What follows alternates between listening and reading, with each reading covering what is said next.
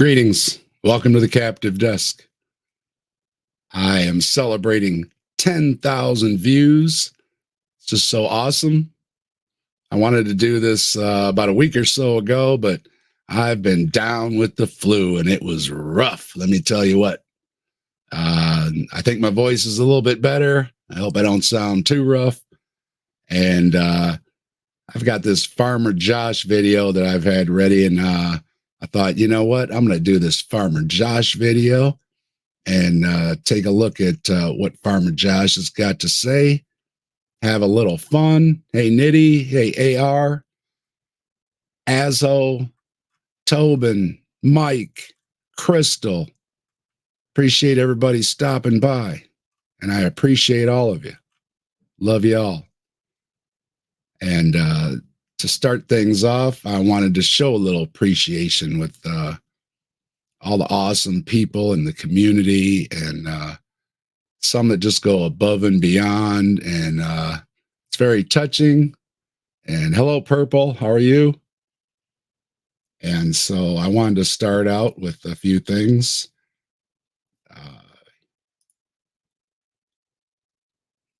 Going to show you a few things here.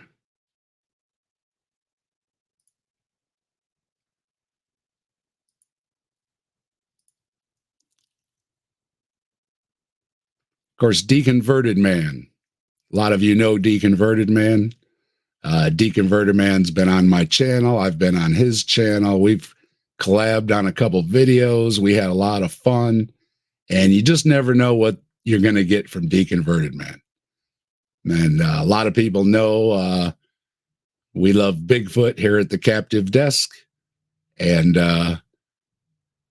Deconverted Man threw a little egg in his video the other day when he was reviewing Lennox. Stuck a Bigfoot statue there in Lennox's hand, and he sent me a photograph in my email. It's always just, it's funny, it's touching. Appreciate the Deconverted Man. Always good for a chuckle, and really appreciate all the support he's done and given me. A lot of tips and advice he's given me, and lots of fun with Deconverted Man. Hello, Kevin. Thanks for joining in. And then let's see.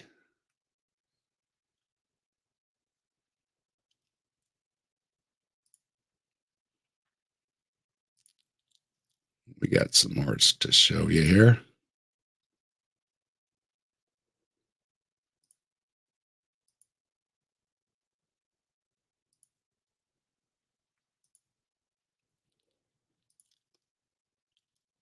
And this is from B.S. Lewis. I know a lot of you know B.S. Lewis, and if you're like me, you love his videos. They're always hilarious and informative, and he does takedowns and just everything all rolled into one. It's just really great. And BS did this video, and it was in Scotland, and he must have remembered that I did the little video about Scotland and the Loch Ness Monster, and that's always, that's cool. People actually remembered that I, did these videos and stuff, and I came to mind. So there I am in his video there. The Captive Desk sitting on the shores of Loch Ness. This is really cool. Appreciate the egg and the little shout out there, BS.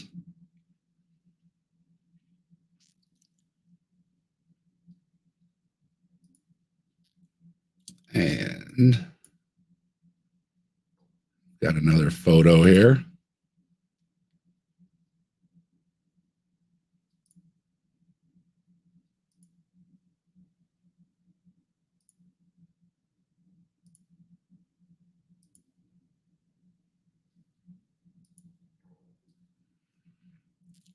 Okay, some of you know that, well, I hope most of you know that we also do the Grassman Chronicles with my co-host Trees from Look at the Trees. That's trees right there on the cover. And that's me. This is done by YouTube Punk. We didn't ask for it. Yeah, we haven't asked for any of these things. These are just things that were done by folks. You know, they get sent to us in our emails or various ways. And it was just because they just appreciate us and they wanted to give a little love back. And it's really neat that you know, somebody would take a little time out to do something like this. It's just really, really neat. I don't know what else to say. You know, it touches you. You know, it's really cool. And this we've slipped it into one of our videos and stuff. We're going to try and slip it in where we can, so everybody can get a look-see too. If you don't know, Grassman Chronicles takes off from just not doing Bigfoots, but we do a lot of other stuff. When I was talking about doing some videos one day, and if you haven't noticed, above the captive desk, I have a few books on a bookshelf, and they say things like Bigfoots and gods and magic on the books. And Trees reached out to me one day and he said, hey, I like Bigfoot stuff. And I've even got a Bigfoot story. Maybe we could do something sometime. So we started talking a little bit, and then we just ended up, hey, how about we just do the Grassman Chronicles, you know? And the name Grassman Chronicles, Trees thought up because in Ohio, the Bigfoot is the Grassman, and Trees is in Bigfoot territory. He thought up the Grassman Chronicles, and I said, oh, that's just an awesome title. That's it. That's the name of the show. So it was just like that. Became the Grassman Chronicles. And Trees is really great. We've formed a friendship doing the show. We talk a lot behind the scenes to do the show. We're always texting each other, emailing each other, back and forth with ideas and all that. And some of the extra things we've done, like the giveaway, and there's another one that's going to be coming up. And Trees is very creative. If you haven't seen his stuff, you need to go check his stuff out at Look at the Trees. He does his Pastor Blasters that are hilarious.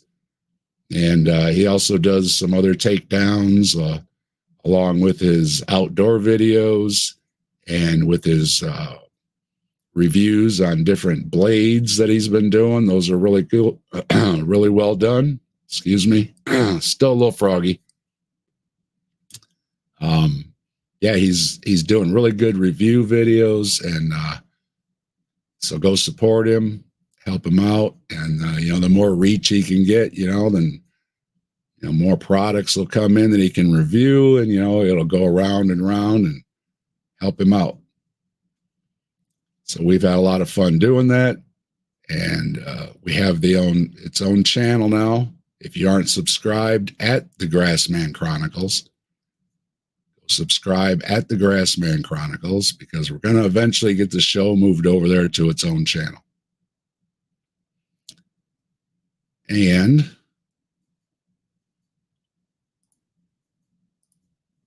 I also wanted to say one of the best gifts that I've gotten in quite a while, my wife and son put in for this in one of the make a mug things. And I got this for Christmas last year. It's the captive desk.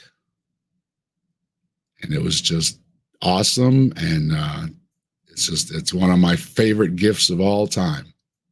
And thank you to my wife and my son. It totally caught me off guard. It was a great surprise. And cheers.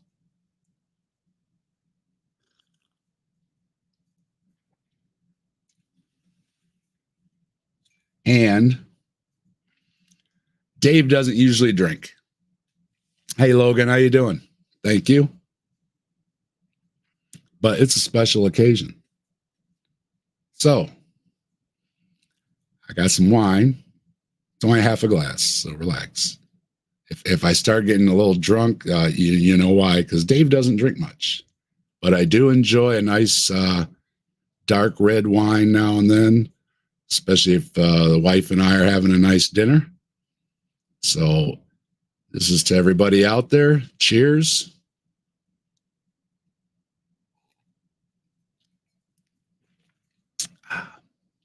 Very tasty. Dave and the Captive Desk encourage everybody to drink extremely responsibly. New studies have come out that say alcohol is just bad for you. All right. Now, a lot of things are bad for you. Okay. But my thinking is, half a glass of wine a couple times a year. If that's going to do me in, well, then let it do me in. Okay. But, take it easy on the alcohol. Okay. The studies are out, and enjoy a little taste now and then, but, really, really try and cut back on that stuff. Okay. Because it's the science is just saying, no. Okay. Hello, Tux. Good to see you. But there is also, and bacon's not really good for you. But I like a BLT sometimes. Red meat's not good for you, but I like some red meat. But I've also been, trying to cut back and watch what I eat while still enjoying, enjoying life a little bit. I mean, you got to have some taste, and you gotta have a little vino, just a little bit, just to enjoy.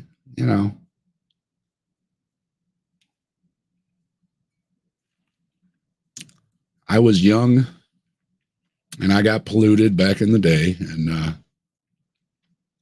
all I can tell you is it's only fun for about a few minutes and then it's not fun anymore. And you just might end up worshiping the porcelain god all night. And that's no fun either. Young people out there, you're not missing out on anything, okay? If you want a little taste, have a little taste, but you're not missing out on anything, okay? It messes you up, makes you do stupid stuff. You can't have hardly anything to drink and get behind the wheel, nor should you. And you're just going to have all kind of bad news when the gumballs go off behind you.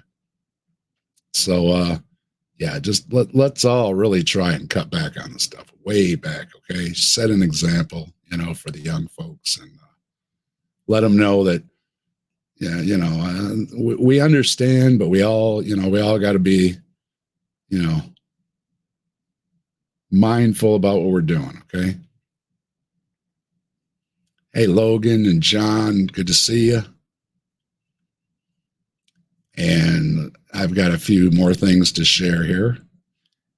Speaking of deconverted man, again, it cracks me up, okay? Now, not everybody's humor is everybody's flavor of humor, okay? And that's okay, maybe he's not funny to you, whatever. That, hey, fine, go laugh somebody else. It's all good, all right? But he makes me laugh, okay? And we were having a stream one day, and at the Captive Desk, I try to keep the language clean. I take an example from Apologia. Said if you want a believer to listen to you, and you're dropping the F-bombs and everything, they're going to tune out, okay? So if you are trying to reach out, if you do want to have some believers in your audience, I would take Apologia's advice and watch the language. It's a small thing to do. And, if you really have some good ideas, express them. Anybody can drop an F-bomb. It's not impressive, okay? Now, I will drop F-bombs,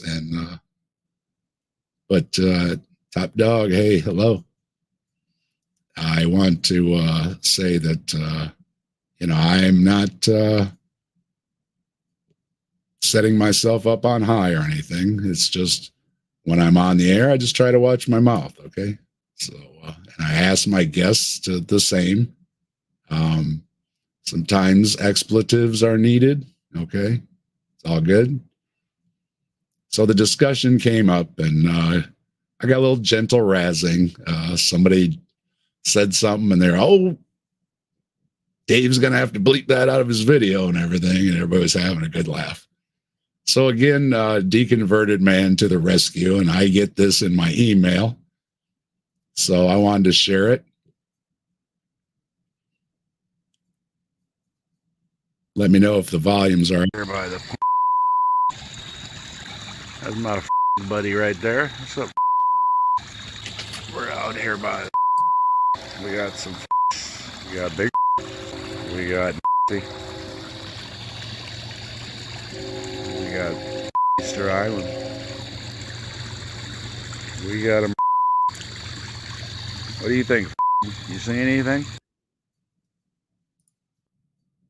So, those of you may know, I also have a pond in my backyard, and that's my hobby. I enjoy it a lot. And Deconverted Man took a clip out of one of my pond videos, and he bleeped it all up, and just dropped it in my email. And it's like, yeah, I get the joke. Hilarious. Okay. It's pretty quick, so I think I'll play it again. Once again, the setup is try to watch my mouth at the captive desk. That's all. And I was getting a little razzing about watching the cuss words. And so Deconverted Man made up this little video. By the. That's my buddy right there. What's up? We're out here by. We got some. We got big. We got. We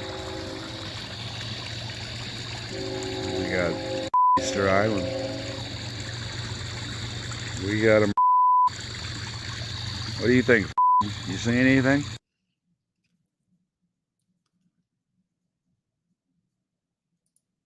Hilarious. What's that? I think Jimmy Kimmel does unnecessary censorship. I think that's what it's called, right? It's a little unnecessary censorship there. Hilarious though. And you just don't know what you're going to get from Deconverted Man, and it's always appreciated. And you can learn more about Deconverted Man. I did an interview with him, and I also reviewed his book.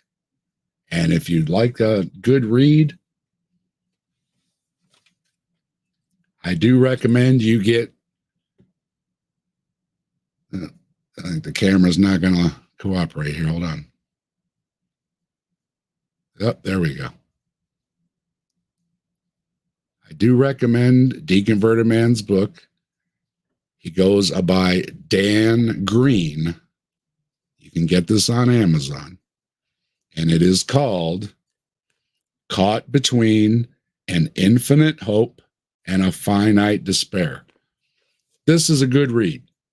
If you want to get somebody a little stocking stuffer maybe for Christmas, okay? Not very expensive. It's on Amazon. It's not real large print. You can I got through it in a couple sittings. So a couple hours, you can read through it. And I gotta say, it's a good book. It is. He touches on when he was a believer, when he's not a believer, and some of the arguments for why he's not a believer. And it's not bitter. He holds no ill will to a lot of people, even his former pastor, preacher, and whatnot. Still considers them friends. It's not like that, It's very nice. It's courteous. It's friendly, and again, looking for a stocking stuffer. It's a good read, and maybe somebody could use the information that's deconverting or something, and help out Deconverted Man. All right, and again, that's under Dan Green. It's on Amazon. And it's caught between an infinite hope and a finite despair. All right, check it out.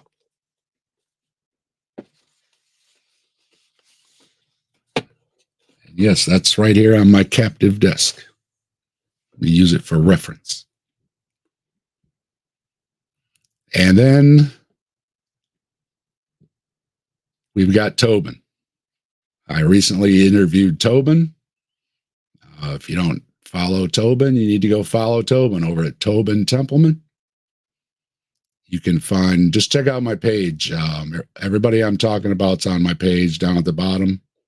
Just drop down the bottom of my channel, click on their name, boom, takes you right to their page, okay? Tobin was on, and Tobin is also a artist. He likes to do music and different things. And so I thought be a good way to close out the show and let him showcase off his talent. And I suggested, hey, how about you have your guitar handy and play us a little tune for on the way out? And he said, yeah, that sounds good. And I said, all right, cool. So not only did Tobin show up, hey, I appreciate the links. Thanks, AR. Not only did Tobin show up with his guitar and gave us a little live music, he wrote an original song about our favorite topic, Bigfoot. And I want to share that with you too. This is just going above and beyond, and it was very touching. And it's my new favorite song. Sorry, Lemon Pound Cake gets bumped down to number 2. Okay. If you guys watch, if you like Afro Man, you know, Because I Got High, right? He's always good. His music is good for a chuckle. And he had a raid at his house, and the cops didn't find nothing. So he made a video out of it to kind of poke fun at him and to recoup damages for them kicking in his door and stuff. And one of the songs he wrote was Lemon Pound Cake, and it's hilarious. Go check out Afro Man's tunes. They're on YouTube. So yeah, I bumped to number 2 now. So now my favorite new song is Tobin's song, and I want to share that with you too.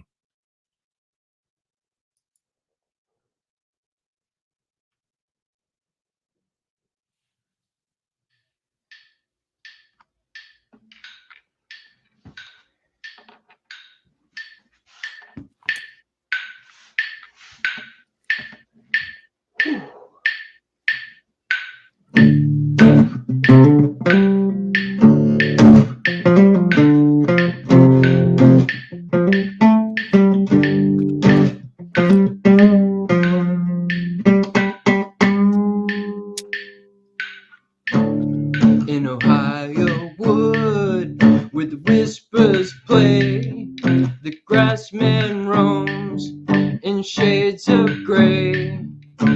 Bigfoot joins a legend's dance, for his secrets their only trance. In Ohio wood, in Ohio woods, skeptics say the grassman is elusive play. Bigfoot tales, a skeptic's grin, no proof within. Ohio woods, Ohio woods, skeptic's chest, a skeptic's quest. Bigfoot jokes we weave with glee, hide and seek, champion we decree. In Ohio woods, in Ohio woods, where the whispers play. In Ohio woods, shadows play. Fireworks.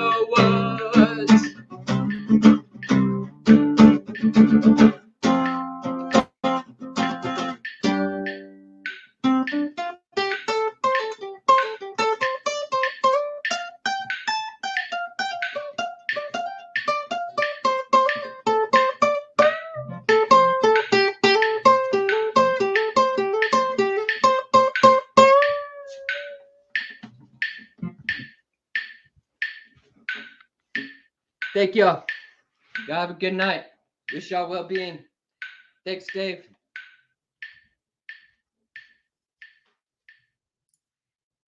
Thank you, Tobin. That was just kicking.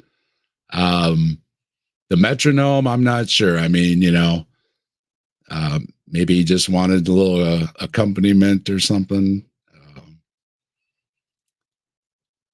But yeah, if you don't know, check out. Just go check out his channel. He's got a bunch of music videos up there. It's good stuff, and kind of punky, I guess. Maybe a little rock and roll, little punk in there, maybe little fusion. He likes to try out different stuff, and he's with his better half in a lot of the videos, jamming out with her, and it's really neat to see both of them together doing something like that. It's really cool. So check them out. And Tobin, hey, you warmed my heart, man. I mean, really appreciate it. And also wanted to give a quick shout out to Tux. I didn't have time to cut it out, but if you and go check out Tux TV. Again, everybody I'm talking about, they're on my channel. Drop down the bottom of my channel, click on their name, and get them a subscribe. Okay, excuse me. Tux at the end of his show does a moment of Zen. And in one of his moments of Zen, he took a clip out of one of my pond videos. I think it was my underwater video where you can see the fish underwater. And he played that for his moment of Zen. And that was really cool too. Appreciated the shout out, Tux. And Tux has been on helping me out with the Grassman Chronicles episode too. And I appreciated that. And yes, I got my Tux merch on. Hey, BS, I mentioned you earlier having the egg in your video where you stuck the captive desk in there. Appreciate it. Means a lot to me. Thanks, BS. Yeah, I got this. I like orange, so I'm always excuse me. I'm always looking for the orange shirts. And this is the I guess this is from the Dumb and Dumber, supposed to be. So, and I was like, oh, I got to get that shirt, right? And so tonight was my occasion to wear my shirt. So yes, I have a bow tie for Tux, and I got a flower. It's my celebration shirt because Dave wears t-shirts. You're not going to see me in a dress shirt very often, right? And I'm sorry, ties just choke the life right out of me. So, but yeah, tonight was my occasion to wear it. So, Tux needs merch to have Dave wear. There you go. Let me see. Logan's already subbed to all those people. All right. And if you aren't subbed to all those people, you need to go sub. I say, check out my channel. Everybody at the bottom of my channels, all the recommended channels, those are all the folks that have been on my channel and helped me out and support me and everything. And another big one to give a shout out to is Mike Speed over at Answers in Atheism, as well as Scott Duke, who often accompanies him over there. That's another great channel. Mike has me over there now and then. We have a good time. And Mike's another one with a lot of wisdom pass along, and I appreciate all the tips he's given me and advice, and our discussions offline too. We have a good time. So thank you, Mike. Thank you, Scott Duke. And yep, make sure you go check out them. Subscribe over to Answers in Atheism. He's about like 30 subs away from getting to 666. And Mike really wants to get to 666.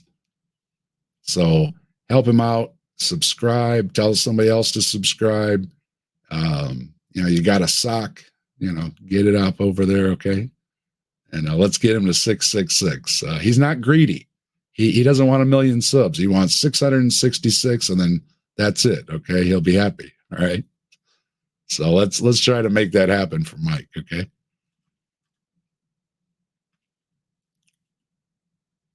And then let me see. And I also wanted to thank everybody that's been a guest on my channel. I've done over a dozen interviews now.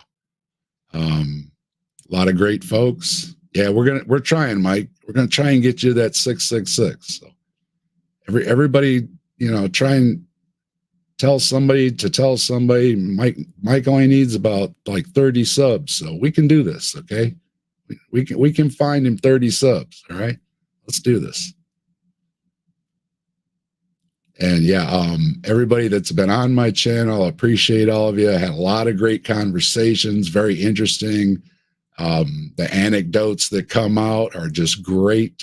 The different things to learn about folks that are on YouTube and everything. So if you want to know a little bit more about folks other than just what they do on their channels, check out some of my interviews and you'll learn a little bit more about them.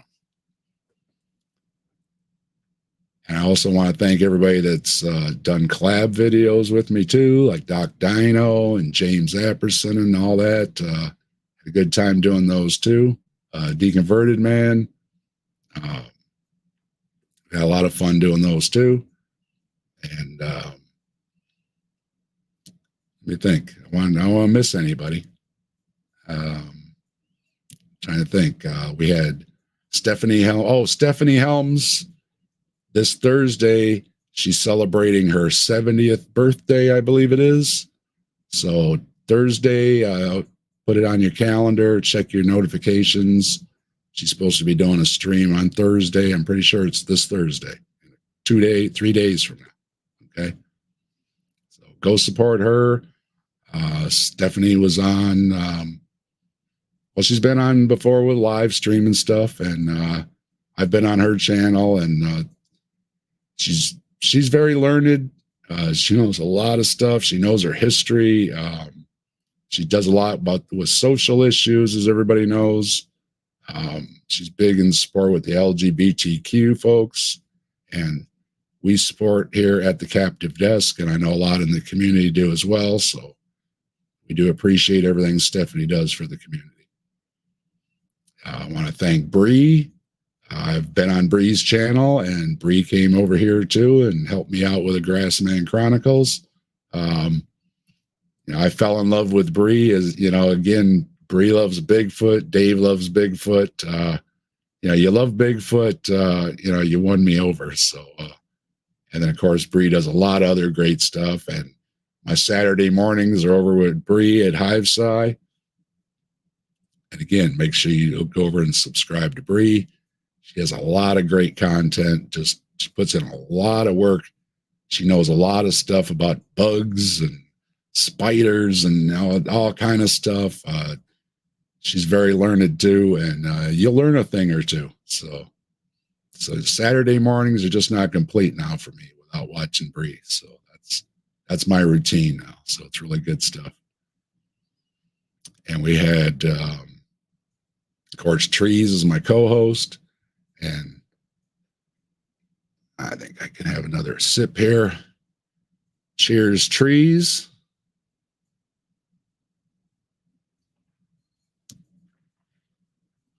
Trees. Look at the trees. I'd say again, we teamed up to do the Grassman Chronicles.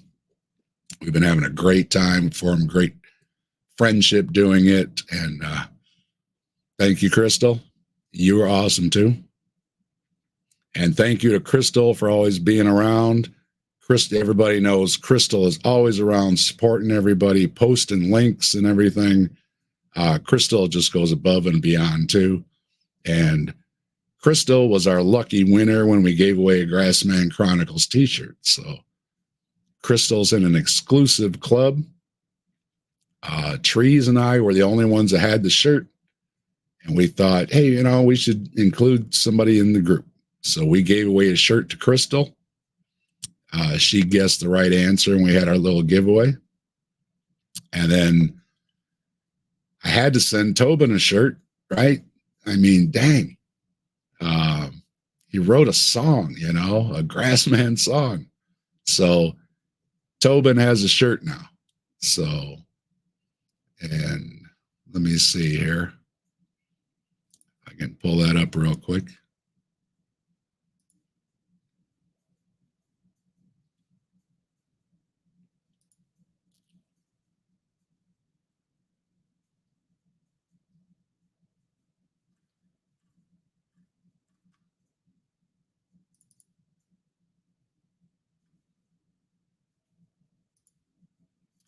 Let's see. Uno momento. There we go.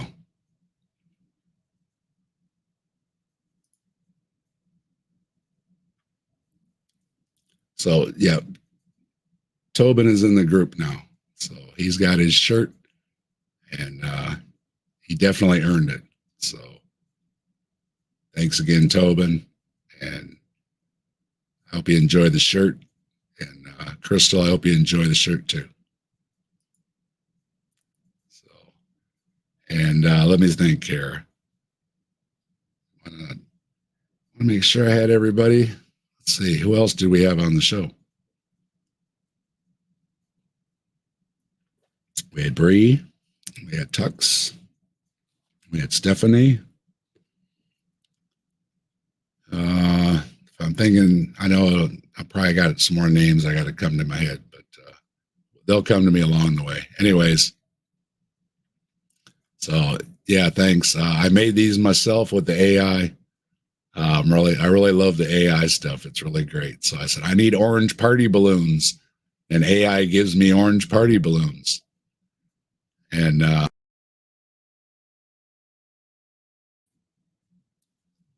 where's my?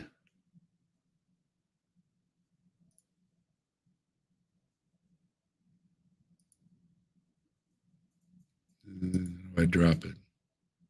It doesn't want to drop off. Anyway, so my background here too is AI. It was the thumbnail for the video. It's yeah, I said I need a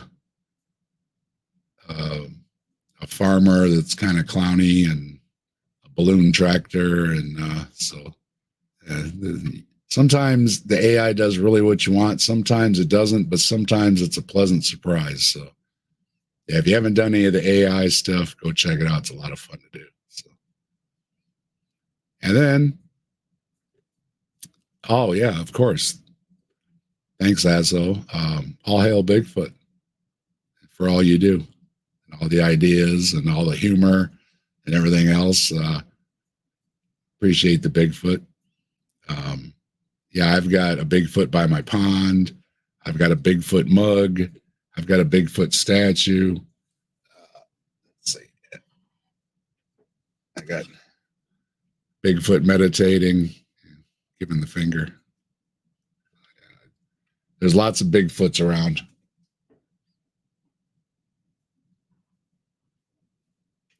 And yeah, I've got, I don't know how many Bigfoot shirts and hats and sweatshirts.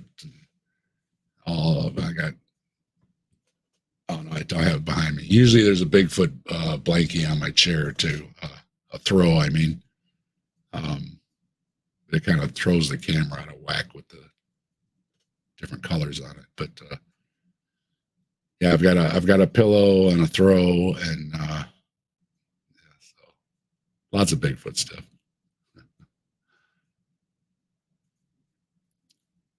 Mission called to the conservation, and you hunt and kill a Bigfoot. Oh, okay. I'll have to ask my son about that. He's the gamer. Oh, so that's somebody else I got to thank is my son. Alec was on last year, we did a little Halloween show. We reviewed the Amityville Horror together, a little father and son fun. And then I said, I should have him back this year for Halloween too. So he joined me to do the Ouija board, and had a little humor there. I was kind of joking around saying I hadn't seen any aliens show up. So he dressed up like an alien for a few minutes, and we kind of played it straight. And he was just, you know, and he was with the alien head on. So I hope everybody got the joke. And we did legitimately do the Ouija board, so you can see our hands are on it and everything, and we tested it out and everything. So, yeah, thanks, Alec. And he is my IT guy. He's got an IT degree, so quite often I'm stuck. I can't do something. I can't make something work. Excuse me. This cold is still hanging around.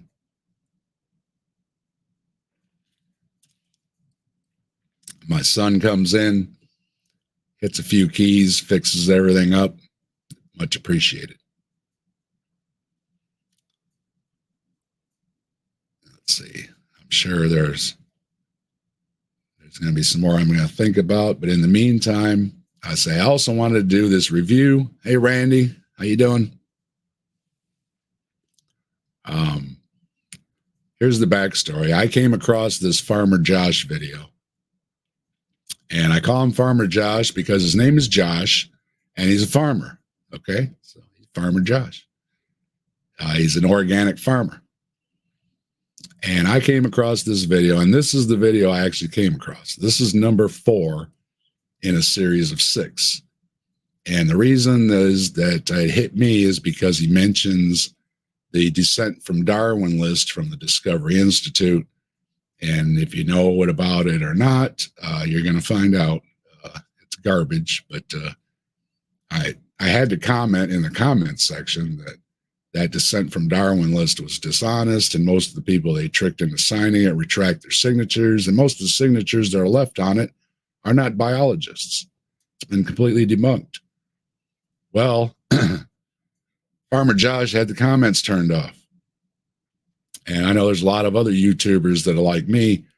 When you turn off the comments, you almost guaranteed somebody's going to make a review video on you, okay?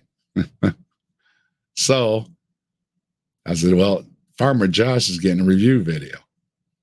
Well, there are 6 videos in the series. So I said, well, I guess I should cover them all, right?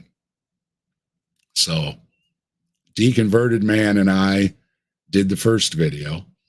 And there's a clip in there from Grayson, too, that I borrowed, and I appreciate Grayson's help. Let me use this video clip. And Grayson was on doing an interview, too. Grayson's very smart on what he's educated in, and he does a lot of debates and stuff, and I'm sure a lot of us have known and seen Grayson around. So appreciate his help, too. I've also asked him some questions via email, and he's helped me out answering them and everything. So appreciate that, Grayson. So we took on Farmer Josh, and his first video was a lot of fine tuning, a lot of the moldy arguments. And I think Deconverted Man and I did a pretty good job on it. And his second video and his third video just seem to be repeats of the first video. It's a lot of fine tuning, and the first, look at the trees, and he was doing look at the dimes and repeating Frank Turek and how many dimes stacked up on the United States would go to the moon and all this to show the probabilities of how many zeros to the 10th power of bazillion zeros. And that's the odds that things could be exactly the way they are. For most of us, we know that that's not how fine-tuning is used by science. Fine-tuning to science is basically just the parameters of the universe. So if you're saying that the universe was different than it is, then it would be different. Yeah. And then he continued into 2 and 3. And I say he was doing, look at the water, look at the rocks, look at the planets. Okay, we're looking, and it's still the same argument. It's look at the trees, and it's fine tuning. And we pretty much dismissed that as a really weak argument. So now we're up to video 4, because I'm not going to cover 2 and 3. There's just, I don't see any point. If you want to go check them out, it's called Vine Apologetics with Farmer Josh. I'm not, it says Josh, maybe his last name on there or something, but we call him Farmer Josh. So we're up to video 4. And usually I cut these things up just to the points I want to address. But this one is so bad. I've got my notes here. And I've got the big notebook out for this. And I filled up, let's see, about a quarter of this notebook here is Farmer Josh. Okay. That's how bad it is. You got to stop every couple seconds and just say, no, no, no, no, no. So this may go a little long, but I ain't got nothing else going on. And maybe I'll cut it up into some clips later. But for right now, I'm going to take down Farmer Josh. If you want to join me, you're welcome to join. I pinned the link in the chat. Let me make sure it's there, because I haven't even checked over to make sure the thing's on YouTube. Okay. I should be doing that. All right. Everything's all right. So there is a link pinned there. Yeah, he's going to mention evolution. He calls evolution the boogeyman, like most creationists do there, Mike. Yeah, but if you want to join in, if not, sit back, whatever. This is going to be a little while. You can come back a little while, probably still going to be here. All right. I think this is about an hour video, and I'm going to be stopping it a lot. Okay. So here we go.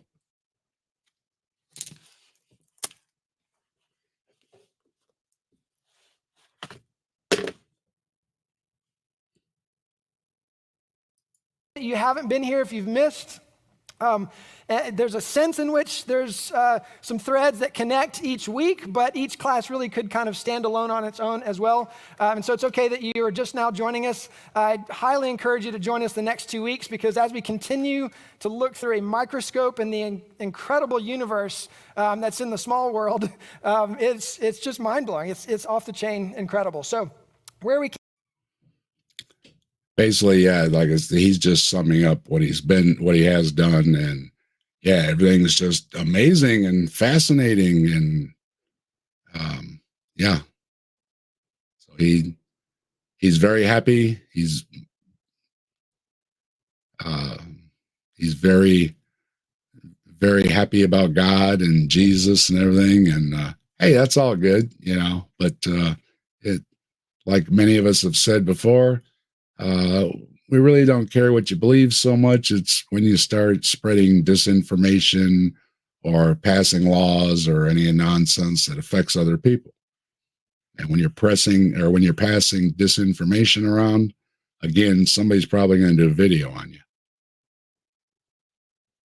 Came from is first week we looked at everything that had to happen in the universe at the moment of creation and in the moments after in order to sustain life, and the probabilities that things happened is just infinitely small practically. And so the things that needed to happen in those first few moments are mind-blowing even to atheist scientists. They can't explain it. In fact, we even and see, this is the thing.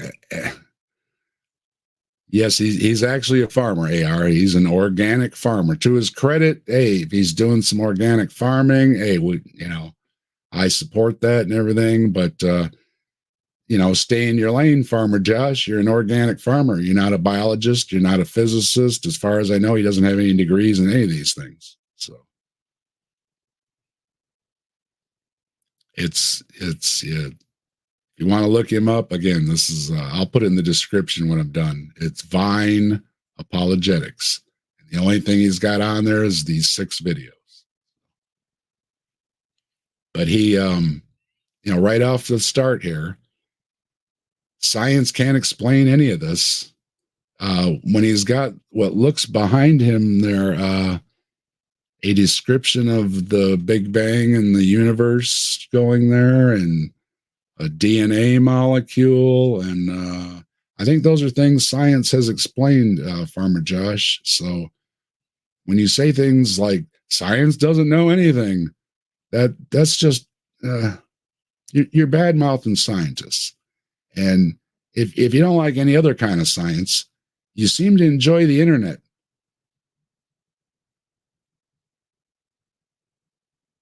Mentioned the fact that to try and make sense of the fact that everything is so perfectly fine-tuned and set at exactly the right setting on a razor-thin edge, that this could not have happened by chance. And so the multiverse is kind of like just buying a lot of lottery tickets, if you will. It's like, wow, the odds are really small with one lottery ticket, but if I buy a bunch, then the odds get better. And so it's... Yep. Same thing with early life on this planet. When you have trillions upon trillions upon trillions of interactions going on in the seas, the odds start dropping way off that one of them's going to replicate. So when they start saying 10 to the power of 80 and 10 to the power of 800 or whatever huge numbers they're using, they are meaningless if the amount of trial and errors that happen in the seas are equivalent to that number or more.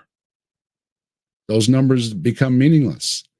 If you had 10 to the 80th power attempts needed, and there was 10 to the 80th power attempts, bam, one's going to hit, just like you said with the lottery numbers. Most people don't hit the lottery. Some do. Most people don't get hit by lightning. Some do. Okay? The odds against something are just the odds against it. It doesn't rule it out. Okay? These arguments are just poor, especially when you're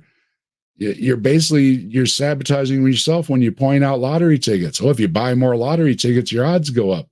Yeah. If there's 1 in 3 million odds and you buy 3 million lottery tickets, you're probably going to hit.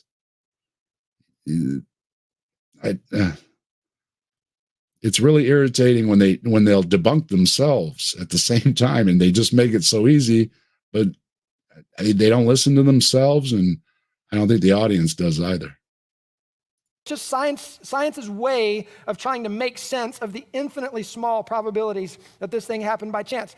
And not only that, but we looked at a bunch of individual circumstances whose probabilities are very small. Now we also have to consider the fact that the odds of all of those things happening together in order for us to have life it really reduces down to almost infinitely small. It's incredible. So then the second week, we came a little bit closer to home in our solar system and looked at everything that is necessary within our solar system in order to have a habitable planet that is able to sustain life. And then last week, we got a little even closer to home in looking at our Earth and specifically focused on water, oxygen, and nitrogen, and those 3 molecules and how they are perfectly fit and fine-tuned to sustain life. So we set the stage. And that's going along with my summation before I started, that he just repeated fine-tuning in his second and his third video. He just said, look at this, look at this, look at this, look at this, look at this, over and over and over. It's the same argument, Farmer Josh. Sorry to break it to you. It's fine-tuning, repeating it with look at this, look at this, look at this. It's still the same argument. And again, this is why I didn't cover the second and the third video. And I'm going to have another drink because I might need it. Cheers.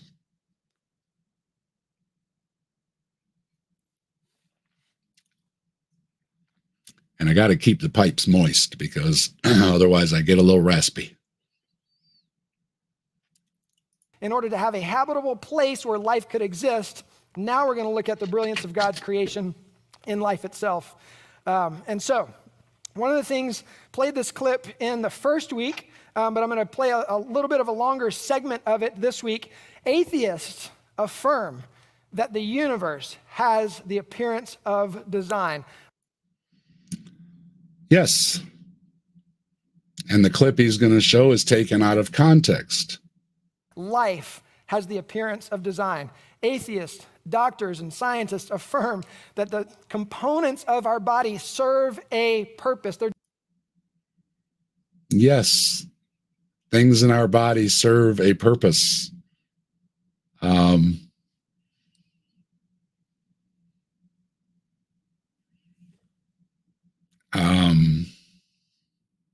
That I don't like to call people dumb, but that's just dumb, Farmer Josh. Not saying you are dumb. I'm saying that statement is dumb. Scientists confirm that parts of our body have a purpose. Yes. The purpose of our legs is locomotion. The purpose of our hands and the opposable thumb gives us rivaled advantages over other species to make tools and everything. They have a purpose. That doesn't imply that the purpose was intent in the beginning.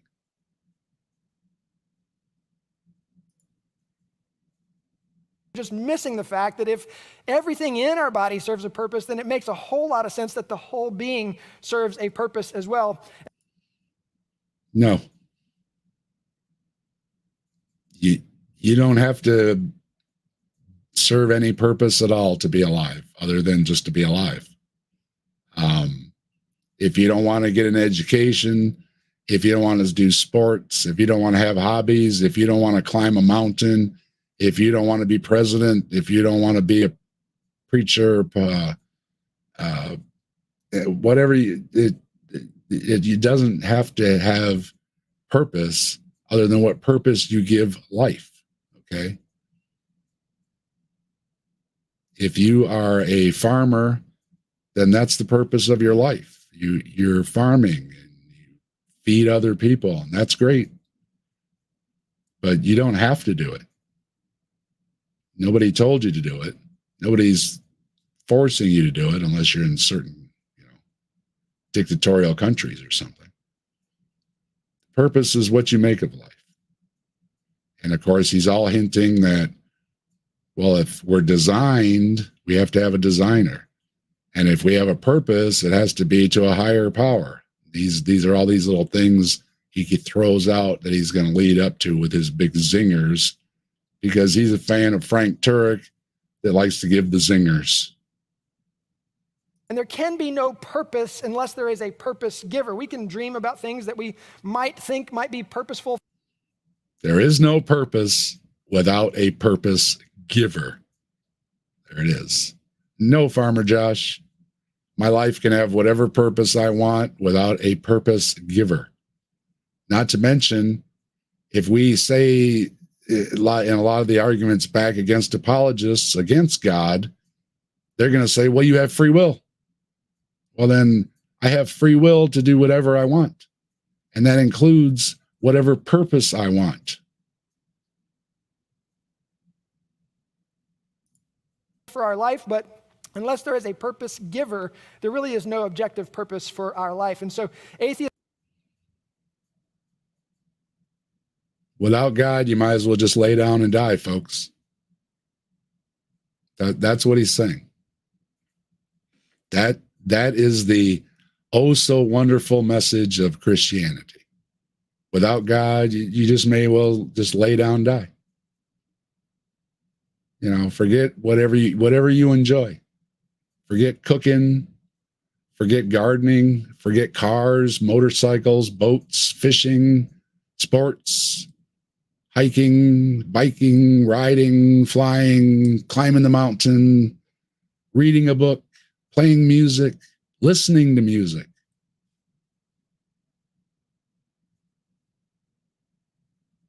Why even bother? Well, that's exactly why. Listening to music is great.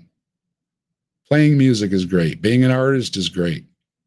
Conquering that mountaintop, that's great. Good for you.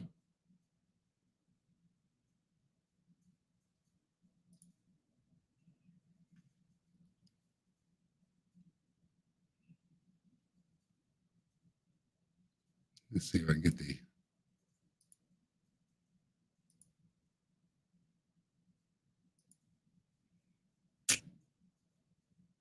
Let's see if this one or that one.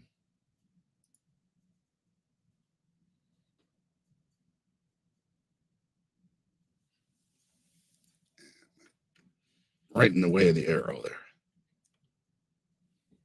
All right, there we go. Just affirm that the universe has the appearance of design. And then, as you're going to hear the scientists say in just a minute, that Darwin came along and he gave supposedly a natural explanation to explain the appearance of design. And we're going to blow that out of the water tonight because it doesn't hold a candle compared to the brilliance of God's creation. So this debate, I'll tee it up again for you. This is John Lennox and Richard Dawkins. John Lennox is a Christian. Richard Dawkins is an atheist. This is a debate. And, that's not a good setup either. They leave out that Lennox is a mathematician and Dawkins is a biologist. Have at least two, I think 3 debates that you can go and find online. I think that John Lennox gets the best of him every time, but Richard Dawkins is what I call kind of an atheist evangelist. Like, he's an atheist, but he wants you to be one as well, thinks that religion has done bad things and is trying to rid the world of religion, and has written many books and spent a lot of time trying to forward the cause of atheism, if you will. And John Lennox is an evangelism for believers, and he wants everybody to come to Jesus. And he's wrote a lot of books about it, and he does a lot of lectures about it. But Lennox is the good guy for doing it. Dawkins is the bad guy for doing it. Well, no.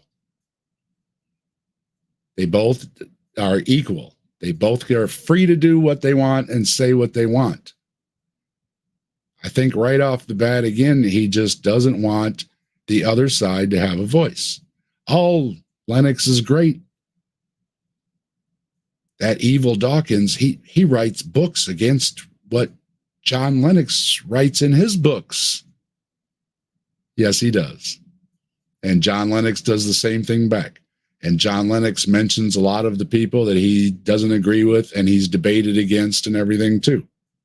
It's fair game there, Farmer Josh. But it is a lot of fun. They're both from Oxford and have English accents, and so it's really fun to listen to them speak. They sound brilliant. But anyway, listen to this question by John Lennox. He's the little short bald guy, and then Richard Dawkins is the guy who's speaking for most of the clip. And B.S. Lewis said something the other day about John Lennox is wondering why they're always trying to take away his Lucky Charms, and it was hysterical. I hope he does a video on that.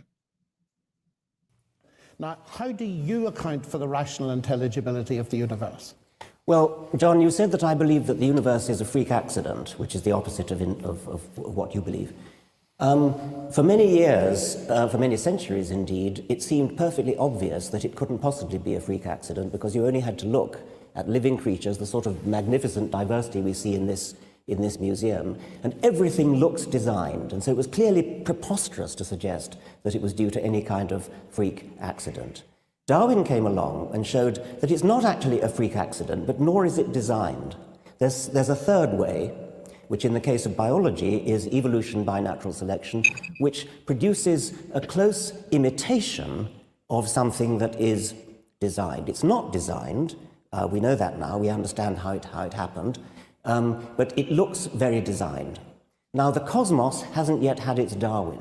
We don't yet know how the laws of physics came into existence, how the physical constants came into existence. And so we can still say, is it a freak accident or was it designed? The analogy with biology might discourage us from being too confident that it's designed, because we had our fingers burned before the 19th century in thinking that biology, which looks so much more obviously designed, that we got our fingers burned there.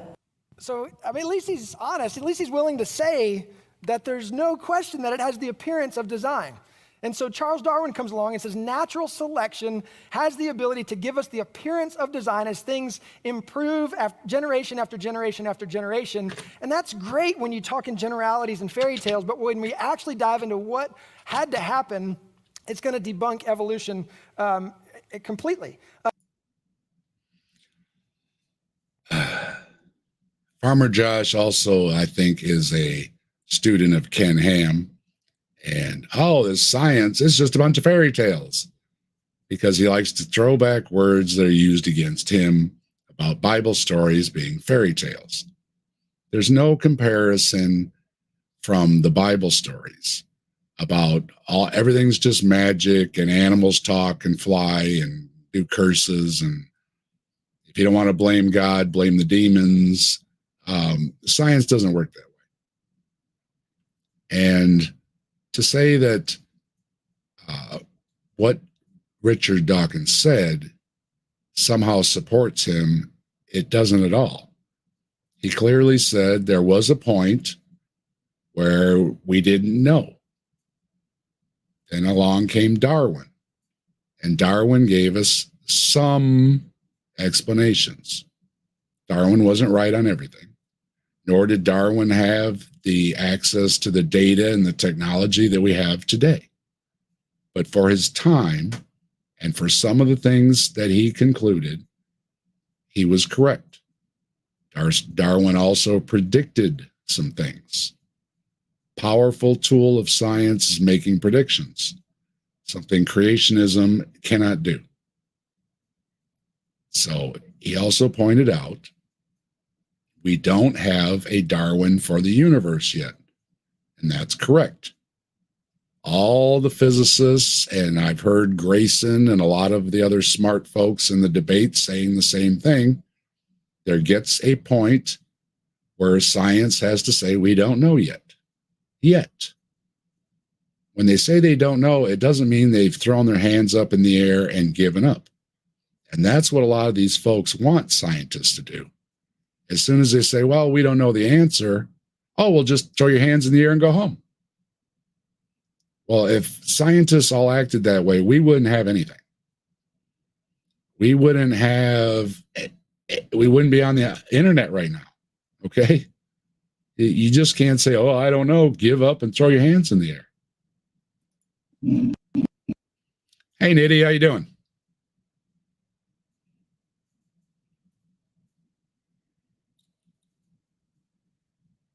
Do you know Farmer Josh? Have you ever seen Farmer Josh, Nitty? Okay. Now, even if evolution were true, it's not. I'm just saying, even if that were true. Evolution is true. It's one of the most well-supported theories in science. Now, that again doesn't mean they know everything about evolution. More things are learned all the time. More things are learned about genes and DNA and the therapies that are arising from them. Okay. But evolution is sound enough that it makes predictions. That is good science. If you can use something so well established that it can be making predictions and cure people, maybe one of your loved ones, Farmer Josh, spreading this disinformation is a bad thing. And I'm sorry, if there's any truth to the Jesus story about healing the sick, and you would badmouth the very people doing that, I don't think Jesus would be very happy with you. Okay, now we should be good. Yeah, got good. I was just saying, I was just saying, he's bad mouthing, science that could cure somebody. And what would your opinion be about what would Jesus say to somebody that was bad mouthing somebody that cured the sick? What would my Jesus say? He would say, Doesn't that come from What's wrong with depart you? from me that I never knew you? No, it would be something like, you know, how he talks about like how the birds always get food from God, right? It's as if he's saying God provides natural means for his creation to have benefits. And what more of a natural mean than ourselves, right? God designed our brains to be used by us, to be an Mm. extension of his creative force. And what greater extension could there be than to heal almost as miraculously as Jesus? And yet the faith healers fail time after time after time. Well, we're actually pretty close to creating technology to replace the human eye, the ear. Like recently, there is extensive study for the blind to use sound wave stimulation so that they can see a face. So that they use particular um, wavelengths of sound to stimulate areas of the brain for facial recognition, so that they can audibly see someone's face. I just saw a meme That's today with incredible. somebody with a bionic leg. When I was a kid, watching the $6 Million Man was just fantasy, but it's becoming reality. Yeah. And like Thanks, science. there's those videos, right, of people who have been legally blind most of their life, and they're like, yeah, here's this fantastical eye surgery plus some glasses, you're welcome. And then they see everything and they're bawling and you're crying and you're like, holy shit, this is some Oh, just the Jesus ones level. that correct the color blindness. And they put those glasses on, and yeah, the tears are just flowing, just seeing colors for the first time. And it's so heartwarming. And now, yes, the magical Jesus, of course, would say it's God, but Jesus, the man, would say it's good for a doctor to do this. So I really have I get a bad taste in my mouth when they're bad mouthing the scientists and the doctors and everything.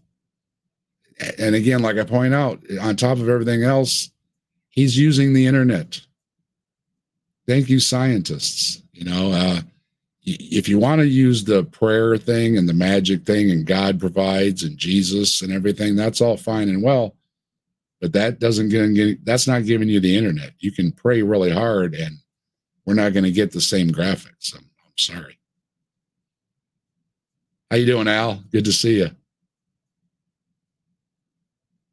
You still have to have the universe. There are two major problems with atheism and what I would call the atheist worldview.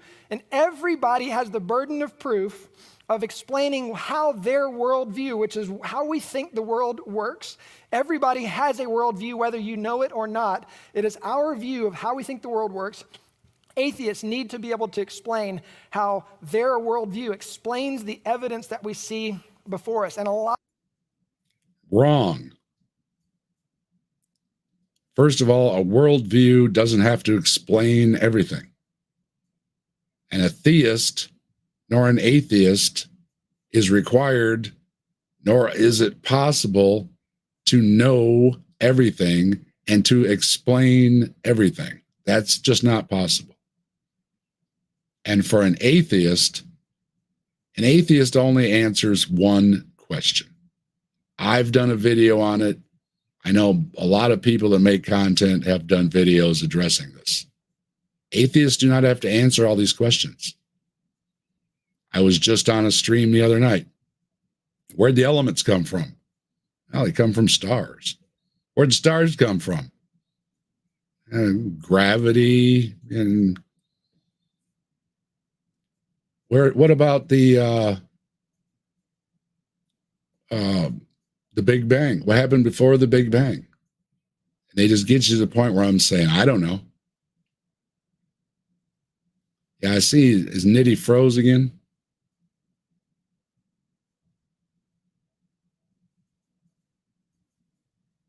Yeah.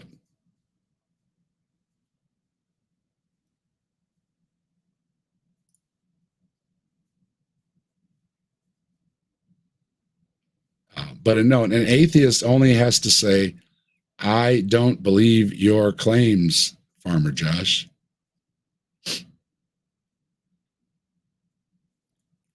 A lot of this is doing what we call forensic science, which I've said is the opposite of operational science, where you drop an apple and measure gravity. You do that over and over again. You run a bunch of tests and you measure the results. Forensic science is just like forensics at a crime scene. You see an effect and you got to go and figure out what caused that particular effect. So a lot of what we're doing is forensic science, and that is up for debate. It is okay for us as human beings to question the conclusions of people who have a lot of degrees and a lot of letters after their name. All right. First of all, forensic and observational science. This is, again, he borrows a lot of stuff from Ken Ham and Frank Turek. This is borrowing Ken Ham's historical and observational, is what Ken Ham says. Trying to basically set up that anything that you can do in the here and now is real science. But anything you test for yesterday or any further into the past is not real science, because you weren't there. And Ken Ham teaches all the little kids, just ask the scientists, were you there? Oh, and this is the disinformation that really bothers us, okay? This is nonsense. Now, then he says there's a difference between something you can build and a crime scene. Well, it's using the same kind of testing abilities, inferences, deductions, observations. Yes, you're still using observational science to do forensics, Farmer Josh, okay?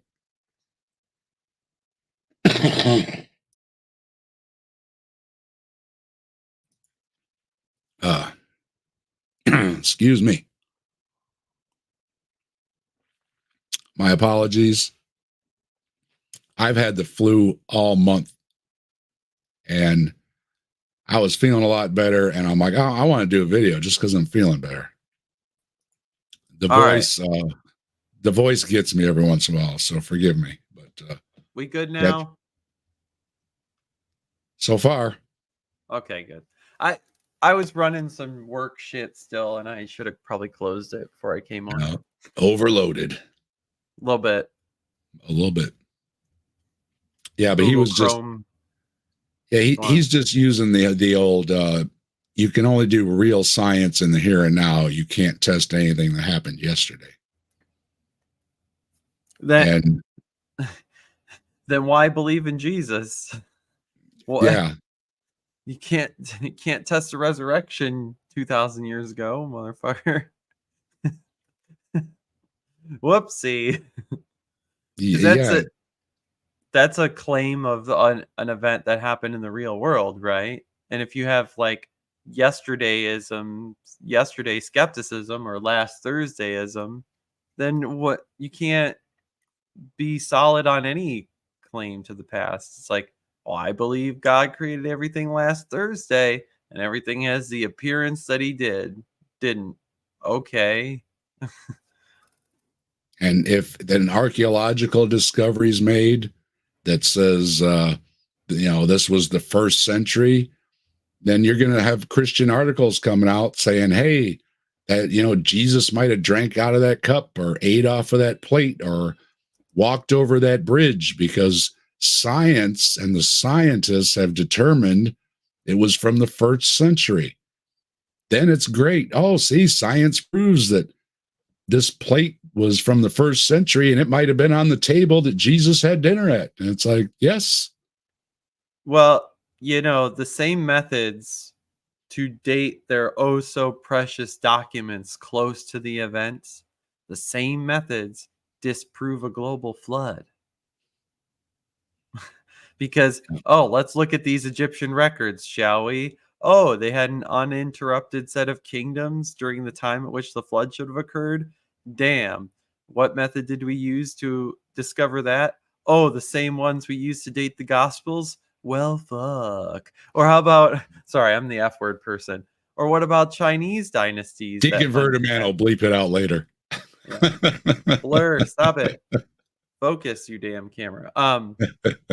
Or like, what about Chinese dynasties that are accurately chronological and no interruption by a flood? Same methods as dating the Gospels, like, radiocarbon dating for manuscripts, the calligraphy that are on ancient scrolls, the dating of the geologic columns of things that are up and around Chinese landscapes or erosion, what you name it. Like, it's like we are using all the same things to arrive at similar conclusions for ancient Christian history, and then it's just all of a sudden la la la la la la. So what if those things are around, but they're not special? And that la la la la la is well describing what a statement of faith is. Yeah. And for those of you that don't know what a statement of faith is, a lot of these apologists and creationist and Christian organizations operate under a statement of faith. And it basically says any facts they don't like from history and science that they think contradict the Bible, they just ignore or put your fingers in your ears, la, la, la, la, la. And when some of the ones, even bigger apologists like William Lane Craig, are saying things, you've got to remember he's operating under a statement of faith. Now, he is a lot more moderate than a lot of them. He does accept a lot more of history and science than a lot of them do. But to a point, he believes in evolution, for God's sake. To a point, though, he's always going to get to that impasse of he has to decide between the science and the history and the Bible. And some things he is going to still side with the Bible in spite of the evidence. Now, ones like farther down the chain, like the creationists and Ken Ham and everything, they're a lot more extreme on it and they deny a lot more things. But one thing to always check is the organization or the person associated with the organization. And if they are, they probably work under a statement of faith. And if they're getting a paycheck, they're working under contract per that statement of faith. So they have to follow it or they don't get paid. That's their whole livelihood too. Like that's how they support their family. And it's like they give up that ghost now, they're in deep shit. Now, Farmer Josh here is an organic farmer, and I'm pretty sure he's only doing this part-time. So he does seem to have a day job. So and I don't know. I didn't really see a whole lot of push to buy things or anything else. He seemed to put it out for free and everything. So I will give him the benefit of the doubt that maybe he's just doing this because.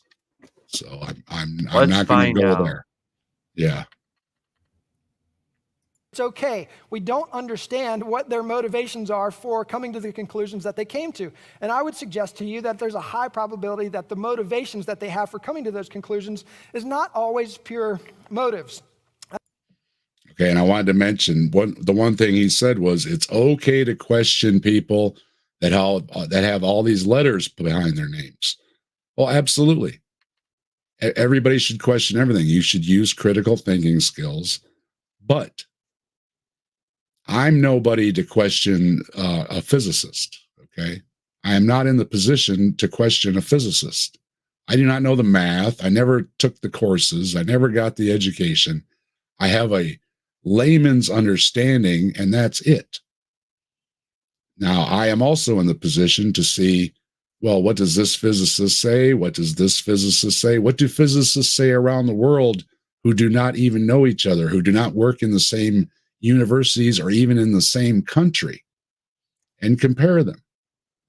That's what we can do. And that's using critical thinking skills. But just to think that Farmer Josh has got it all figured out, or Ken Ham, or Hovens, or any of the other John Lennox, or William Lane Craig, Frank Turek, we can go on and on and on, have it all figured out. And all these scientists, again, a lot of these people have never met. Maybe with today, a lot of them maybe communicate a little more online and things like that. But these are people that basically independent around the world in different countries that really don't care what somebody's doing in another country unless they're doing good science the same way they're doing it in their country. That's all that matters. You know, if he doesn't want to trust people with letters after their names, then I guess he needs to get rid of his glasses. Yeah. What? How?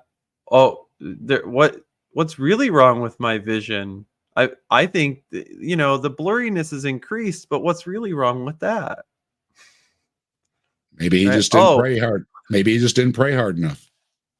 That PhD, what does that have to do with eyeballs anyway? Right. Or the MacBook sitting in front of him. Is he qualified to doubt the veracity of how the microchips create what's on that projection? Mm. It's not God magic spirit powers that make it run through the air to put my pretty pictures behind me. Oh. And I often point out, Ken Ham wears glasses. One of Ken Ham's top people is Georgia Purdom. Georgia Purdom has a cochlear implant so she can hear well. Bodie Hodge, his son-in-law, has a pacemaker to keep his heart running. These things are all fine and well. For people they badmouth. One of Ken Ham's top books from back in the day is called The Lie. He is calling scientists liars. Oh, good. But it's perfectly fine when you need glasses or a cochlear implant or a heart pacemaker, a dialysis machine. Yeah, and there's Ken Ham with his arm around Bodie Hodge in the hospital, you know, getting them selfies. Hey, look at us. Yeah, science is great then.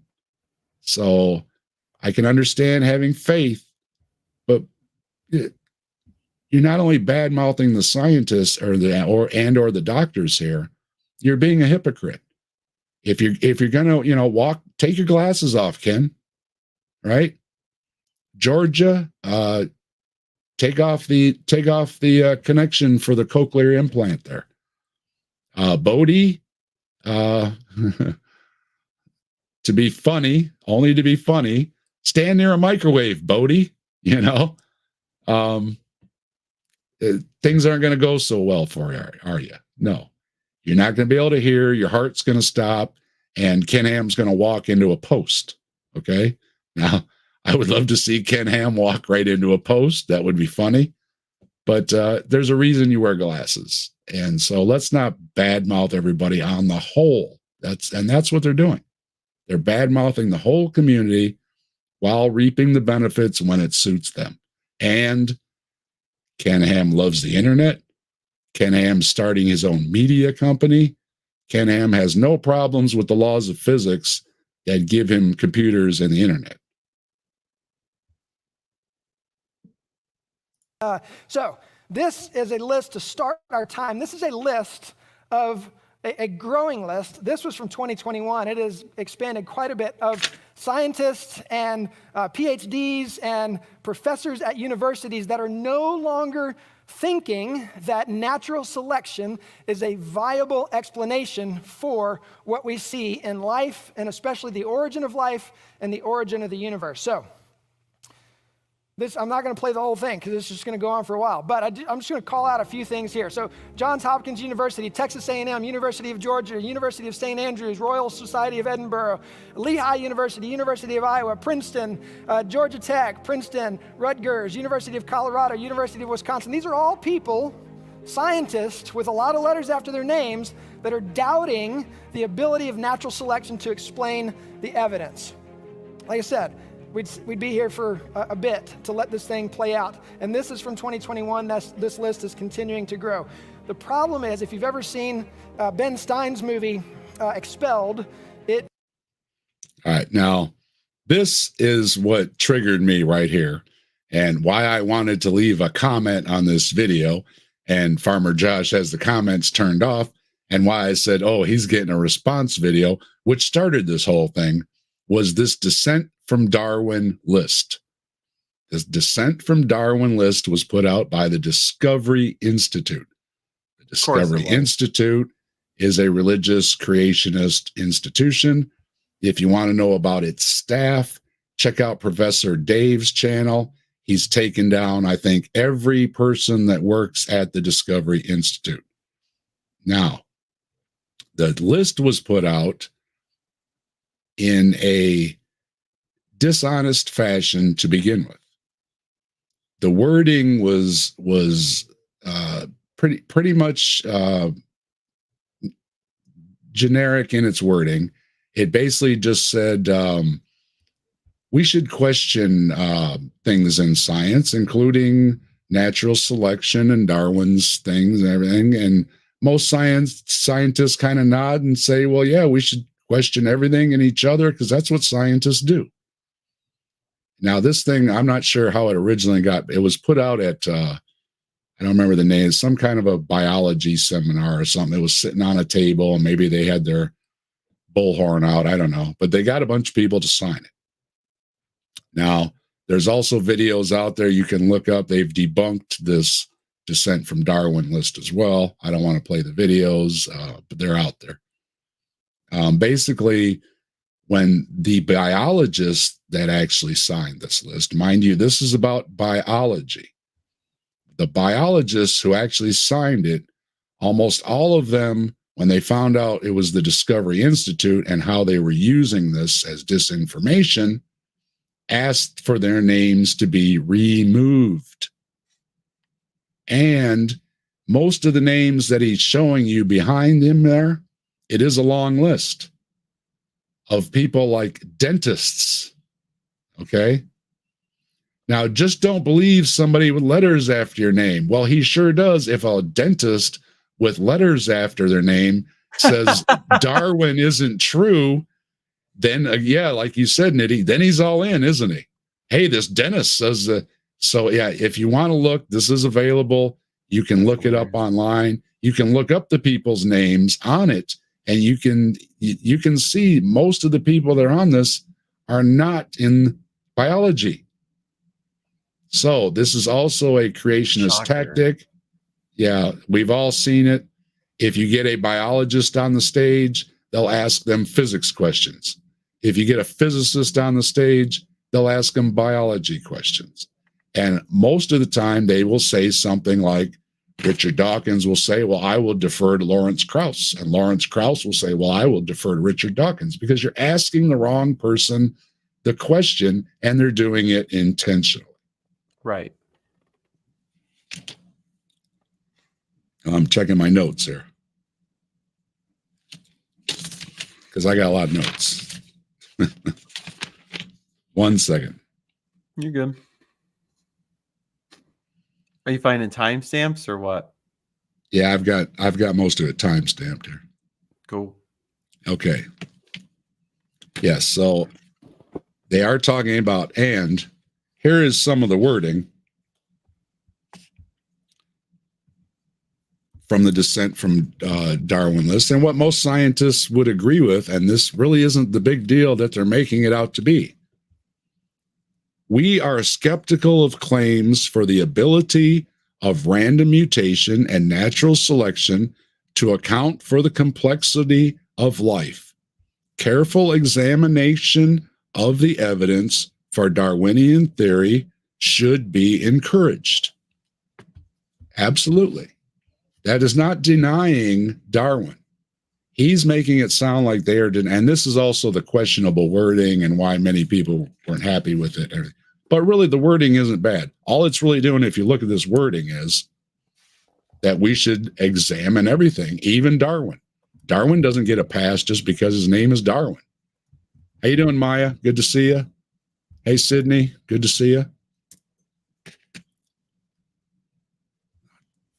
Busy looking here. I want to make sure I was saying hello to everybody. Yeah. Okay. I was gonna say that means Mark Get is done scrolling with by CJ. Is Mark done then? Yeah.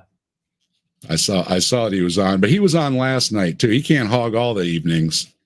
Oh, I was gonna Yeah. go on too, but hey, I'm here now. Hey, that's all right. Thanks. Appreciate it.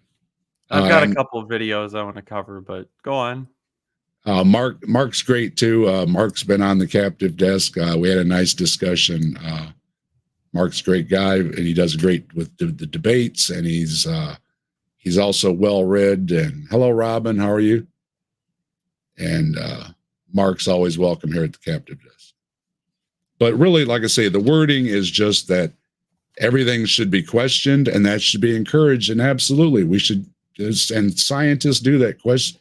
The one thing scientists do is always to prove another scientist wrong. And that's not a bad thing. That's how science advances. And that's also what we want to do. Especially, let's say you're taking a medication.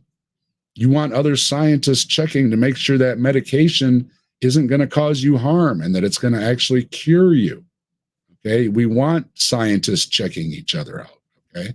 It's not bad thing that they make it out to be that a scientist proved another scientist wrong. We want that. And that is encouraged.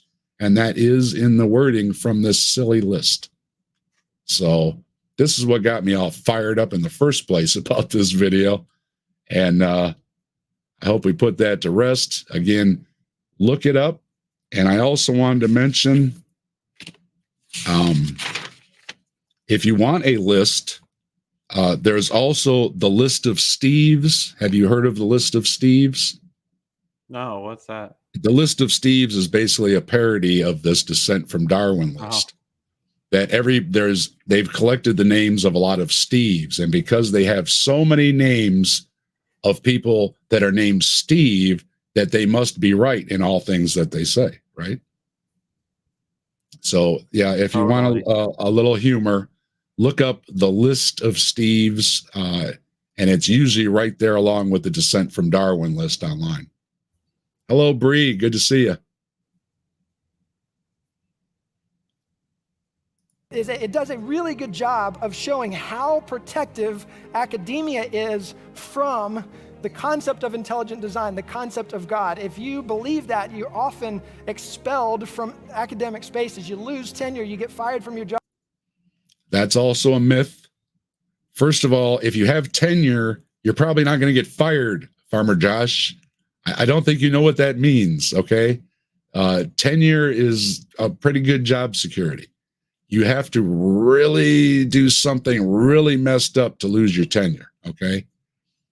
Somebody else who has tenure is Mary Schweitzer, okay?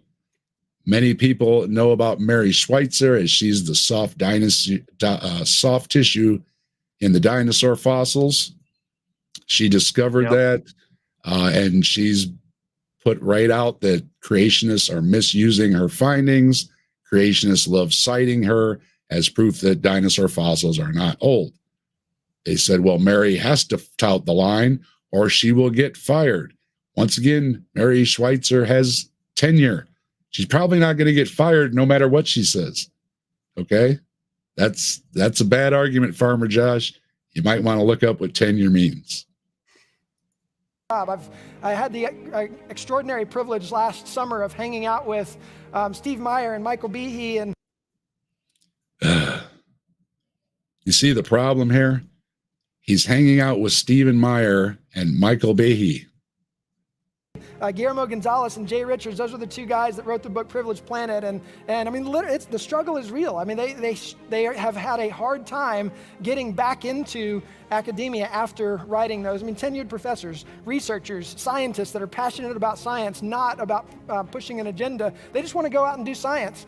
And it's really tough for them to get funding. So that's because they're not doing science. They want to do religion. And the school isn't going to pay for you to preach. They're being dishonest. If they came out with something that they legitimately needed funding for, they could apply for the funding and get approved or denied the same way as anybody else. And it's very difficult to get funding in any field. So boo-hoo, we didn't get funding. Well, so did a lot of scientists not get funding, okay? Schools only have so much money to give out. The governments only have so much money to give out. And there's a lot of people who don't get a cut of the pie. That's just the way things are, okay? And again, when you are saying you want to teach intelligent design, you're basically telling the school you want to preach, and they're not going to give you money for it. Yep. You agree, Nitty? Totally. It's a big problem, and I think we aren't, hopefully, too far away where there's going to be enough in masses of people that are saying, yeah, this doesn't fly anymore. I mean, this is all, evolution is still taught as fact in science and in college and in graduate school as well. I wonder why that is. And I wonder why ID is not taught in any of them anywhere except for, I think, what is it? Maybe Bob Jones, I think, is like one of the few. There's only like one or two schools that even teach the creationism stuff. Ken Ham has been having a big problem with his college expo because even some of the smaller Christian schools no longer will teach intelligent design because you're not going to attract anybody. Yeah. That's funny. So yeah, he's down to only a couple schools in the entire country that teach on a higher learning level intelligent design. You may wonder why that is, Farmer Josh. Okay. And this, remember, if there were students out there that wanted it, schools would provide it. Oh, so yeah. This is also the consumer speaking that, no, I want to learn to be a scientist, not a preacher. There are schools there are plenty of schools that teach theology. You can go to them. There's very big schools that teach theology, top schools that have theology. Alex O'Connor is at a top school, Oxford, learning theology, okay? You want to go learn it, you can learn it. But when you want to be a scientist, you want science classes, and you do not want Behe teaching your science class. This is also the consumer speaking here. So it's not the schools that are just deciding it. I'm sorry, most universities, if they can make a buck, they're going to make a buck. The reason they're not teaching this stuff is because people are not going to pay a lot of money for bad science, that they're not going to be able to get a job after learning it. They're not going to be able to get a job in a field because where are you going to go and do ID, right? In a hospital or a laboratory? No, you're not going to get hired there either. It's across the board. No, there's many reasons, and the conspiracy is not the reason why, Farmer Josh. No, it is not. We'll touch on that a little bit more. So, natural selection. It's really important for you to understand what this is and how it works so that you can understand why it's not going to make sense of explaining the evidence that we're going to look at here in a bit. So, natural selection is the process whereby organisms better adapted to their environment tend to survive and produce more offspring. Survival. That's pretty good. They're selected for. Evolution basically works on pressures, and then the pressures are selected for. So whatever the pressures are, if you do well in that, under that pressure, those are selected for. So the process whereby organisms better adapted to their environment tend to survive and produce more offspring. And the ones that don't survive and they don't have offspring. Okay. Of the fittest. Process whereby organisms better adapted to their environment tend to survive and produce more offspring. This is a little bit of an absurd explanation, but just why is it absurd? I just said it was a good explanation, and the explanation he puts up, he's saying is absurd. Why didn't you put up an explanation that you liked better? Okay, I'm whatever. To help you get a picture, there's a cat, right? There's some kind of random genetic mutation creates a daughter cat that. No. Well, why would it have a third eye stuck in the middle of its head? It's not a spider or something. There would be. I mean. Well, here's something that I think is unappreciated, or not unappreciated, but like not considered for both the creationists and us skeptics and critics. Notice how much easier it is for him to put these two forms of an animal on the screen and be like, it's absurd that this thing could continue producing third eye cat, which would continue blah, blah, blah. Okay, you know what? How about you put a newborn baby human on the screen, just fresh out the womb, and right next to it, you put a baby with a cleft palate, or you put a baby born without a limb, or you put a baby born with harlequinism, or a baby born with some other thing that we would call a deformity, and then say, what if there was some mutation and here it is, and it kept getting selected for? How ridiculous. You know how uncomfortable every motherfucker in the audience would be once you start doing that? Oh, you don't want to do that game with the humans, huh? Uh-oh. Has a third eye, and some reason that third eye allows that cat to see better, survive better, and produce offspring, whereas a cat with two eyes pause. doesn't. And so, Or sixth finger. Let's go with more survivable stuff, right? A sixth finger, an extra head with more brain tissue, like a conjoined twin, but it's just the head, right? We can go on and on. We could figure things out that are more survivable, but people would look at it and go, ew. But both sets of reproductive parts. How about that? Oh. Oh no. Oh no. You put a picture of that on the screen.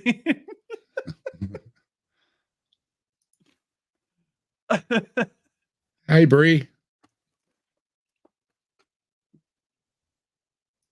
I'm mean, obviously muted. it's a Did little- you guys know I was muted? I was muted. Hey, did you guys know that there are cats that have double paws that have like I think 7 toes on each paw? There are cats that are born with a condition where they have 2 faces and they can survive. They're just normal cats, right? They just like do normal cat stuff. They just happen to have this mutation. As a matter of fact, what they call it polydactyly in the cats. For the double pod cats are actually quite expensive in the exotic pet trade and the exotic cat trade because of that rare mutation. But you can breed the cats to have that. So yes, you can purposely make this happen and retain that within the population. You can actually isolate the population and so that they cannot go back to having the regular number of toes. It's really cool because this is actually ancestral to all tetrapods, right? When tetrapods first crawled out of the ocean onto land, they had between 7 and 13 toes, right, on each foot, and then we've kind of whittled it down over the millions of years since then. Now I'll shut up about the animal science. Let you all watch your counter apologetics. Well, I would like them to do this with bananas. Right? Bananas. The atheist Nature's nightmare. Yeah. Perfect fruit. Or Well, yeah. it didn't God's become perfect something design. that didn't become something that Ray could eat until we evolved the damn thing, right? Cultivated, yeah. Well, we selected out all the like plantainy grossness where it was constantly seeds throughout the whole thing. And they were only like 2 inches long, and now we got big old 10-inch soft white bananas. Just they'll touch the back of your throat if you really put the effort in. Under 7 inches, sorry, ain't my. Well, what would you think, Bree? would more toes on a kitten or a cat be any way advantageous or disadvantageous? So there are people who argue for benefits for them, but they're mostly people trying to sell them. So it's iffy whether or not polydactylism in cats is actually a net gain. If people say that they can climb better or that they're better hunters or things like that because they have more claws, which what do you base that off of? How do you weigh something like that if it's a better climber or better predator because it has more claws? I don't see that being the case. It's just people trying to market them as to the pet trade. That's why polydactyl cats have such a high regard, and they're supposed to be so much better than regular cats. Like they live longer, and allegedly they have good luck and shit like that too. But we're getting into woo when you get to that point. We'll save that for Saturday morning. Yeah, Saturday morning when I bust. That's something I could bust open at some point. Good and bad luck in animals. And as I was saying earlier in the show, my Saturday mornings are complete unless I start my day off over at High Side with Bree and everybody else out there. Hope to see you on Saturday mornings checking out Bree's excellent content. Oh, thank you. You're more than welcome. You earn it. Another little fact about polydactyl cats. Some of them have it where it looks like it's like a thumb, like they have an actual thumb, like they have little mitten hands. Really cute. I just pulled up a picture of it and I was like, oh my gosh, it looks like a mitten. A mitten with claws, of course, but well, I think thrilled by that. I think the whole point is that Farmer Josh is missing out, that he's trying to mock a third eye in the middle of your head, but if that third eye in the middle of your head did pop up there and it spread across the population and it was advantageous, then it's going to get selected for. It's just... It existed. We just lost it. Synapses lost it. Some reptiles kept it. Some squamates still have it. The tuatara still has it. Still has a lens and everything in its third eye. Yeah.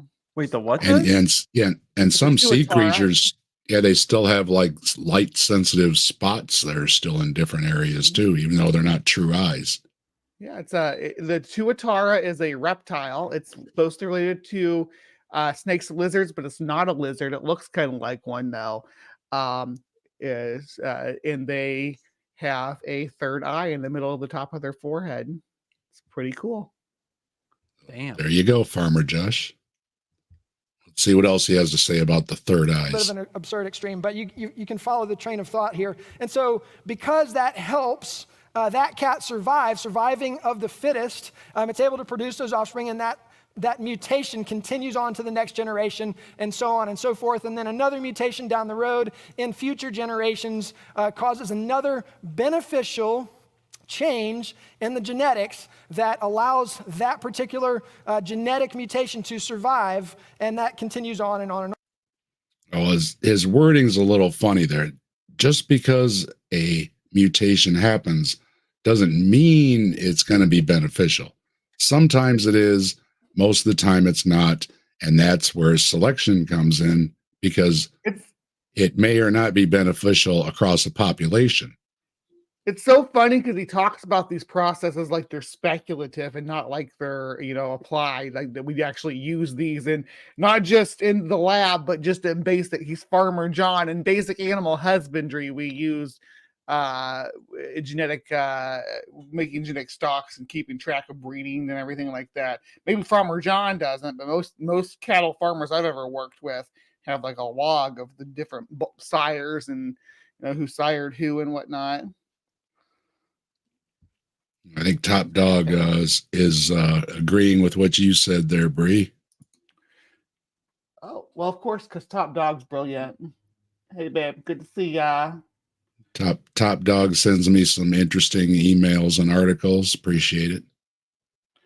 Yeah, we still have like our pineal gland that's like behind behind your forehead, basically between your eyes, is actually part of that system that fused over way back when we split from when diapsids and synapsids split. But we still have a gland under there that controls our circadian rhythm, like tells you when to get up and go to bed, and tells you when if it's dark you need to sleep and things like that. Right between your on your forehead, but it doesn't actually get any input from the outside anymore because, surprise, there's a big layer of bone right there that keeps it from picking anything like that up. That's why people used to do this process called tray panning. Are you familiar with tray panning? Trying to Maybe? expose the third eye. So it's an ancient practice, ancient medical practice, where they would literally drill a hole in your forehead, like between your eyes, like where like an Indian person wears a bindi on their forehead, drill a hole through their, and they did this even back when before there was modern tools and stuff. They did those hand drills and things like that to try to. After I read about that, I had some dreams where I was drilling a hole in my forehead. And I would wake up like, oh, that's a bad idea. Yeah, don't tray pan yourself, Dave. Don't do that. Your brain. It was just a dream, but yeah, after I read about it, though, my dreams were thinking about it. Yes, they were. All right, let's see what Farmer John has for us. Natural selection is, and that is how Darwin explained the appearance of design. Again, as Richard Dawkins just said, he still affirms that the living world especially has the appearance of design in biology. Yes, he says that. Go ahead, Bree. I won't even argue with that because it is designed in a way that the organisms are making decisions on who they want to procreate with and what genetic material they want to pass down and how they want to pass that down. So there is a level of design to it, as in mate selection and whatever secondary sexual characteristics drive those mating selections. Also, only secondary to resource acquisition are those things going to be the most important. So yeah, between those factors that they need and these common patterns that we're going to see, it is going to be patterned, just like everything else in the universe that follows a rhythm. A species with sexual selection, a great example is the male peacock with all those huge feathers. It's probably not going to escape a predator very well, but if it attracts a Mrs. Peacock and it reproduces, if it dies the day after that, it doesn't matter. Yeah, it's already successful. It's already succeeded with what it needed to do. It doesn't have to escape the tiger as long as it can drop its load before it does. It doesn't have to live long. It just has to live long enough, right? The thing that really sort of kicked this off for Darwin was when he took a trip to the Galapagos Islands.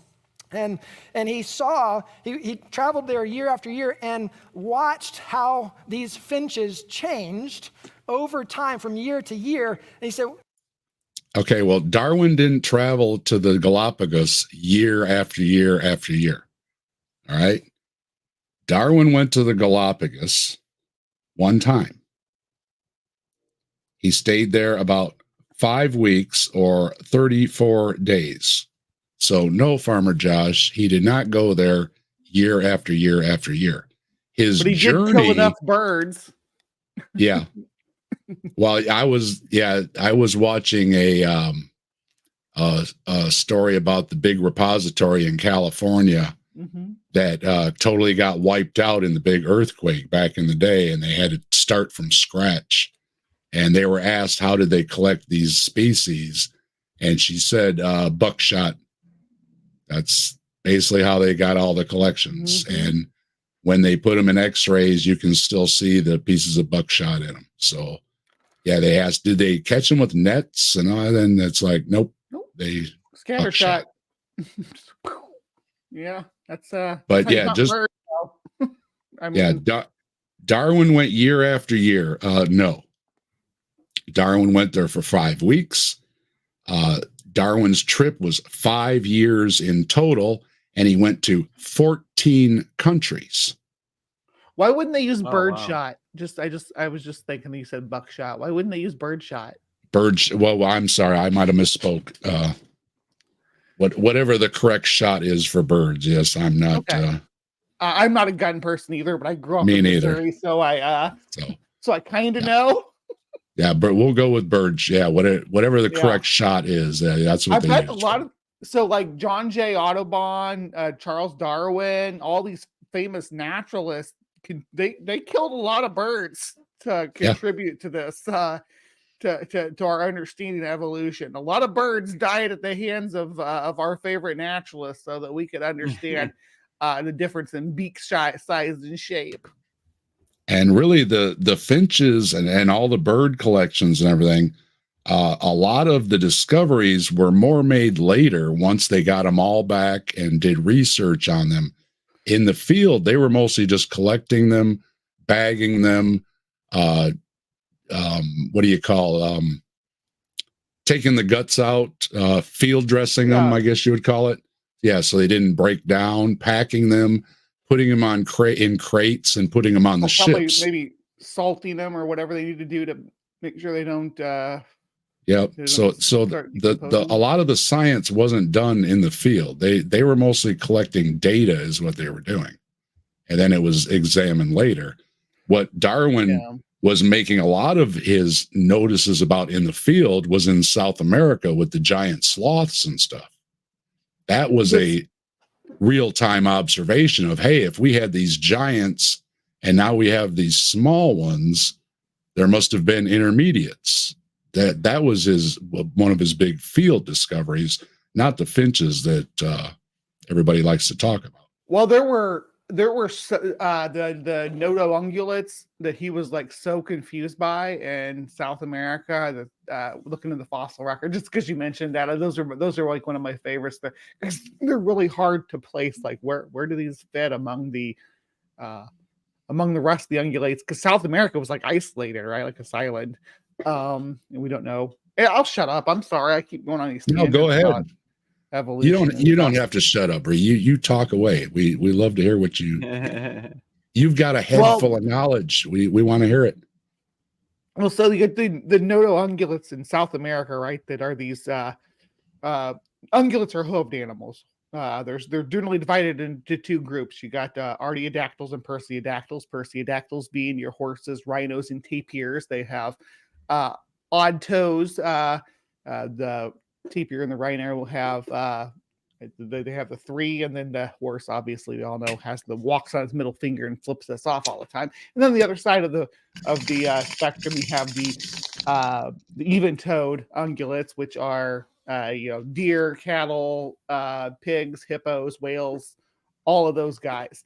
Those are all the even-toed ungulates. And then in South America, you got these freaking weirdos called the nodo ungulatas that we're not quite sure. They weren't quite sure how they related to each other and how they correlated to the other ungulates on the list. Of course, there may be updates since I last researched this, since it was like I don't know, 2012 or something like that, when I was really digging into the nodo ungulata. But the idea that they were related to afrotheres was floated around a little bit. So, which afrotheres, manatees, elephants, hyraxes, yeah. Yeah, AR is correcting that buckshot is a lot thicker. It would probably explode the bird. Yes. Again, I misspoke. Well, I didn't mean to call you out or anything. I was just no. We want to make sure we're if I said something wrong, I said it wrong. So let's correct it. That bird shot is a lot finer. So yes, that wouldn't shred the birds. Good point. Yeah, because turning them into a mini explosion wouldn't do very good for collecting the specimens. So unless you just wanted some nice feathers for a hat or something. I just looked it up, by the way. Currently, they put them in Pan Perciodactyla, which would make Nodo ungulata a sister clade to Perciodactyls, which is again rhinos, tapirs, and horses. So there you go. Okay. And they did say that they, with gutting all the birds, guess what they were having for dinner quite often was bird guts. So at least they were eating at least, some of the spoils. So Have you ever done taxidermy? no, the only thing I ever did was biology class where we dissected a frog and an earthworm and stuff like that. I cleaned a lot of fish. I was doing insect and arthropod taxidermy there for a while. I haven't done it in a long time though. I figured I take Nitty for kind of a taxidermy type of guy. I think he's got like a room in his attic that nobody else knows about. Where he puts they're all made out of Legos though. Yeah, we could make like a rodent nativity scene up there. Jesus Christ. Oh my goodness. That's amazing. But no. Let's see what he says about the birds. That, well, look, this finch had a longer beak, a deeper depth to its beak, and so it was able to help it survive. And then he extrapolated that change out over into this crazy theory without any evidence for it. No, that's not what he did at all. No. And it's super important to understand where this happened in history, because this was middle of the 18th century. Science had no clue the complexity that is in a living cell. It has nothing to do with what Darwin was doing. Well, they didn't have the technology yet. No, Dave, big numbers are super scary. That means Jesus. Yeah. Don't think about big numbers. Man. Jesus, if you think about it, Jesus is just it's three, Trinity. That's all you have to. You don't ever have to count past three. They just didn't have the fancy microscopes and telescopes back then, and that's not Darwin's fault. I mean, Darwin could only work with what he had to work with. Yeah. And damn. And again, with the birds, a lot of that was afterwards when they took each specimen, and once they got them back to the university basements or wherever they did this, and they were taking all the measurements of every bird and all the beak sizes and all the other dimensions that they take from their specimens. And then you started to see the spreadsheets show, oh, look at this bird. And then they start putting the groupings together, because obviously these speciated from these and these speciated from these. And I believe there are over 240 species of finches. So that means speciation. And Farmer Josh is big on believing in micro but not macro evolution. Well, you can't get any more macro than a new species. And there are 240 species known, at least, of finches. So obviously they have speciated. And when they did all this data collection, that's when they can draw all the lines on the paper that people like Hovind have a cow about. They're just lines on paper. Well, all those lines on paper are because of all the work that usually undergrads or somebody are doing in the lab, taking all these measurements, entering all those measurements into the books and the papers or the computers now. And then you can plot all these similarities, and then you can start tracing things back and finding the lineages. And this finch came from this finch, from this island, and they speciated. And like Ken Ham likes to also say, he microevolution, but not macroevolution. But when the animals got off of Noah's Ark, they had to speciate like crazy to get to the millions and I forget off the top of my head, however many species there are now, give or take, from his couple hundred. I think he had 1,400 kinds, he calls them, or something on his ark. So that's basically saying 1,400 species into how many millions we have today. That is some super speciation, and that is macroevolution, because again, if you can get more macro than a new species, I'd like to know what it is. The simplest of cells is extraordinarily complex. Science at that time just thought a cell, which is the building blocks of life, they kind of had some sense of that, but just was the simple blob of protoplasm. And so it started with simple, and then over time it grew to more and more complex. Well, as we're going to see tonight, there is no such thing as a simple cell. Yes, there is. And you just explained it. There are simple cells and more complex cells. There's eukaryotes and prokaryotes are simple cells. When we think of the word simple, there is no such thing as a simple cell. So proof of evolution, nah, just kidding. Not proof of evolution. So this is what. Yes, it is, because evolution is defined as changes in allele frequencies or their traits across a population. When the populations of the finches changed their traits, such as their beak size, this is measurable, it's demonstrable, it's testifiable, it's falsifiable, it's speciation, it's evolution, Farmer Josh. What Darwin found is that and this is not Darwin's research, this was later, but what they found, this is from a graph that shows 1978, 1980, 82, 84, and this was the depth as they measured beaks and how it changed over. And this is the same thing they did when they got back from Darwin's trip. This, again, wasn't done by Darwin all in the field. He may have noticed some things. The other naturalists with him may have noticed some of these things. But this is when the hard science hits the road here. It's when you get back to the lab and you do all the minutia, okay? And this can take years and years. And this is where you get all the lines on the paper, like Hovind likes to say. Time. Now, if evolution were true, if surviving of the fittest, if a deeper beak depth caused the finch to be more fit to survive, it was a beneficial mutation, then you would see that trend continuing in that direction, but that's not what they have found. It actually Evolution is not linear. Came back down. And so you can see that this actually changed both growing in depth and shrinking in depth over time. And what they also found was that there's a correlation between when those beaks were deeper and when there was a dry year. Yes, these are the pressures that are selected for.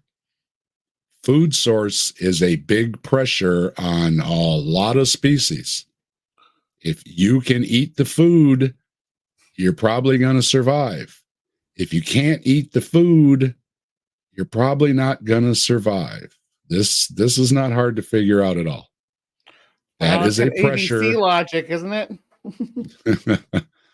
That's the pressure that is then selected for, and that's exactly what Darwin was saying. And again, doesn't mean Darwin had everything right, but these things are still accepted. And it's demonstrable. If you give a species a different type of food, it's either going to survive or it's not. It's pretty simple. I think weren't you just covering the fish breed that they bred it where its mouth is so small it has trouble eating? Yep, they hybridized it so that it couldn't feed naturally. Mm-hmm. People are well, like, there you go. If your mouth is so small you can't eat food, you're probably not going to survive. Now, of course, with a lot of these species in a fish tank, they're hand taken care of and everything. But if you release it out into the wild, it's probably not going to survive. So what? Well, it's because if it's a dry year, the seeds that they were eating are deeper down into the soil, and so they have to dig deeper in order to be able to eat.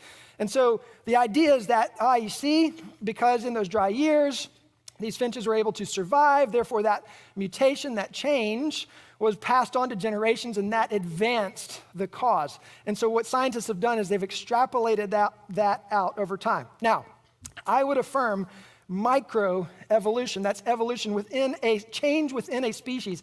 Evolution, very simply, is change over time, right? I mean, the fact that my children look.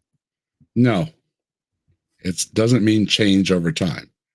It's change in allele frequencies, which are the traits that are measured genetically. These are not just assumptions or guesses or anything else. They can be tested over populations. Now, sometimes they happen very fast. Sometimes they happen very slow. Does not necessarily mean how much time. It does matter how many generations and if it spreads over the population or not. Different than me is change over time, right? But what we don't see in science is evidence for macroevolution, which is. Yes, we do. I just said there's over 240 species of finches. Now, Farmer Josh here is a YEC Young Earth creationist. And as I just said again, if you go back to Noah's Ark, Canham, I think it's about 1,400. To get 1,400 species to the millions we have today, you have to have speciation. Speciation is as macro as you can get in evolution. If I'm wrong, correct me, but I don't know what's any more macro than a new species. The development of new species over time. So, and the other thing that's important to understand about this study is that you start with finches and you end with finches. Oh, yeah. And if you start with dogs, you end with dogs. What is that? The law of monophily? Is that right, Bree? You'll never see a dog produce a non-dog. Yes, that's monophily. That's the expectation. Okay. See, Dave does know some big words. Dave doesn't admittedly know all the big words, but nobody says, that's when I did my video on heart evolution. Okay. We owe our hearts to freshwater fishes. We are still fish. We just are evolved fish. That doesn't mean we ever stopped being fish. Doesn't mean we ever stopped being vertebrates, or we ever stopped being mammals, or we ever stopped being primates, etc. This is just bad information they like to throw around to confuse people that don't know any better. And again, he's speaking to a church audience here. Right? So it explains the survival of finches, but it does not explain the arrival of finches. That's really important. It explains the survival, but it does not explain the arrival. Now, what we are continuing to learn about DNA and this concept called epigenetics and the complexity of how God designed our bodies to work, science still is figuring things out about this. And what they're finding is that DNA actually I broke my chair is why I'm quiet right now. I'm trying to fix my armrest. You said the other day it was pretty noisy. Yeah, I'm probably gonna get a different chair. I think it's just I'm just I've not gone fighting with it. Yeah, I've gone through a few of them. My son just got himself a new gaming chair too, because he really abuses his chair gaming. Well, I'm gonna go wash my hand. Yeah, I've got a few notes here. He's about to give some bad information on epigenetics too. Has these adaptations built into it, and epigenetics turns on and off genetics in order to adapt to their environment. So the fact that these finches were able to adapt to their environment, it's actually looking like that is programmed in. It's God's way of designing the ability to adapt to an environment. Which is just incredible. So again, Darwin thought that a cell was just a simple blob of protoplasm. He had no clue what we began to see as our scientific instruments began to improve. So now we're able to see these incredible, elaborate microscopic worlds These in the realm of Ant-Man, if you follow Marvel at all, worlds so small that 4 billion single-cell bacteria can fit in that little thimble. 4 billion, and So, just there's rich in with the these complex. in the world of young Earth creationism, there is this idea of epigenetics as front-loaded information that a kind has to produce all the subkinds, all the species that evolve from it. Unfortunately, there's nowhere, they don't have any place where they draw the line, because you could say, okay, like dog kind. Dogs are a kind. Okay, what about coyotes? Well, they're kind of dogs, so they in the dog kind, and you get into you get into some weird stuff. You get into the maned wolf down in South America, the fox on stilts. You got your bush dog, the raccoon dog. You get some really weird stuff. And then we get into foxes. Are foxes part of the dog kind? Where's that line drawn there? Because they're awful lot alike. They share a lot of genetic similarities. And then beyond that, you get into like bears. Bears are very closely related genetically to canines, and they have a lot of genetic similarities and things about their anatomy that correlate together. So is maybe Canis or Caniforma is a kind. So all the caniforms are kind, but then you got caniforms and feliforms have a lot of things in common as well between their anatomy and their genetics and the glands on their body, which is the most important part, honestly, when you're talking about carnivora. So maybe carnivora is a kind. Yeah, they also say that everything has a limit, but every time when you ask them what the limit is, they don't have an answer, because they will say like an animal can only get to a certain size. And it's like, well, how's that determined? Well, it's determined by physics usually. It's not determined by genetics. Well, again, Bree was talking about the hybrid ligers, or one of those things too, that they're so big that they have all kind of health problems, because their structure is only designed for an animal within a certain weight range. So if that animal suddenly has these genetics tweaked to where it's so much bigger, it has a hard time holding up that weight. It has a hard time breathing. The heart and all the other organs have a hard time doing their functions, because they aren't designed, so to speak, to handle breaking the laws of physics. Yeah, and if we were living in a world that was designed, you would expect there to be hard stops in place to prevent things like that, to prevent us from spilling over into a size range that our anatomy can't support. For instance, like when you're programming a computer, you don't program it to send this much data to a file that can only hold this much data, and then be like, oh, I don't know what. Yeah, that's by design. No, that's not how you design things. Yeah, so that would go right back against his whole design argument as well. Because just because a gene can be turned on to, well, let's say gigantism, that's just a genetic mutation. But that's going to have the same detrimental health effects, because anytime somebody tries to argue about there used to be giants, and they point to some of these people with giganticism, excuse me, I also point out, look up the pictures of these world record size people, and they're on canes, walkers, they're in wheelchairs, they're in the hospital all the time, and they don't live to a very old age either, because they have, unfortunately, a lot of health problems because they're fighting physics. And another point that was brought up in a discussion about going to Mars, even if we found a way to survive on Mars, if we can't replicate gravity, and if we reproduced on Mars, those children would probably never be able to come back to Earth, because they would get crushed. So these are, Elon likes to say, oh, let's just go to Mars. There's a lot of things to think through before we start putting people on Mars.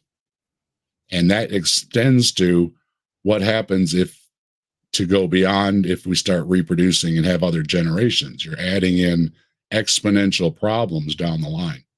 So it's not These just are let's go the- to Mars. Yep, those are the environmental pressures that they talk about in evolution. Like if you put somebody on a different planet, the gravity, the availability of nutrition, the availability of sunlight, that's all going to affect how your descendants come out. That's why race based on skin color is so stupid, because it's how close your ancestors live to the equator. It's really what it comes down to, because those changes can happen pretty quick. If we send people to Mars, yeah, within, I don't know, 3-4 generations, we should start seeing physiological differences between them and people born on Earth. Mm-hmm. In response to the pressures of living in a different different G and a different gas makeup and everything. And one little quick point about the fine tuning, they say if all the things aren't exactly the same, you can't have life and everything. But they have grown seeds on the space station without gravity. And they still grow. And they ate them. They grew little, I don't know what they grew, little leaf lettuces or herbs or something on the space station with no gravity, and they ate them. They were digestible. So, I mean, it's real food, real plant, no gravity. So you have to have all these fine tunings in place, which one of them is gravity, is not necessarily so. And I think Phil over at Thunderfoot might have done something on that before too, that you can tweak some of the fundamental parameters of the universe and still have life. So, which is another reason that I don't like his whole fine tuning arguments that he spent 3 videos on, because that's not necessarily true either. Molecular machines, Darwin didn't have a clue of this kind of complexity. And so at the very basis of life, where molecules and cells run the show, there's all these little molecular machines. You're going to see some of that tonight. Your mind is going to be blown, or at least mine is. So just sharing my excitement, because this is crazy cool stuff.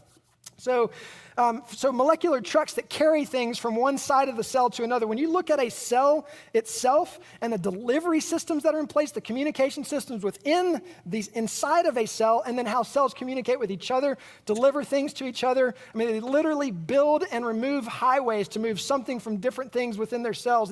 They're called microtubules. Literally, we'll build a microtubule to move something from here to there on the other side of the cell, and then remove that microtubule. It's just fascinating and mind-blowing. You'll see a little bit of that tonight. And what he's going to show are those animations that I'm sure most of us have seen, that the creationists love to point out, and people like Behe and Meyer that he was talking about earlier often reference these videos. Now, these videos are made as representative, okay? There are not actually factories in the cells. They are not actually building roads and highways and bridges, as these are analogous. These are designed, and these videos are made to explain things to people like me, lay people, so we can kind of understand and help visualize what's going on in the cell. That's not actually what's going on in the cell. These are chemical processes. But if you just draw a bunch of chemical formulas on a chalkboard behind him there, everybody's going to stare at it the same way I am, trying to remember our basic chemistry. Okay, that's a carbon molecule. I don't know what that molecule is. Okay, when they're bound together, what molecule does that make? I don't remember. It's been a long time since high school chemistry class, right? Now, that's what it's really occurring in the cells and on these microscopic levels, not these little factories that he's talking about. So Michael Behe is a scientist who in the early 90s began. That's one way to put it. Michael Behe is a scientist, but that doesn't mean he's a successful scientist. I can't remember the person. Make a clip. Yeah, I can't remember the person. Somebody did a video one time showing that, yes, there's a lot of scientists, but what makes a successful scientist is usually the contributions they have done, either things they have done or papers they have written, and how often other scientists cite them. People like Behe, and I think the video was on Russell Humphreys, have next to nothing they've contributed, including papers or inventions, and they have next to nobody out there that ever cites them. That's what makes a successful scientist as far as the overall picture. And to question natural selection's ability to explain the evidence. He got all the way through his PhD before he ever heard one shred of evidence against evolution. It was always taught as fact. He always assumed it was true. He was never, ever presented with counter evidence all the way through his PhD. That's because he was taking biology classes and genetic or whatever classes he took. And in those classes, they teach you what they know. This is what we know about biology. This is what we know about genetics. They don't tell you, oh, by the way, there's a bunch of things we don't know. So, I mean, you can go look at debunked theories and stuff. You can go look at like Lamarckianism and things like that when you're studying this stuff. There's no reason why he couldn't have done that if he wanted to see other alternative theories to evolution. But let's not pretend that creationism is a viable option when you're taking a biology course for you to have an explanation for the origin of life. You have to have something within the realm of the field that you're researching. It's got to be something biological. It can't be magical. So even if that wants to be that you want that to be your final conclusion, you need to end before you get there with making your arguments. That's just my opinion on theology in general when it comes to people making these arguments about biology and geology and astrology and astrophysics, and it's like shut up or shut up at this point. That's what I said earlier. That's what they want is, and you hear it often, teach the other side. Well, the other side to, chemistry is alchemy. Now, let's put it back to the consumer, like Nidhi and I were talking about earlier. A college course, let's say, costs $5,000. I don't know. I'm just throwing the numbers around, okay? Let's say it costs $5,000 to take a class on chemistry. You're paying $5,000 because you want to learn chemistry. Now, if you walk in the chemistry class and they start waving a magic wand around trying to turn lead into gold, you're probably not going to be too happy about the quality of data they are giving you in this supposed chemistry class. And that's the argument they're basically making, is that if Behe took a chemistry class, they dare taught him chemistry. Surprise. And like Nidhi and I said earlier, if the pressure was there or the money was there to teach alchemy, they would have an alchemy class. The reasons they don't have alchemy classes is because it's also back to the students do not want to pay $5,000 to learn alchemy to get a job doing what exactly? They want to take the chemistry class. And that goes for believers too. In this country, we have a majority of people who are believers.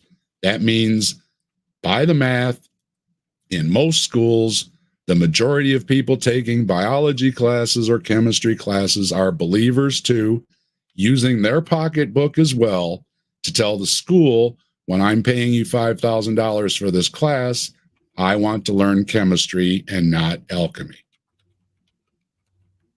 And the ones that do offer these very few things, I mentioned earlier too, there's very few schools that even offer intelligent design classes anymore, because even the believers are speaking with their wallets.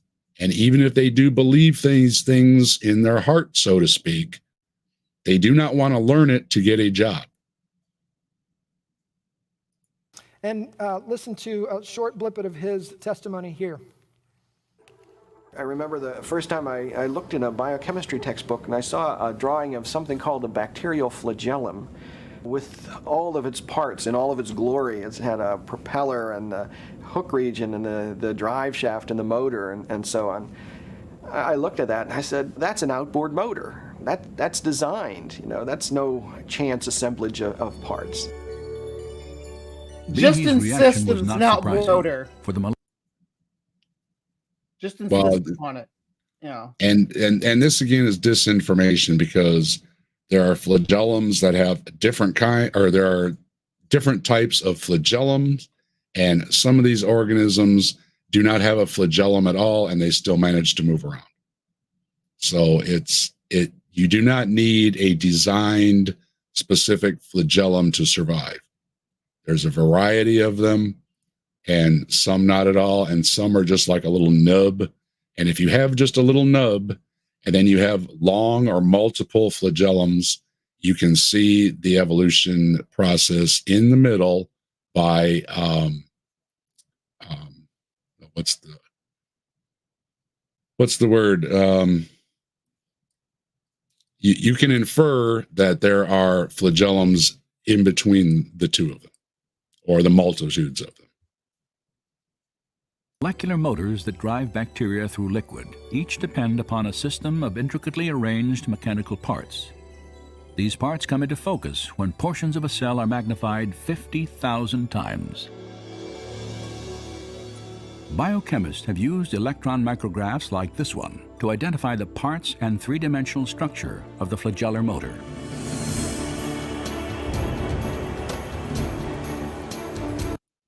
And then they superimpose graphics over it, because that's not actually what it's doing. In the process, they have revealed a marvel of engineering on a miniaturized scale. Howard Berg at Harvard has labeled it the most efficient That's such machine in the implied universe. language, too.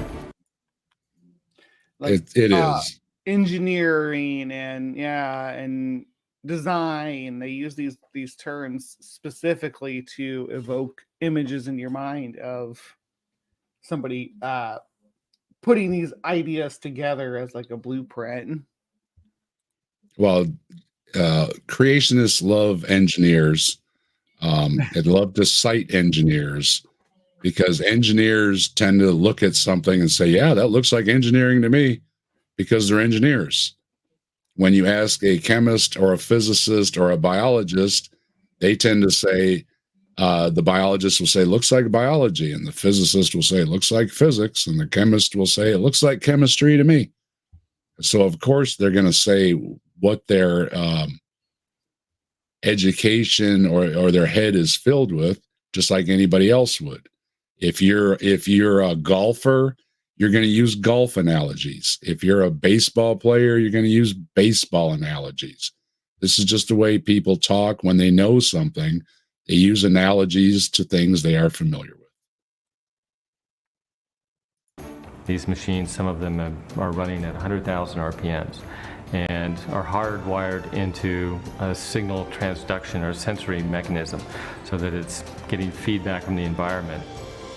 And even though they're spinning that fast, they can stop on a dime. It only takes a quarter turn for them to stop and shift directions and start spinning 100,000 RPM. Because they are microscopic in size, so they're able to do that. If they were as big as a jet engine, you can't do that, because, again, it's a matter of physics. You slam on the brakes on a jet engine, it's going to explode and shatter into a million pieces. The reason these things can do these things so fast one way or another is because of their size. In the other direction. And just like outboard motors on motorboats, it has a large number of parts which are necessary for the motor to work. The bacterial flagellum, 2 gears, forward and reverse, water-cooled, proton motive force. It has a stator, it has a rotor, it has a U-joint, it has a drive shaft, it has a propeller. Yeah, I noticed that too. Of course it's water cooled. It's in water. Yeah. Oh my goodness. Okay. That's a little overstating the obvious there. Right. You would call that, right? Yeah. And they function as these parts of machines. It's not convenient that we give them these names. That's truly their function. Since its discovery, scientists have tried to understand how a rotary motor could have arisen through natural selection. As yet, they have failed to offer any detailed Darwinian explanation. Darwinian? No, again, as I mentioned earlier, there are these organisms that do not have a flagellum at all. There are some that just have a tiny little nub. There are ones that have multiples. They have different sizes, in-betweens, and you can infer that if you can have a nub and you can have one that's really long, that there were ones that are in between. That's the evolution. That's what I was gonna say. There's some ones that get some flagella that get pretty wild and crazy too. So Mm-hmm. It's the same way they infer other things. If you find a species with a 10-foot tail and you find the same species that has a 1-foot tail, they can infer that in between the species had a 2-foot, a 3-foot, a 4-foot, a 5-foot tail, etc. 100,000 RPMs. How many of you drive a car? Where does your car start to redline? And here again is what I was just saying. This is a matter of physics, Farmer Josh. The reason these things can do these things is because they are so small.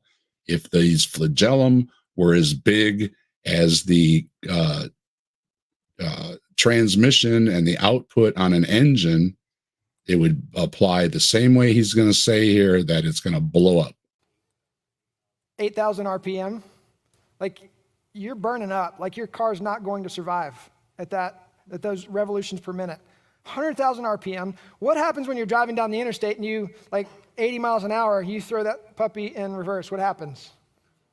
Does he know about Transmission's scaling? How tiny these, like, because it's like the same argument that people make about, oh, the Earth, when they argue about the Earth can't be spinning because if we're spinning that fast, we'd feel it or whatever. That's not how things work on the scale. Like, when the bigger you get, the slower the equals MC square. I don't know what to say here. It's what I've been saying. Yeah. And if you scale a car engine up bigger and bigger and bigger, guess what? You're going to have the same problems. First of all, you're going to have a lot bigger starter to turn the engine over to get it started. And then you're going to have bigger parts. You're going to have bigger crankshaft. You see some of these videos where they're building these giant crankshafts and stuff for ships and whatnot. They're huge, okay? And that is because of the physics of they can't have that same size crankshaft that you have in your automobile. It's gonna snap. You try to power a ship with that tiny crankshaft, it's gonna snap because that ship has to power so much more of that giant propeller to drive that giant ship through the water. So everything is upscaled. And again, we can downscale things. They have incredible RC controlled cars and planes and everything now. You can also downsize these things and make little miniature motors and transmissions and everything too.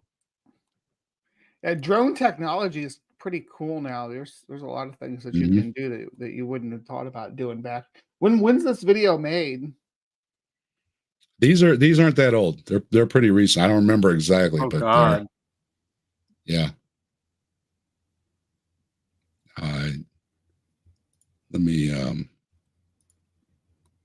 Let me check really quick what his date on these is. So I wasn't trying to like put you on the spot or anything. No. It gets me curious. Come on. It gets me curious too. And it only takes a moment because I have the internet. Could you imagine us doing this in the 80s? Like we were on, like we'd be on like old ham radio right now, talking to each other about. Oh shoot! That's broken again. 5 months ago. Oh. Yeah, this is fair. So he must have just done it. I mean, if he, had to edit and everything or whatever, let's say he did these live, I would say within the last year or two, if he posted it 6 months ago. So fairly recent. So no, anything, he does not have an excuse for outdated information. This is not a Hovind seminar from the 1970s. This is up to date, and he has Google. He obviously has a laptop in front of him, and a bunch of these things that I have in my notes here that I'm looking at.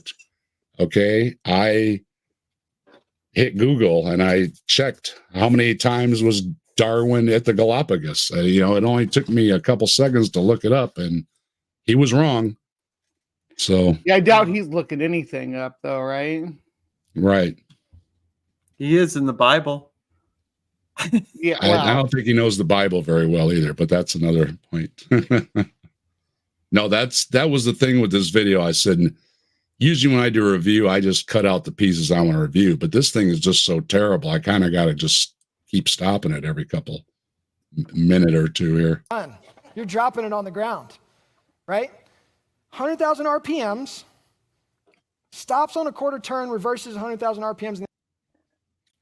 Hey, Sumami, thanks for stopping by.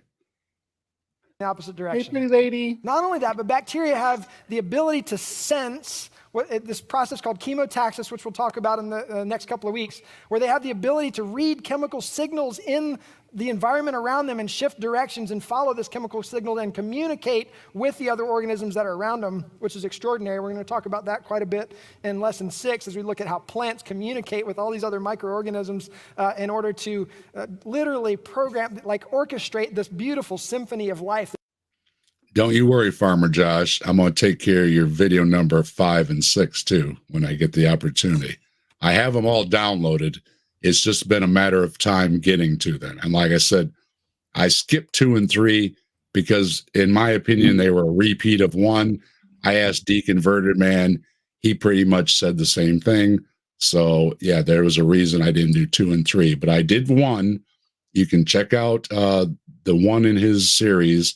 That is on my channel already. This is video 4. I skipped 2 and 3, but I will do 5 and 6 eventually. What's going on in the soil. It's just incredible. So irreducible complexity. Oh boy. Where all of the parts of the system are necessary for the system to function, and without all of them, the system does not function. Remember, natural selection, survival of the fittest. It's the idea that change over time. We started with this simple blob of protoplasm, right? This thing never gets out of the starting gates, right?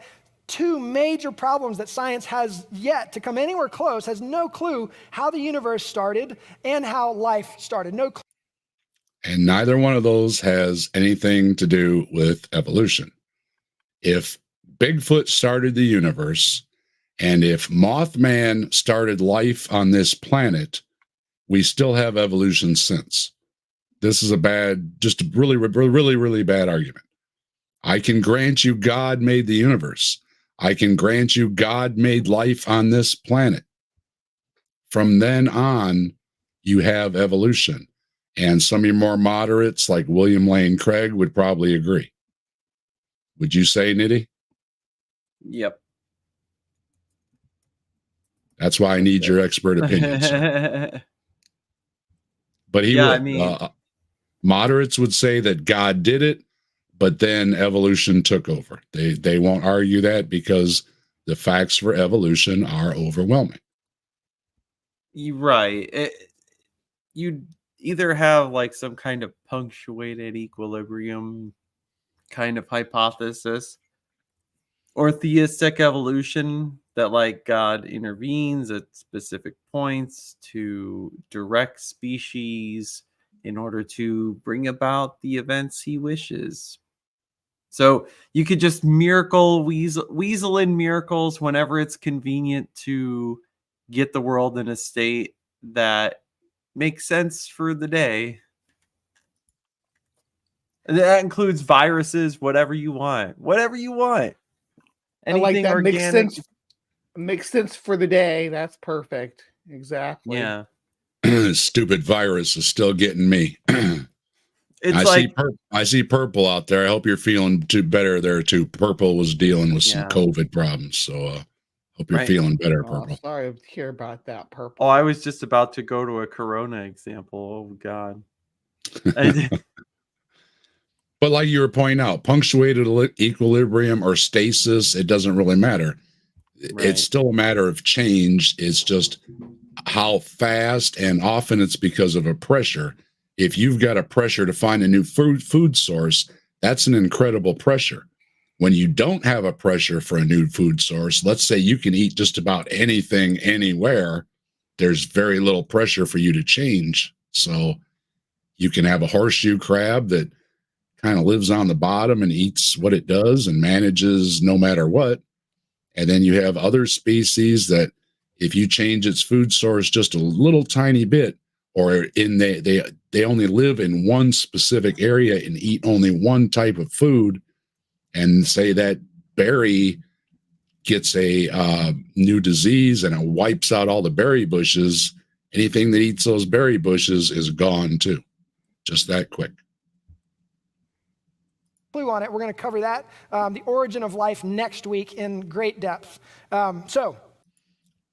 That's going to be the next video. So yeah, we're going to touch on some abiogenesis in the next video. So that ought to be a lot of fun. So I'm looking forward to that one too. So here's an illustration to talk about this idea. Here you go, Bree.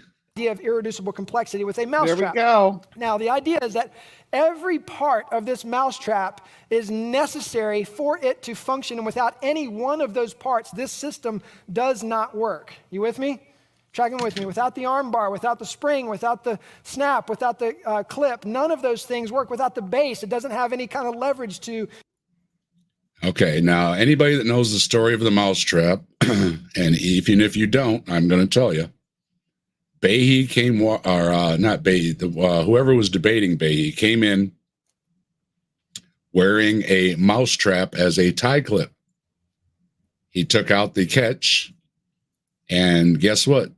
The mousetrap was still a perfectly usable tie clip, or maybe a paper holder to keep paper from blowing around on your desk, as a paper clip, anything like that. And I forget the gentleman's name. Forgive me. I've been ill, but I'm sure it'll come to me. He also put it to his students to try and see what they could go beyond just the tie clip. And they managed to take different parts of the mousetrap and still make a mousetrap all the way down to one part. If you take that spring and you turn that spring and bend it a certain way so that it catches on itself and it has its own little catch, you can put a little bait on it. The mouse comes along, trips it, the spring comes around and whacks it. It's still useful as a mousetrap. One part. So irreducible complexity of all the parts have to be there to make a mousetrap is false. You can make a mousetrap with one part. That one part is not interdependent on any other parts, and it still catches a mouse.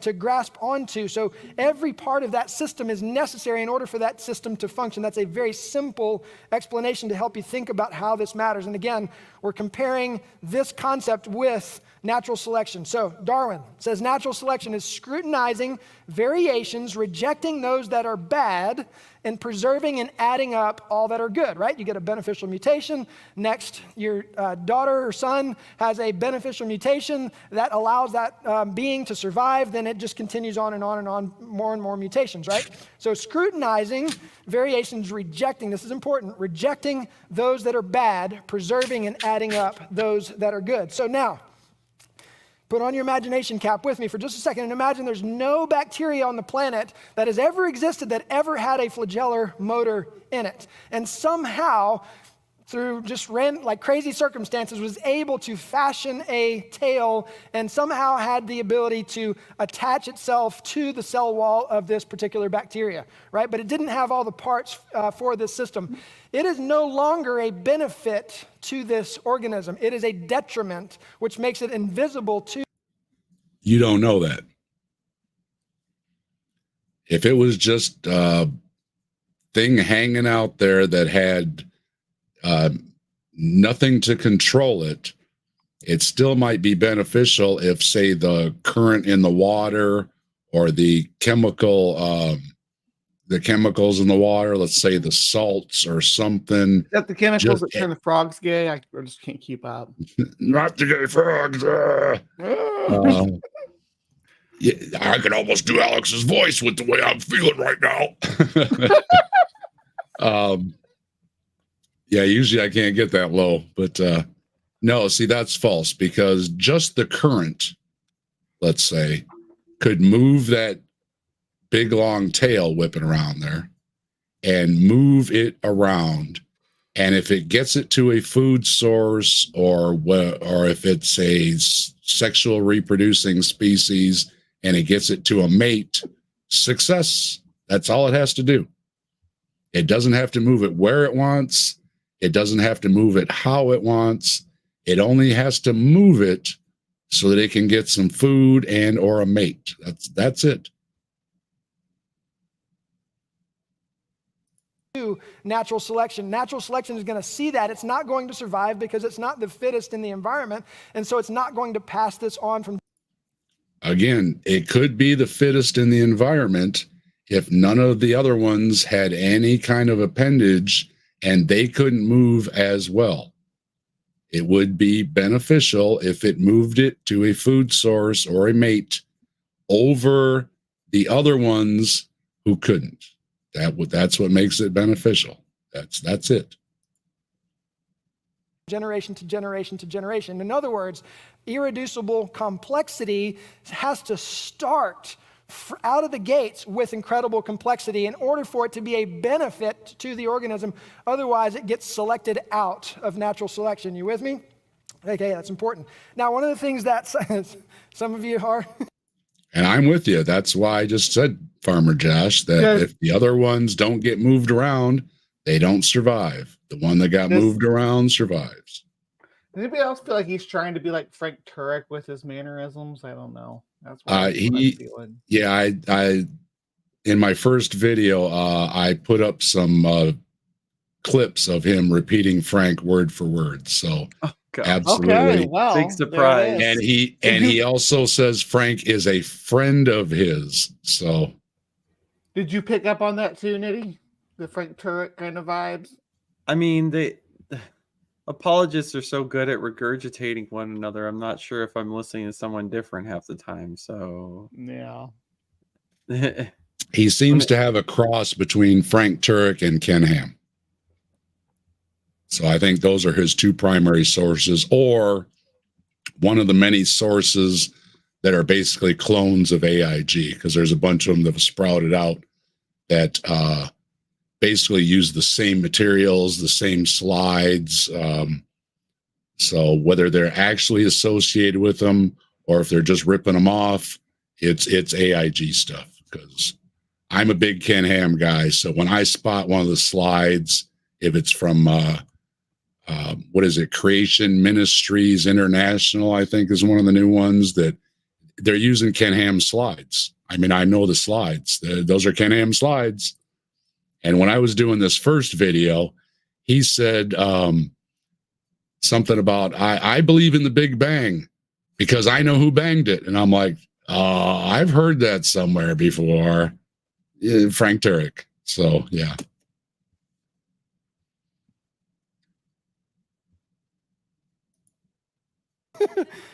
That's okay. you'll get to revisit this material.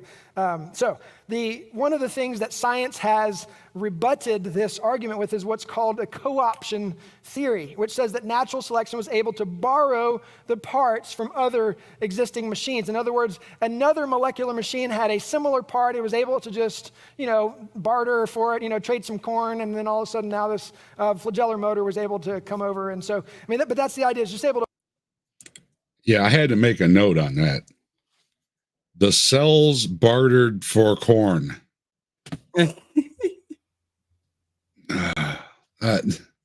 Why? I guess he's trying to use, like you said, jokes like Frank Turk does to get to the audience. I guess it just bartered with some corn. That's really dumb.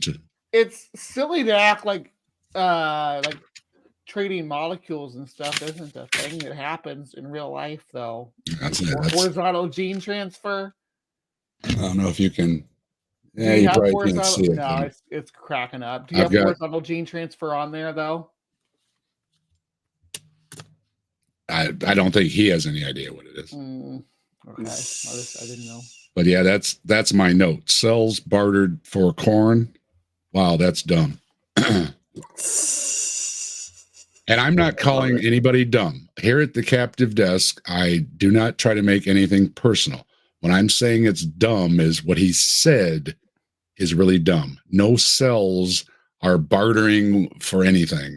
It's a bad joke too, because I didn't laugh. So how about that? I didn't either.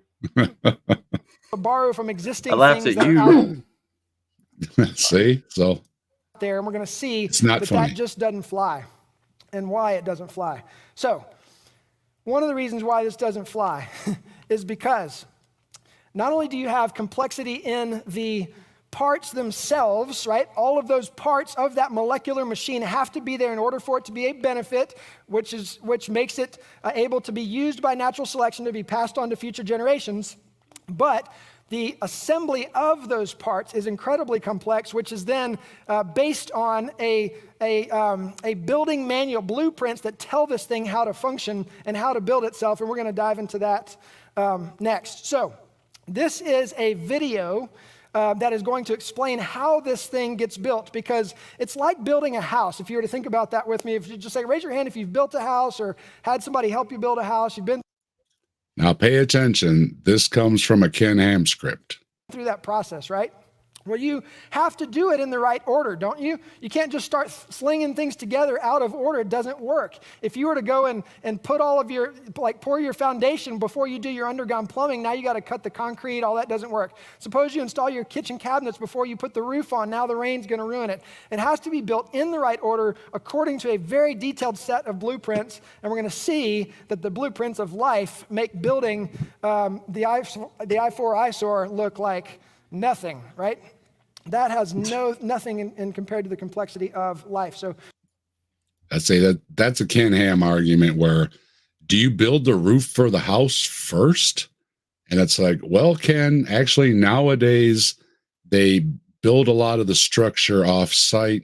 And yes, when it shows up at the site, the roof's already built. They don't put it up first, but you can build the roof first off site. So I don't think they're up much on modern construction techniques. It's not like that's impossible if you have a crane on site too. You could definitely hang the roof there and build up to it. Yeah, you put the roof and put some supports under it. Yeah. Mm-hmm. But it's a Ken Ham classic. He shows a picture of, do you build the foundation first or do you build the roof first? And that's where it's bleeding through. I say those are some of the things I pick up on. Watch this video and how this thing gets built. And I'm going to pause in the middle of it for a comment. 6 subunits of an integral membrane protein called FLE-F come together in the plasma membrane to form the MS ring. The FLE-G proteins assemble under the MS ring. FLE-G, along with FLE-M and FLE-N proteins, make up the rotor. Flagellar proteins destined to be part of the extracellular portion of the flagellum are exported from the cell by a flagellum-specific export pathway and assembled at the center. Now, One of the reasons why it doesn't fly, to just be borrowing parts randomly from other machines. One of the reasons it doesn't fly is this is CGI animation. And for people who like to say, oh, that's all fake because it's CGI animation, well, they sure aren't yelling it's fake here because it's CGI animation. But these are made for lay people, okay?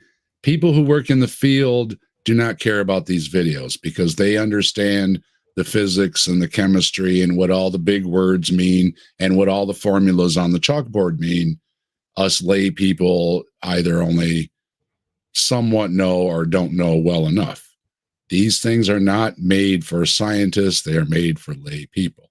Thing has to be built in this order at the right time, and that tube that is passing that protein through, it is going to build the rest of the tail. I mean, we're talking microscopic, we're talking nano machines here. It's too small to pass a protein through. So in order to build the thing, it's got to actually pass the amino acids through. It's got to send an assembly machine out to the tip of this thing to get the amino acids, which we're going to see how this process goes in just a little bit, and then build the protein there on site. Right? Because it has to be built in the right order or it does not work. Mote A and mote B form the stationary part of the flagellar motor, the stator. Both are integral membrane proteins, but mote. Now notice that they said they're stator, but then they said they're membranes. Because yes, they're conflating what it actually is into layman terms for people. That's it. It doesn't make it the same thing as a stator. It's a membrane. B is also anchored to the rigid peptidoglycan layer, keeping the stator proteins fixed in place. This is the cell wall right here. So the this is happening subunits of the inside rod the portion cell. of the rotor move up through the hollow cylinder in the assembly, and assisted by cap proteins, build up the rod in a proximal to distal fashion. Another set of rings, called L and P rings, are found in gram-negative bacteria such as E. coli. They penetrate the outer membrane, forming a bearing for the rod. As the rod cap is exposed outside the L ring, it dissociates and is replaced by a hook. Hello there, Gato. I think El Gato there is smarter than Farmer Josh. Cap that guides the assembly of the hook proteins. That guides the assembly. That builds it. After Yes, because chemical processes will do things a certain way. My layman's explanation to people about chemical processes is if you take the same amount of baking soda and vinegar and mix it together in a container in your sink, and please do this near a sink or something, that I do in mine, it will have the exact same reaction. It's going to make the same amount of a foamy mess. If somebody in Japan does it, if Mark does it in Australia, it doesn't matter. It's going to be the same exact thing every time because it's a chemical process. That's why these things happen the way they do, exactly the way they do, and they happen every time they do it because it's a chemical process. It is explained very well in these animations. But what we have to remember is these are chemical processes, and these chemical bonds only form certain bonds, certain ways with certain elements, and they do it that way every time.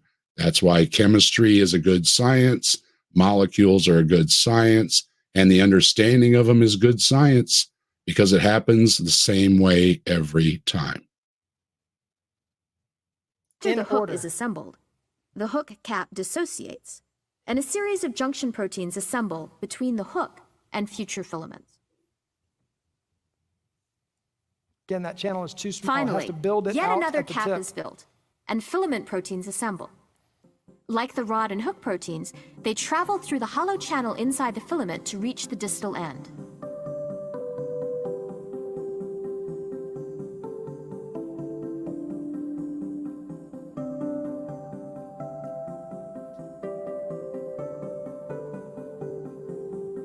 There is no such thing as a simple blob of protoplasm. It doesn't exist. Now, it was simple at one point, and it emerged to become more complex. It could have been a lot smaller to begin with than what it is now. It could have been a lot less complex than it is when it began, and it could still have been functional. Even if it was limited, again, if it completed what was necessary to get it to either a food source or to reproduce, that's all it needed. It may have gotten better and better at it, but that's just getting better at it. It doesn't mean that it could never do it. it doesn't stop there. Because those I'm gonna need another proteins that drink. make up the parts, the Fle F, the Fle G, all of those things, those are all proteins, which are also made up of what are called amino acids. They're made up of amino acids, which are the building blocks of proteins, which proteins are the building blocks of life. And how do we know that, Farmer Josh? Is that in the Bible? No, it's not, is it? Okay. So, and these amino acids have to be assembled in the correct order. They fold into proteins, and those proteins serve different functions depending on their shapes. And what we're going to see in just a minute is that the order of those amino acids is crucially important to the function of this. So not only do you have irreducible complexity in the parts of the system, but the building. And no, you don't have irreducible complexities. So you can take a whole bunch of those things out, just leave a little nub sticking out there. And if the current or another organism or some plant material or the mud or anything else moves it along because it has a little nub sticking out to a food source or to a mate, that's all it needs to do. It doesn't have to be complex. Building blocks of those parts have to be assembled in the right order. And again, those are made up of amino acids, which we'll take a look at here in just a second. Now, does anybody remember from our talk how many amino acids are there used to form life? Every living thing is made up of how many amino acids? You can cheat in your book. What? 20. Yes, that's exactly right. There are 20 amino acids, and they have to be assembled in the right order or the system does not function. So 20, you can kind of think about this like letters of the alphabet. There are a lot of different combinations of letters, most of which actually don't form anything functional when it comes to communication and information. It ends up just being gibberish. So here's a little analogy to help you think about this. Here are some letters that reads, take out the trash, but if you were to take those letters and reassemble them in just random order, it actually is gibberish. And the same is. And chemical bonds can only form a certain way. They only match up certain ways. So if you turn the chemical bond 180 degrees on its head, it's not going to line up with the same chemical bond as it did before, because that's how chemistry works. And as I just said, it works the same every time. That's why they line up only a certain way. And if you mix it all up, it's not going to work. Just the same way as if you don't mix vinegar and baking soda together, let's say you mix water with the baking soda, you're not going to get the same reaction. It's because that's how chemistry works. True with amino acids in your body. If it doesn't make sense for your body, if there's something in your body that doesn't function, that doesn't serve a purpose, what's your body going to do? It's going to get it out. Like it doesn't belong here. Let's get it out. Let's take out the trash, if you will. So just like these letters, amino acids have to be built in the right order or it doesn't work. So that chain of amino acids, after it gets formed, ends up folding onto itself, creating a complex three-dimensional shape, like those different proteins, many different proteins that assemble into the bacterial flagellar motor. And that's just one molecular machine in a very simple bacteria, right? But every function in your body, breathing, seeing, transfer of oxygen, all of that's tasting, like it all depends on many, many, many, many, many complex molecular machines. Now, Doesn't stop there. So we have irreducible complexity in the parts of the machine, the parts of the machine, but then also you have to have the complexity of the machines that build the whole thing as well. But then it doesn't stop there. There's another level of irreducible complexity that really blows the idea of co-option, borrowing from other parts out of the water, because all of that depends on a highly complex storage information in molecule called DNA, which you've heard quite a bit about. And as he just demonstrated, DNA is emergent from all the things he just listed that happened. The amino acids come together, they form a protein, the protein turns in on itself, it forms a twist, it becomes a three-dimensional complex structure, and then you get DNA. That didn't all happen at once. It's explained, and he explained it. And the reason he knows that explanation is because even though he said science doesn't have any idea how these things happened, he just explained how it happens. And that's because science told him how it happens and how you get from an amino acid to DNA. And by the way, if you don't know, DNA is a molecule. And molecules form by chemical bonds that can only form by other chemical bonds that only match up certain ways every time. That's why if you mix two hydrogens and an oxygen, you get water every time. I'm sure. So DNA is formed with 4 bases. So if you think about amino acids, 20 of them functioning like letters. In the English alphabet, we have 26 letters. In DNA, there are 4 letters, and it's these 4 bases: adenine, cytosine, guanine, and thymine. Now, these function like a computer code. If you think about No, you just said ACTG, and ACTG also each has a subcategory of ACTGs.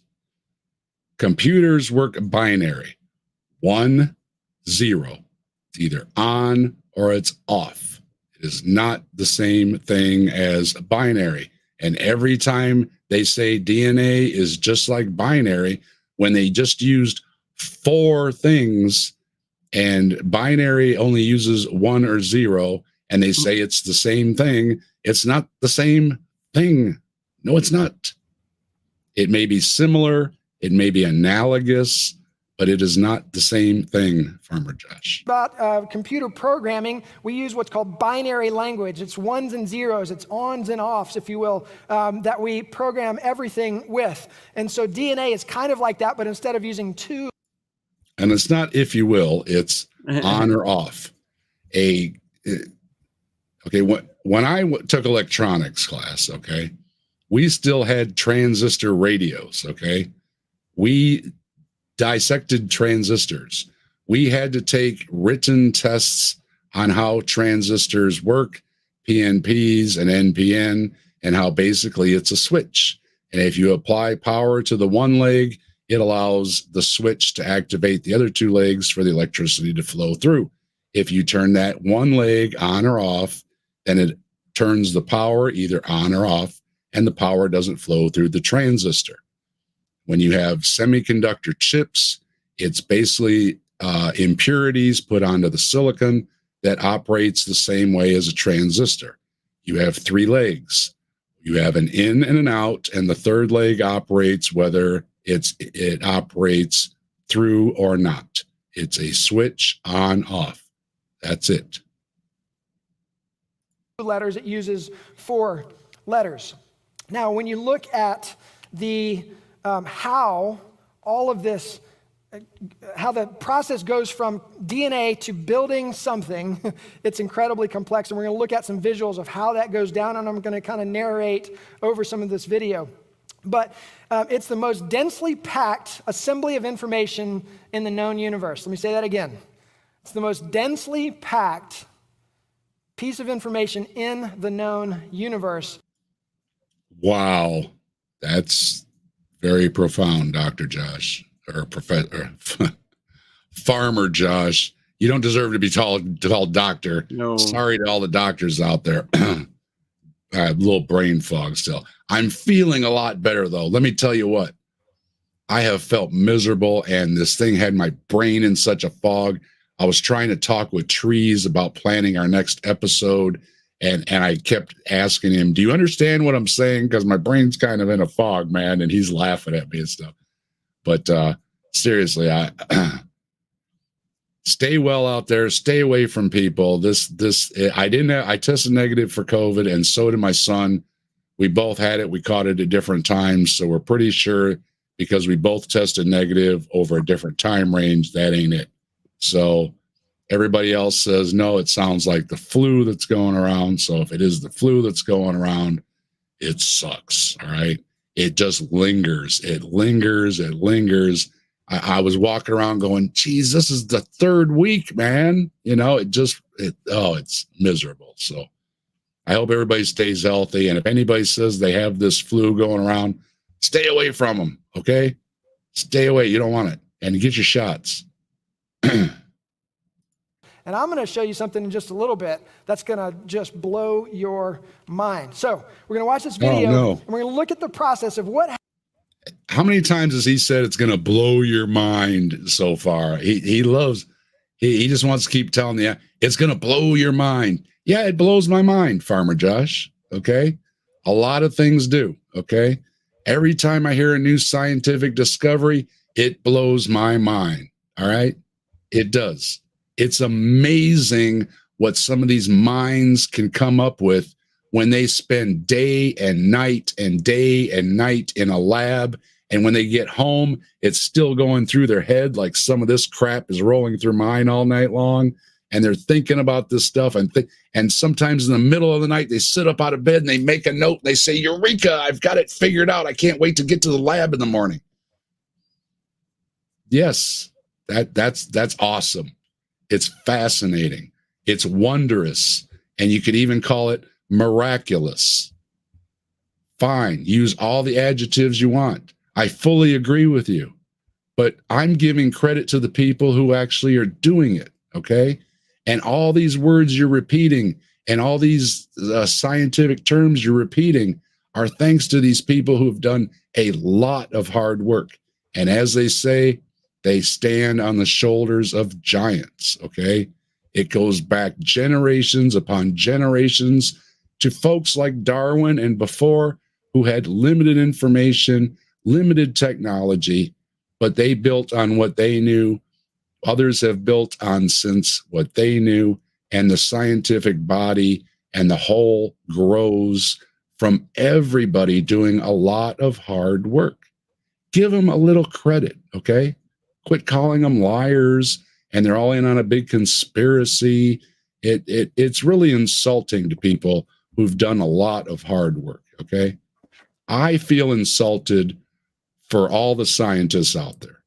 So I think the scientists, whether they care or not, are being insulted, all right? So knock it off, Farmer Josh.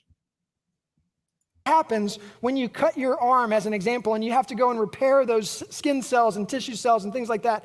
Your body has to go and find that segment of the DNA. It's like going to the Library of Congress, knowing exactly where to go, exactly the right time, and in extraordinary speed, copying that information, taking it to the manufacturer, building the protein, then delivering it where it needs to go so that your body can heal itself. And so that's the kind of thing, whether it's building a new human being or whether it's repairing something in your body. This process is extraordinary. How do we get from information from the blueprint to protein itself? So I'm going to kind of talk as we go here. So this is gene transcription, which is copying DNA into what's called RNA out here. So this is a strand of DNA and highly complex molecular machines. This is a real-time animation of this process. Not only does it have to be able to copy that quickly, but it has to have the pieces entering into those molecular machines to be able to copy that information incredibly fast. So this is happening billions of times in your body right now. As we're sitting here, this is going on in your body at extraordinary speeds. Highly complex molecular machines making this happen. There is no such thing as a simple blob of protoplasm. Again, yes, there is. They evolved from simpler forms. And we know this. even if we never find out what the simplest form was at some point, we can infer that from complex, from less complex, from less complex, that at one point there was a very, very, very simple one.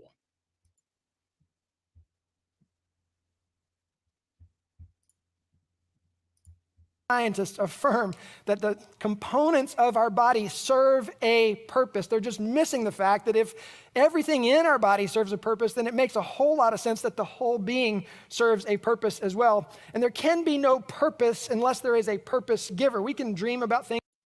And he said this earlier. Once again, this is Frank Turek.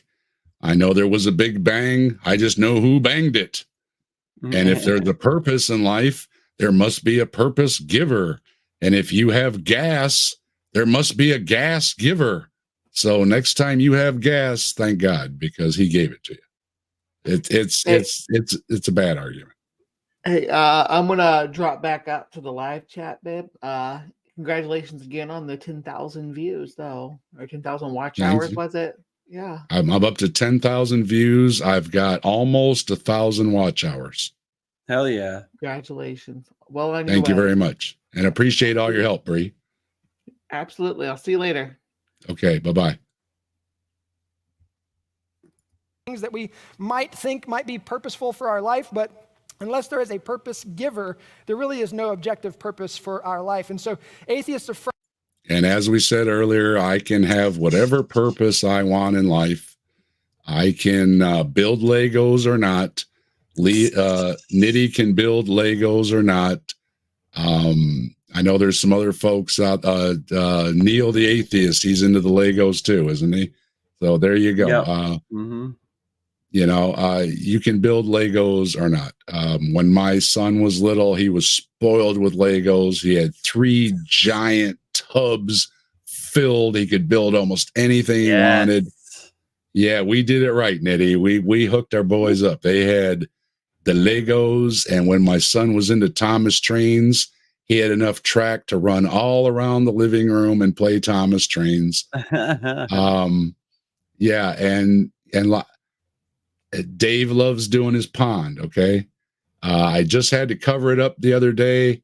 The cold weather's hitting here, so I do leave my pond running and everything. I just cover it so it keeps it protected from the weather.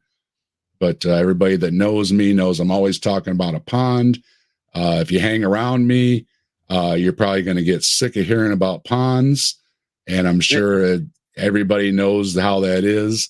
You start talking about your hobby too much with people that aren't really into it, and they've heard enough about ponds or Legos. But that doesn't stop me from doing my pond, and it doesn't stop Nitty from doing his Legos, because that's what we're into. With Tobin too. Tobin's into his music, and whether you like his form of music or not makes no difference. Tobin's into it. I like it. Other people like it, and that's all that matters. So you give purpose to whatever you want. If you want to have children or not, that you can make your own purpose. If you want to, like I said earlier, if you want to climb a mountain, that gives you purpose, then go do it. That's up to you. You can do whatever you want, and you can give your life purpose. Saying that if there is no God, there is no purpose, it's taking everything away from the self. It's saying you are absolutely nothing. And that's just insulting to anybody.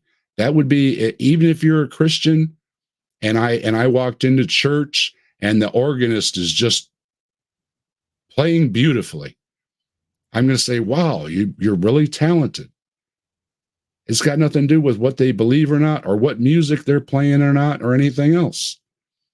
And their purpose is to play that music the best they can. And if they're doing it for God or for the audience or for themselves, it doesn't matter. It doesn't matter. You can make your own purpose. And I find it a little bit insulting that, and that goes towards all the other religions too. Most of the world is not Christian. So they are also insulting most of the world. Look around the world. Look at all the art and the statues and the music and and the books and literature and everything that all these cultures have done, a lot of it is very beautiful. And it doesn't matter if they believed in Doc or Farmer Josh. I won't keep on saying Doc. I got to stop. Why am I trying to call him Doc? Gosh. Farmer Josh here is insulting them, saying everything you did in that beautiful art and all that, it doesn't mean anything because you didn't believe in my God. It's like that's just terribly insulting. I just find it really, really insulting. I could think of some worse words, but I try to keep it clean here. So you're lucky, Farmer Josh, or you'd hear some words you wouldn't like. That the universe has the appearance of design. And then, as you're going to hear the scientists say in just a minute, that Darwin came along and he gave supposedly a natural explanation to explain the appearance of design. And we're going to blow that out of the water tonight because it doesn't hold a candle compared to the brilliance of God's creation. So this debate, I'll tee it up again for you. This is John Lennox and Richard Dawkins. John Lennox is a Christian. Richard Dawkins is an atheist. This is a debate. They have at least 2, I think 3 debates that you can go and find online. I think that John Lennox gets the best of him every time. But Richard Dawkins is what I call kind of an atheist evangelist. Like, he's an atheist, but he wants you to be one as well. I think I backed up here by accident. Hold on. I hit the wrong button. So that's at real-time Good speed, job. how fast it's copying that.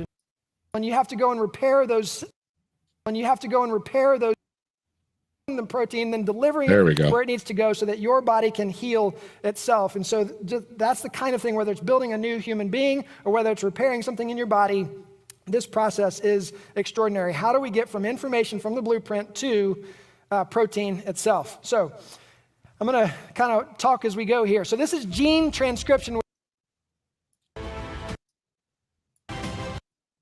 Yeah, we was just past the this animation here. Where then we now begin to build the chain of amino acids that will eventually be folded into the form of a protein. I'm going to kind of try and explain how this happens. So here's your RNA code up here. There's 3 codons that tells the transfer RNA which amino acid to put in there, and it's being built in the right order. You can see down here at the bottom. Yeah, this is where I hit the button wrong. My fault. I went up a little bit too high above the play button there, and it clicked back. But yeah, notice in this animation he's showing. See how those look like they only can fit together in certain ways? Mm-hmm. That's because they can only fit together in certain ways, Farmer Josh. That's why when that's going in, it'll only line up with, say, the way those are sized there in that animation. That's the only way they can line up. They're not going to connect otherwise. And it's either not going to connect, or there is a process with the DNA or in the RNA, one or the other, that actually has a repair mechanism where it will notice that one of these is not correct, and it'll go in. And we do have a type of repair system, a redundancy system that can correct some of these things. But again, these are basically chemicals. Chemicals only bond up certain ways, and that's what it's showing in this animation if you just pay attention. Let's not click up too high here. This chain of amino acids is now being assembled, and it's happening much faster than this in real time. So now we are inside the ribosome, which is a complex molecular machine, drawing all of this stuff out of the environment around it in the right order, at the right time, and at crazy speeds. So this is the chain of amino acids that's coming out here down at the bottom, which then gets taken to another complex molecular machine where this protein then gets folded into the shape that it will eventually be in order to be used for whatever function it is designed to. I'm going to break that up for a second because he's got some music playing in the background, and I'm not sure what it is. But yeah, that's sure some great animation there, and he's got it on the big screen, and I'm sure it's really impressive. But it doesn't really mean a whole lot, Farmer Josh. Sorry. Accomplish. And everything in life requires proteins. It's used to build the structure of our bodies. It's used to create signaling molecules to turn on and off functions, to turn on and off genes, to regulate things at just the right time. Did I say already there's no such thing as a simple blob of protoplasm? Yeah, you did, and it doesn't mean anything. It's been disproved. We know these things are emergent. We know they've gotten more complex. So it doesn't matter how many times you say it hasn't happened. It's happened. We already know it. Once it gets folded, then it's got to be taken to the other parts of the cell. This is a kinesin motor protein, a highly complex molecular machine that's taking a shipping crate full of stuff. And again, he's saying a machine with a shipping crate. There's no shipping crate, okay? He's throwing these words in on purpose. To the other side of the cell. This is inside the cell, right? It's carrying things to the other side of the cell. Now, DNA, I just get chills. This is crazy.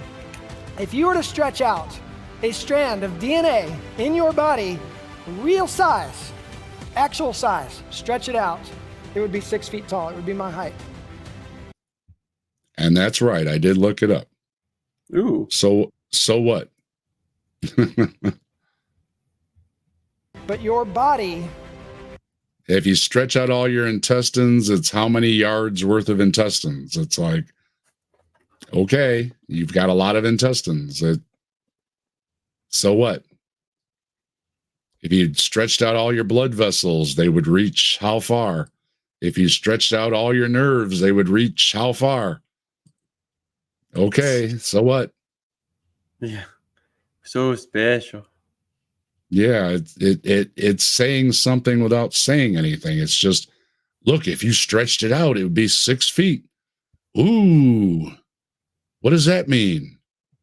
Absolutely nothing. It just means it would be 6 feet long. Okay.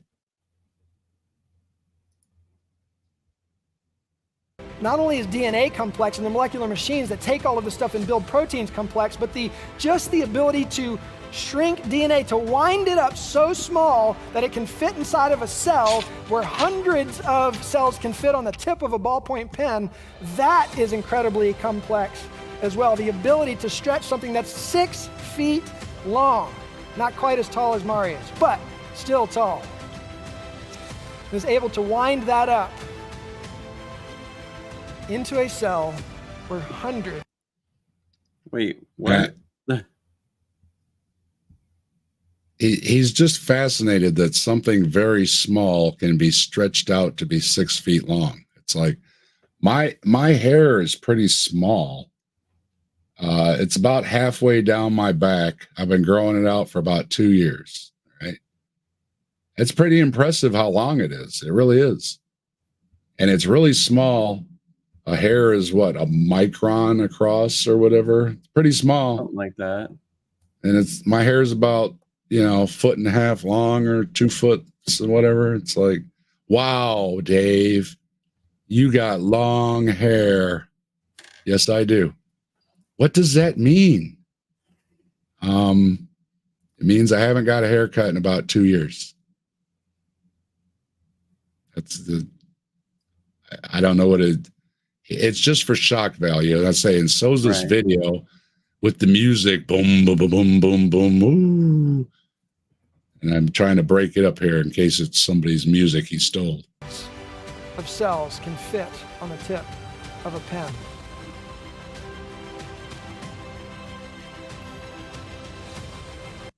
And like I was talking about transistors earlier, a transistor is about, you can put about 4 of them on your fingernail, okay?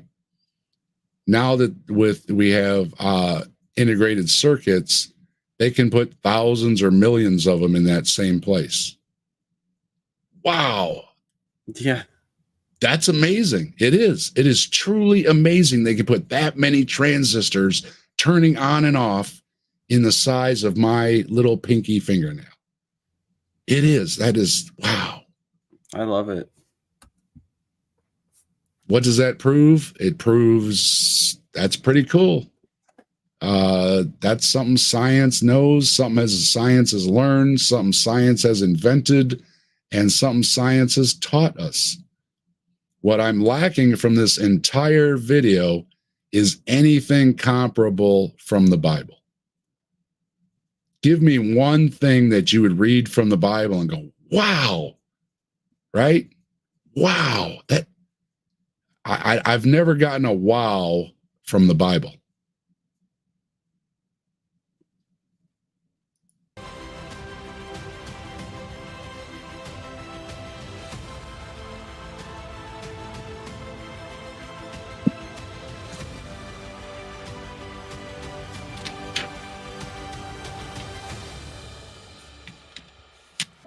This is a cell that's dividing.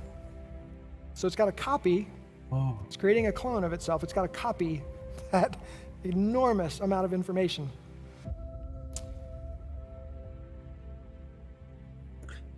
So now we've gone from one cell to two cells. Wait, doesn't information have like a slippery definition in the first place? It does. He's gonna I see my notes coming up here. He's gonna mention Bill Gates, who also uses a reference, but it doesn't matter what these people say. Right. And I often mention, why did God go through all this trouble? I mean, if we're just a supernatural spirit that's immaterial and everything else, why go through all this trouble? Why aren't we just ghost-like inside, or ectoplasm like from Ghostbusters or something, right? Why go through all this trouble of all this complexity when it could just be magic? We could just be walking around filled with a magic spirit without any need at all for blood vessels or nerves or a heart or lungs or anything, because apparently you don't need any of those in heaven. Right. You're a spirit, right, Nitty? Well, no, that's wrong. That's actually wrong. Well, okay. So whatever you get a new believe, body, but it's spiritual, right? Well, we don't know what. It's tricky. So like, there's the intermediate state. You don't say. Which Christians can't agree what the fuck that is. Sorry. Beep. And then there's like the new heavens and new earth, where you could be said to eat, where there'll be hills, places to walk. Like, walk with what? Like, eat with what? Like, we don't know. I mean, we infer that everything is discreetly humanoid, right? But we don't know if Adam and Eve were Peter Dinklage size, or like, you know, Shaquille O'Neal size, whatever, right? How big or small other parts will be, no clue. But there'll be bodies of something. And, you know, Paul seems to have this idea that the body is going to be spiritual, but it's still going to be Christ-like in incarnation now, but without sin, right? So God's going to just, it's like the Greek word for manufacture, basically. Like, it's a remaking of all the parts, but in out of new substance, like out of new ousios. So like, maybe, I mean, but is there DNA to that? Well, it seems unnecessary, because there's no sex in heaven. So, in heaven there is no beer. That's why we drink it here. Oh, right. So like, one of the funny things about like intelligent design and like the decoding of all or encoding of all this stuff, right? It's like, okay, all right, just grant the whole damn thing, and then just be like, all right, so it's been encoded into our DNA that the vagina produces mucus that kills most sperm. Is that part of the design or part of sin? It's like, well, it seems like it's coming from the DNA. So who chose to corrupt the DNA in that way? right? Yeah. But who's allowing that kind of corruption when it's just right there, deep down to the core of how our reproductive system works, right? It's like, Yeah, so many other species do everything they can to take care of well, sperm. Some even it's store it. Human right. females do everything they can to kill every last one of them. But it's not even that. It's like there are so many things that the Christian will say, like, oh, that's an amazing part of our body. It's just so amazing that that's designed. I bet for every body part or major life function, we can find one thing that at the core of its encoding or whatever either implicates God for being negligent or purposefully uh, engineering something very problematic. So the reproductive system is full of them. Yeah. For one.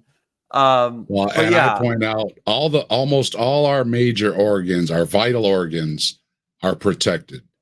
Now you would think, well, maybe there's some design, right? We've got a skull around our brain, we've got a rib cage around most of our vital organs, right? Seems you got a little protection. And then the main thing biologically that we need to reproduce is just dangling out there with no protection whatsoever. And any hair. guy that's ever been tagged there knows how unprotected they are, okay? But he made sure to put plenty of nerve endings in there so we knew exactly how unprotected they are. Let me tell you what. So yeah, the funny thing about sperm is they have to be kept outside of the body because they don't survive at body temperature. Now, the more I thought about that, the more I said, hey, the thing we need to reproduce doesn't like body temperature. And in my research with our ancestors, our fish, that's not the way, like in the sharks, okay? Your gonads are way up inside. For humans, they have to travel, okay? And in that traveling causes us all kind of problems, including why we get hernias, which my older son right now is just dealing with. He has to see a doctor. He's got a little bump on his belly. You can thank all that to the fact that us, not other species that can keep their gonads up inside, we have to travel ours through the wall, the abdominal wall that causes a weakness in it that'll later give you a hernia, to put the testes outside the body, because in humans they don't like body temperature, and it was designed that way. And I just have to say, how do you get there? How do you get there? For me, and I think most guys would agree, we'd rather have them up inside of us, like with the shark, where we couldn't. Speaking of my son, he was just here, and when he comes, the dogs are just so happy to see him, right? And he has to go outside with them because they're just so happy to see him. And he came back inside. He goes, "Oh, I got tagged 3 times. Oh." So I'm sorry, intelligent designer. That wasn't very funny. Okay, not funny at all.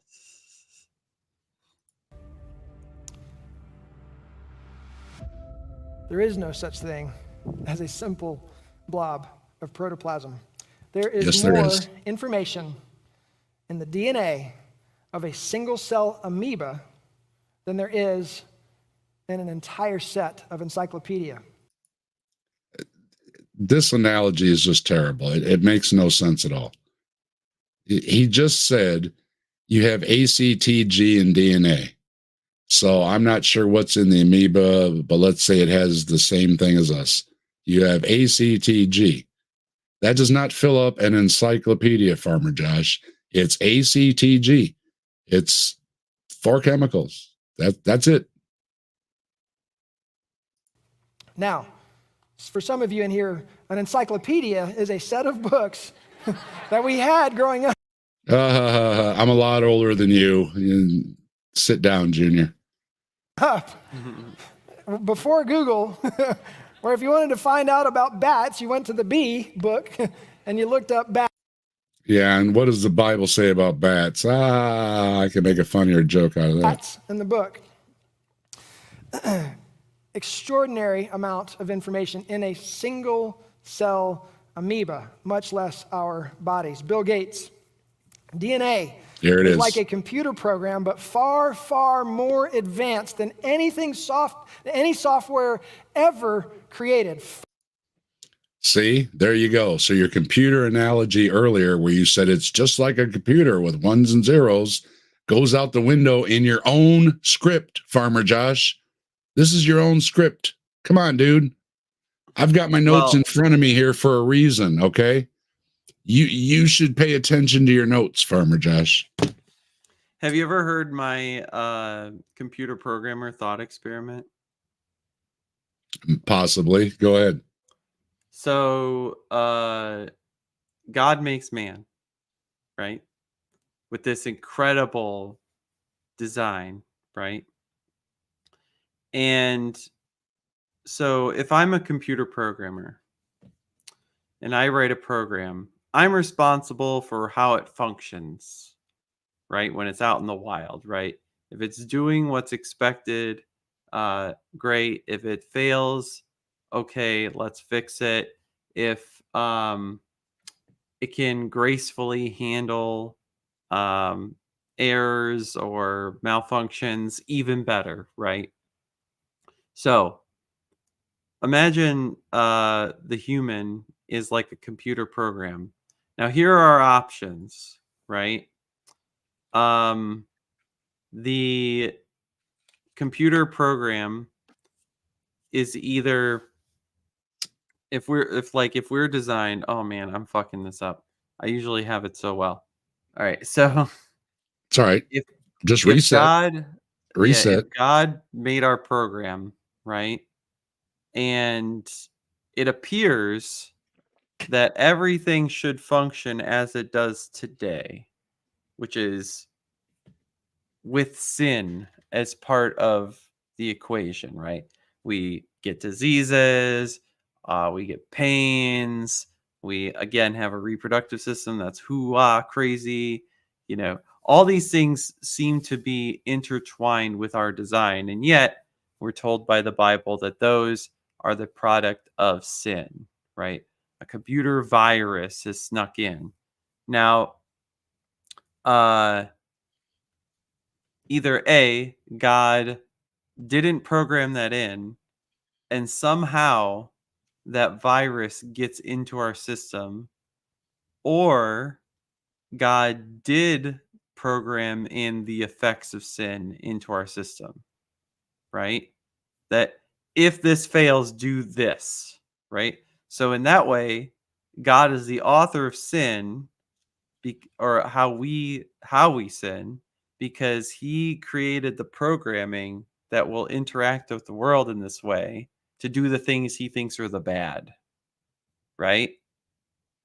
So I don't think Christians want to say that God did this incredible design to make us so beautiful and grand, and yet he put in the directions that are intertwined with our behaviors that he wants to send us to hell for, which then makes him the author and responsible for sin. Now, if he's all good and all loving, I don't think they want to say that God also, makes us bad, right? That's what I'm saying is like, if the program has, like, if you take away this aspect from the program and God knows that that's what's happened with that you'll do the bad if he takes that aspect away, then he made sin. He loves you so much that he made sin. He made you a way that you will break, right? Okay. Wait, the Christian will say, no. God took his hands off and the devil put the virus in, right? It's like, okay, then how does the devil know how to change our programming? Who, who made that? Who made another designer that can tamper with the program? Well, now God's responsible again. Right?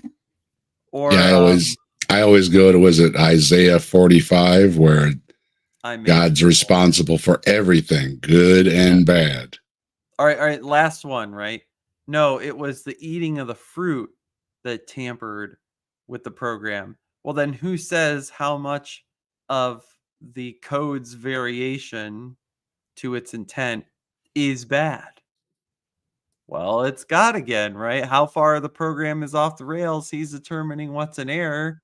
So he's defining sin, arbitrarily. Or if he takes away, oh, this is even better. If he takes away the perfectly righteous nature, then he's altering the code again, right? It's like you just can't escape God doing the worst possible thing to the thing he designed, right? And I came up with this when I started to think about this idea of the whole DNA designing, programming, and how we interact with the world. And especially with those kinds of ideas of natures, right? That man had this program of body awesome, righteous nature, right? But the fall, there's two perceptions. There's like a righteous nature is removed or a sin nature is added. Well, who makes the code for those things? Right? How is one taken away and the other provided? When you were saying earlier, the answer to why do we have scientists and doctors is because you'd say, well, the Christian would say, because God gave us doctors to cure things. God gave us doctors to cure things that he invented in the first place. So right. Yeah, that's just, what is it, catch 22 or whatever? You're not getting anywhere. You're just saying, well, yeah, of course God had to cure the diseases that he made in the first place. It's like, well, that don't make them in the first place. That's like making yourself more work, isn't it? Right? Yeah, and there's so many, like Pragmatic Crystal put that verse in there from Proverbs. And there's so many apologetics to try and get around the fact that they claim God is love, God is always the good, right? Well, now I guess for that verse, you have to say, oh, this is best possible world theology, which then it turns God into this meek loser who can't do any better than what his creation we need does. T-Jump. We need T-Jump in here for the best possible world arguments. Right. He does a pretty good job with that argument. Like him or not, I think he does a pretty good job with that argument. Yeah. So, there you go. That's just my take on that one.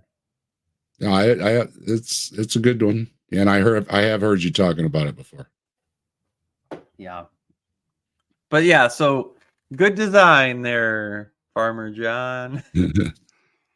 Whoopsie. And I have to get myself a beverage because my son is not answering the call. So he's either in depth in his game or he's ignoring me, one or the other. So give me a minute intermission here, and I'm going to get a refill on my beverage because I got to keep the pipes wet or I'm not going to be able to talk. So Give me 1 minute and I will be right back. I wish can I do this? Yes. I'm gonna steal the stream. I uploaded this while we were going here. It's my new channel intro. Oh, wait. I can't add it to the stage. Damn it. Yes, go to my notification. Go watch my channel intro. Do it. Do it. Like it. Do it. Do it. Oh, wait, can I put the link in the chat? Maybe I can. There you go. Go watch my channel intro. Again, I uploaded that while this has been going. So I have fun.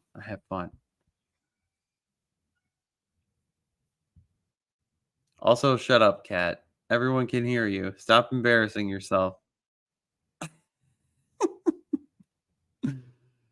Oh, goodness.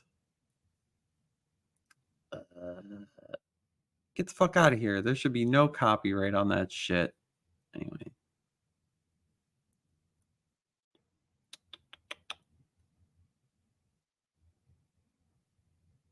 Okay, whatever. Oh, I see why I did that. All right, cool.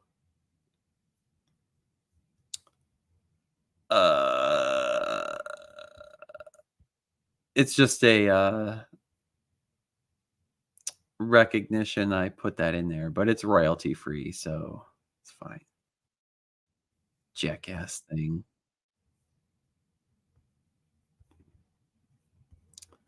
So yeah, enjoy that. What else we got going on? Yeah, this is in place of me doing something tonight. Tomorrow I'll probably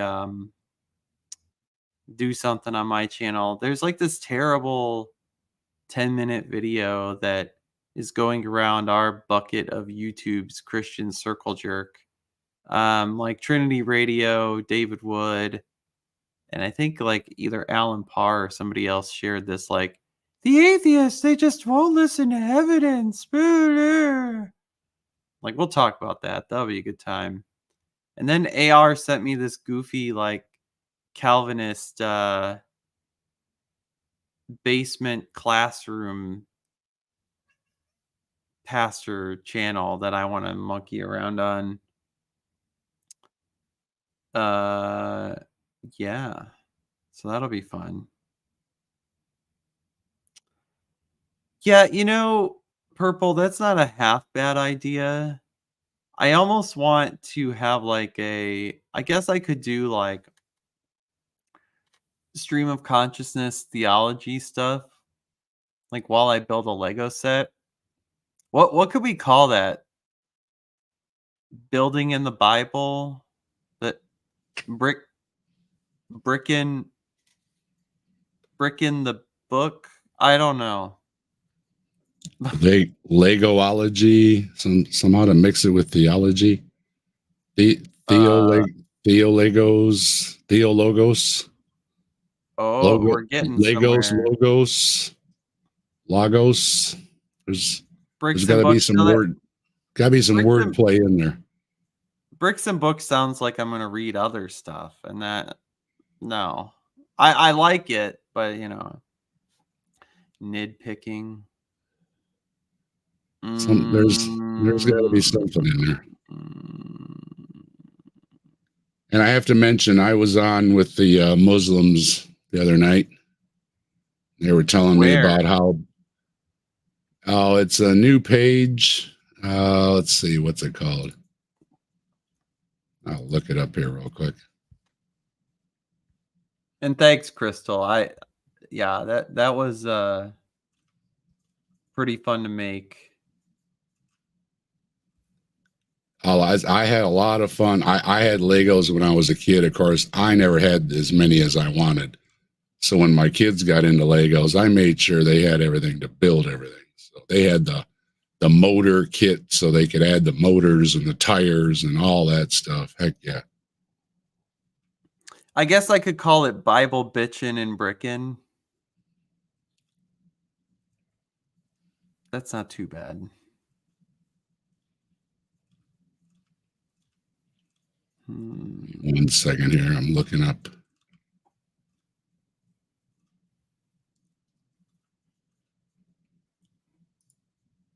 What else could I call it?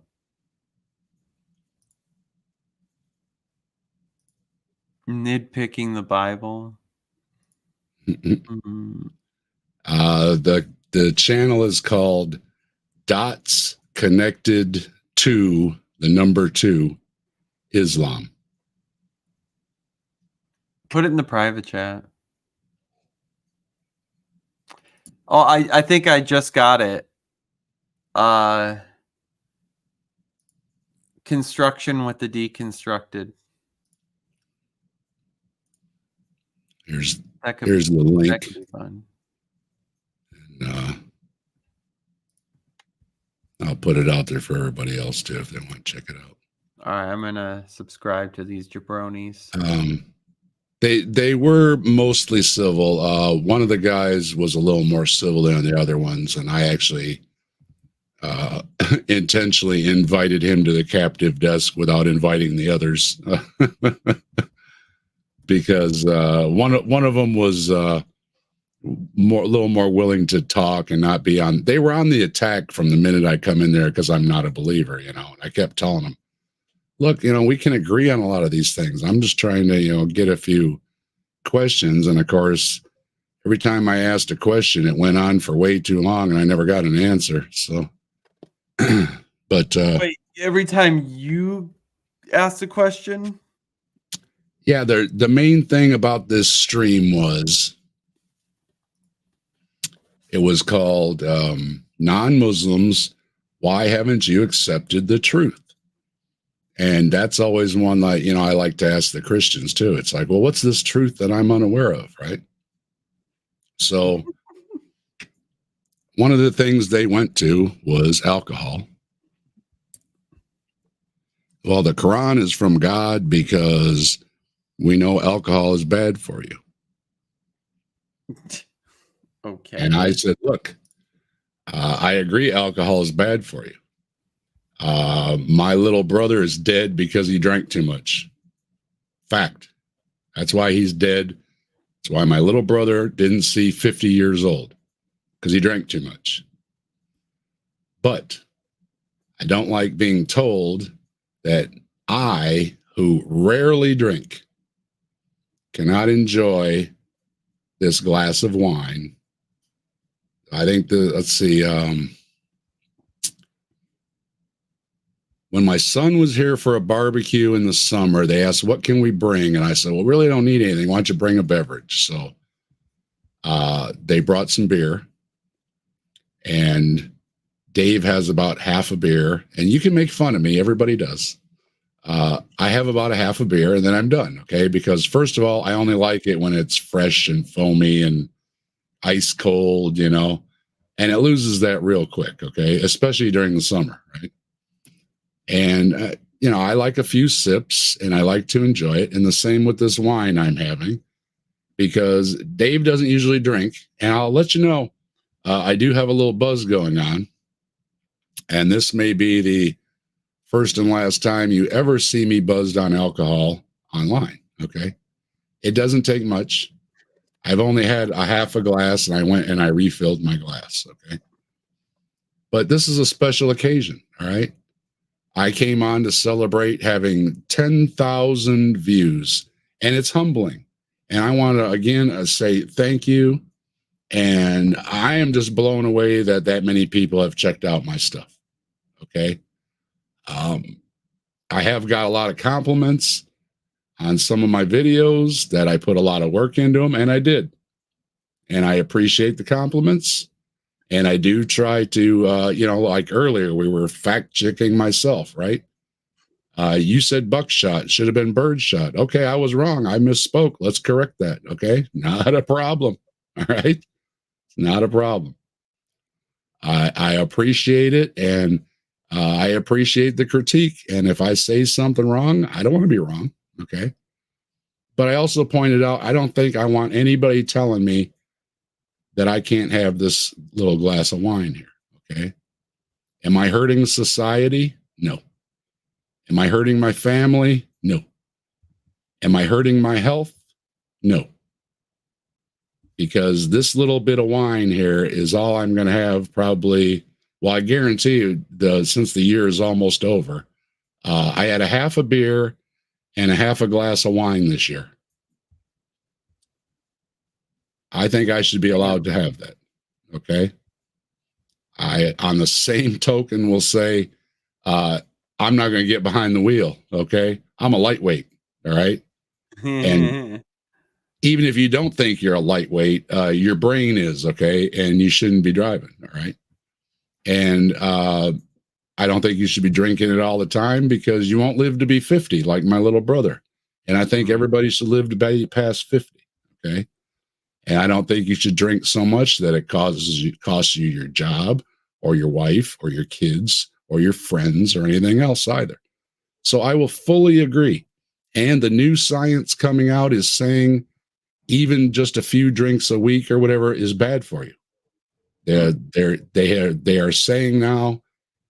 I know my grandfather used to always have a little bit of wine because his doctor recommended it to thin his blood out a little bit. Now the doctors are saying, no, we don't want you to drink. We're going to give you some medication for that because drinking is actually worse than taking the medication. Oh shit. But I can't, I also am one of those people that likes to enjoy some of the finer things in life, like bacon and cheese and red meat. I have ribs on my birthday every year because they're delicious. And if it takes a year off of my life, I don't think that last year of my life is really going to be worth it anyways, to sacrifice enjoying this little bit of wine or, ribs on my birthday. So while I fully agree we shouldn't drink too much, we shouldn't eat too much red meat, shouldn't eat too much cheese, I had to make a sacrifice. I'm at that age where you go to the doctor and they want to run your blood and everything else, right? And first thing he came back with is, hey, Dave, your LDLs are too high. You're borderline, might have to put you on medication. See what you can do before your next visit. I said, well, I know what I got to do. Put the deep fryer away and quit having such giant pieces of cheese for a snack in the evening, because I do like a piece of cheese for a snack in the evening. Okay. So that's what I did. I put the deep fryer away. My wife got me an air fryer, some baked potato chips, and I try to only have a piece of cheese a couple times a week. And it's just a little tiny little piece of cheese without giving it up. My doctor, I went in, I dropped down 30 points, and he said, wow, good job. What were you doing? I said, I just watched my diet. He goes, well, you don't need meds. I said, thank you very much. Hell yeah.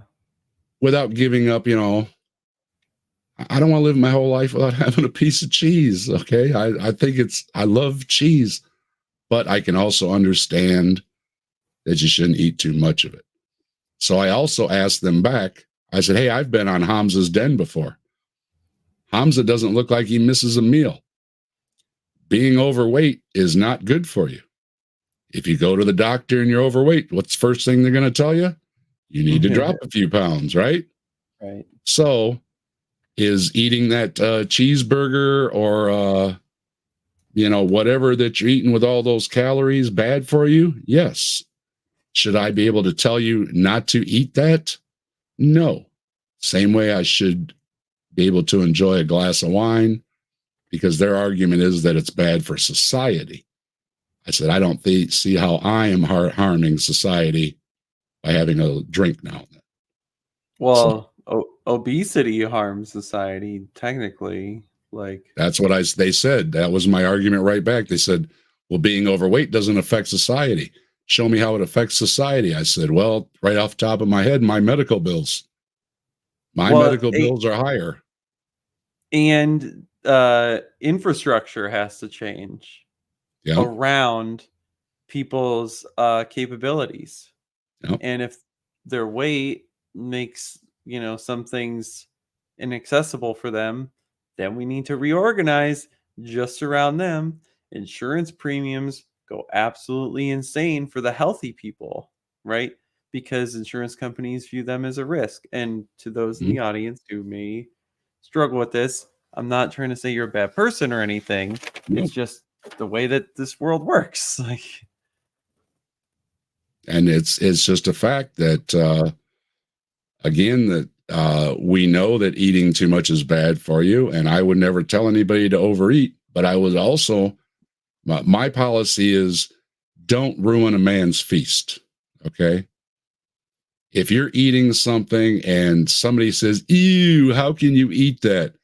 That is one of the most rudest things you can do, is to ruin a man's feast. That person, if they're eating goat testicles or something and it's the greatest thing they've ever eaten and they're having a good time eating them, let them enjoy it. Right. Just because I don't want to eat it, I'm not going to go, ew, how can you eat that? Don't ruin another man's feast. Same thing if you want to have a piece of chocolate cake, have a piece of chocolate cake, okay? Now, don't eat the whole damn cake, all right? But have a piece of cake, okay? Live life, okay? Just, try to control yourself is all. But prohibition, I don't think prohibition works. I don't think it works against drugs or alcohol or anything else. And when asked what my solution is, I said education and programs, including getting people help who may have an eating disorder or a drug problem or a drinking problem, whatever it may be. Mm-hmm. So I can do all those things. I can come to the same conclusions. I can have solutions without Islam. So that's what my arguments were with them. So I'm you excited. can check me out. I was on there for a couple hours talking with them the other night. So yeah. So are they one of those like Ace Theo, my channel type of things where it's like they it's have a general panel. things that what? It's a panel, so you're gonna get ganged up on. Woo! You walk in and there's 1, 2, 3, 5, 6 Muslims or something coming at me. So sweet. Yeah. How do they have like regular times they go live, or is this random? I think you said it's every Friday or something like that. Oh boy. It's like a set thing. It's like Hamza's Den. He has his regular den every Friday or Saturday or something like that too. It's similar, but this channel just got started. They've only got like 600 subs or something like that. Yep. Most of them are pretty good though. So cool. Well, I'm getting tired, so yeah, me too. I'm gonna try and wrap this thing up here. My notes are dwindling here, so I know this thing's been going on for a while. I knew it would be going on for a while. Not good that you're wrapping it up, but But I got to, yeah, I appreciate you stopping by, Nitty. Always good to talk with you. You have a great evening. I later, man. All right, and we're going to hit back to Farmer Josh here. Far more advanced than any software ever created. Now, one of the things that science has tried to do is to say that this didn't necessarily happen by chance, but it could have happened by necessity, where the laws of chemistry caused these things, caused this information to be built in the right order. That doesn't fly as well. Well, yes and no. What it's saying is when you have the seas full of chemicals that are going to have chemical reactions, because that's what chemicals do, that you can have a lot of different outcomes, and one of them could have been replication. And once you have replication, then you have life taking off. I think really one of the big mysteries is replication. There is also the possibility that we are never going to know how or when life first started in the seas. But they will still be able to infer things from that. The idea of, and this is pushed by creationists a lot, if you can't explain something 100%, it's wrong. And that's just not true. We can explain a lot of things adequately enough to know enough about them. It's like electrons that make all these electrons work, or all these electronics work. We don't know everything about electrons. Some of it is a mystery, but we know enough that we can have electronics, and we can make the electronics do what we need it to do to put me on here and to put you on here to listen to me. So you do not need to know 100% about electrons to have electronics. His argument is bogus. Well, so this is just a little example here. This is a little magnet board right here with some magnetic letters. Where chemistry does come into play is in causing those 4 letters to fix itself to and you already the made DNA this strand argument. So we're going to skip mechanism, a not little bit. storing information in our bodies or cells or anything like that, but using the mechanism of DNA, which is able to take like Library of Congress amount of information that's in 6 feet long and wind it up to, could be crammed into a DNA archive the size of a poppy seed.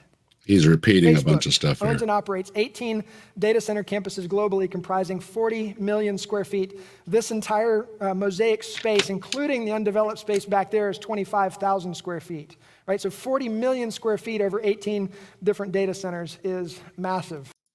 And all he's saying is these data storage areas are massive. Well, yes, but what he's leaving out is we have a finite amount of data storage that we can do too. So he's completely leaving that out. And comparing it to how huge these storage areas are and how huge these servers are and how many of them we need is because of how many people are using computers, and not just using it for this and that, but we are using it for just about everything, including what we're doing right now, for people taking photographs, sharing them with their friends. All of that is all the data running around. And to serve the customer better, they need to build bigger and bigger data storage, not only to hold it all, but to make the accessibility better and faster. If I was saying something right now and everybody listening had to wait 10 minutes to hear me because it has to go through a system that's so slow and so packed with information that it's going to slow down the whole system, it's not going to be good for the consumer. It's not going to be good for the companies providing the product to the consumers. So they're going to build them bigger and faster to accommodate us. DNA, another article, DNA could store all the world's data in one room. In reality, it's actually a lot less than that. That's not true.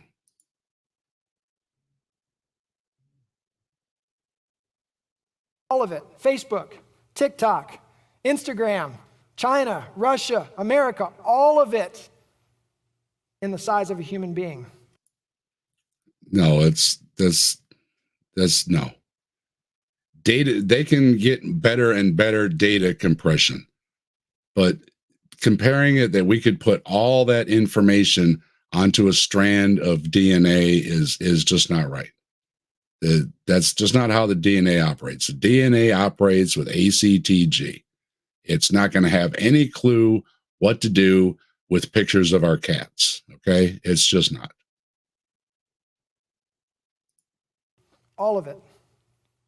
Facebook's 40 million square feet. All the world's data in one human being. I'm repeating this because this is ridiculous. Crazy cool stuff. And just It's ridiculous what the analogies you're making about it are, yes. And almost every analogy you've made in this entire video has been ridiculous. That's what it says in my notes a lot, is that your analogies are terrible, Farmer Josh, okay? And that's why I've had to nitpick through this whole video. And I want to thank everybody for hanging out that has hung out. I know this is a long video, but it needs to be done. And, you know, I'm also celebrating 10,000 views. I'm celebrating almost 1,000 watch hours. I'm celebrating 205 subscribers. And I'm celebrating almost 100 videos posted. I think this is going to be number 98, 99, something like that. I'm really close to 100.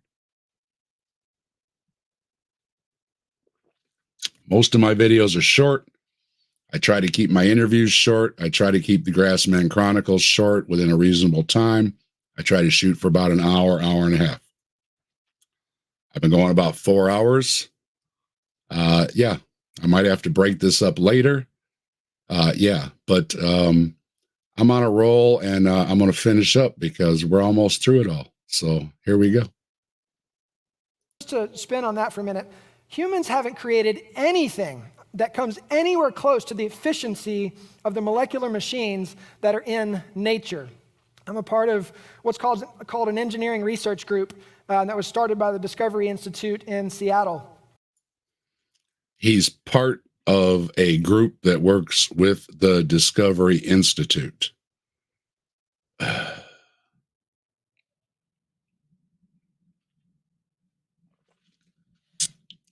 Discovery Institute is dishonest.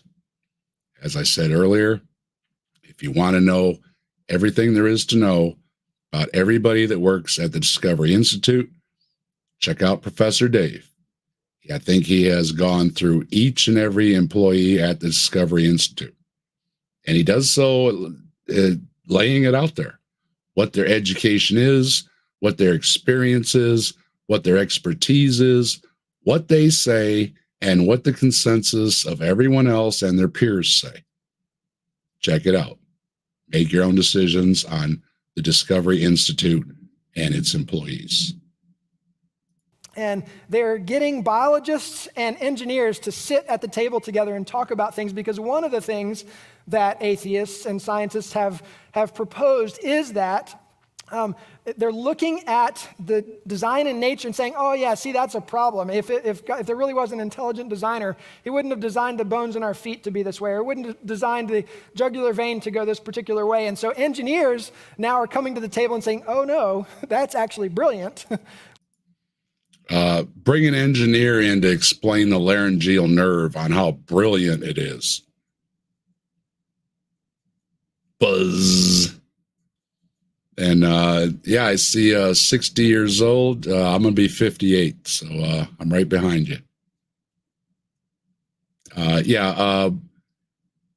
That's the thing. Creationists love to bring in engineers to say, well, this looks just like an engineer would do it. Really? Really? One of my chronic problems is having a bad back. And most of us suffer from back problems, right? We suffer from back problems because we stood up, okay? For women in childbirth, go watch a video of some of the other great apes having birth, okay? I've watched them. They're not screaming. They're not gripping their mate and digging their fingernails in. They're not yelling for drugs. And yes, I know a lot of you do it naturally. So did my wife. Good for you. They kind of give birth and they look down and they go, wow, here's my baby. Because they're not on all four, or they're not on two legs. There seems to be a clear evidence of the big difference between us and the other great apes. We stood up. And it was advantageous for a lot of things. It also caused us a bunch of disadvantages. It's a trade-off, okay? So when they like to bring the engineers in, and I have a video of Ahmed that was on with Bread of Life, and he's an engineer, and he likes to use a lot of these same bad arguments. Oh, well, I'm an engineer, and I'm an engineer. Well, good for you. You're not a biologist, though.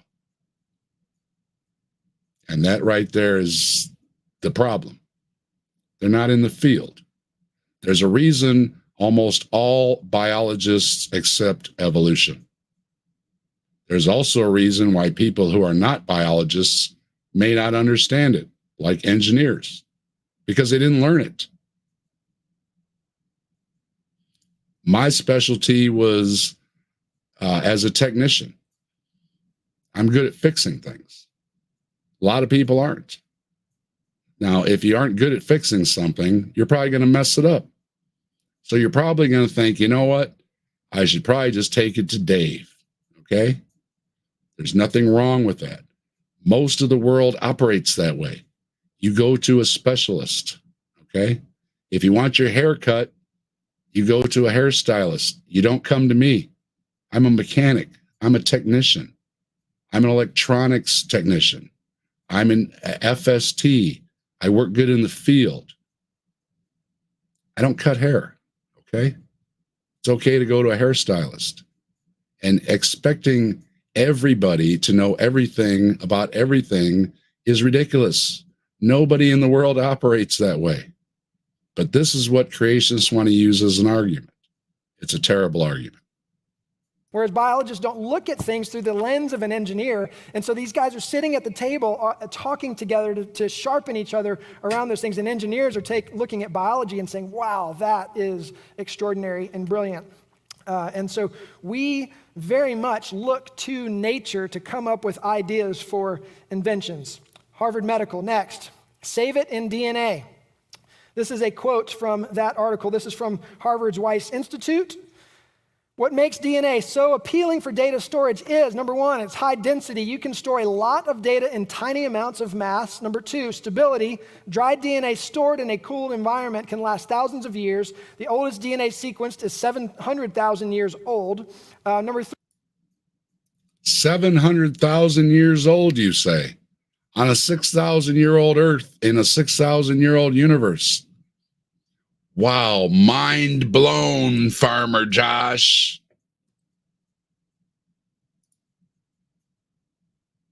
Three, energy efficiency. It doesn't take much energy and space to store DNA, just enough to keep it cool. Keeping something cool takes a lot of energy, Farmer Josh.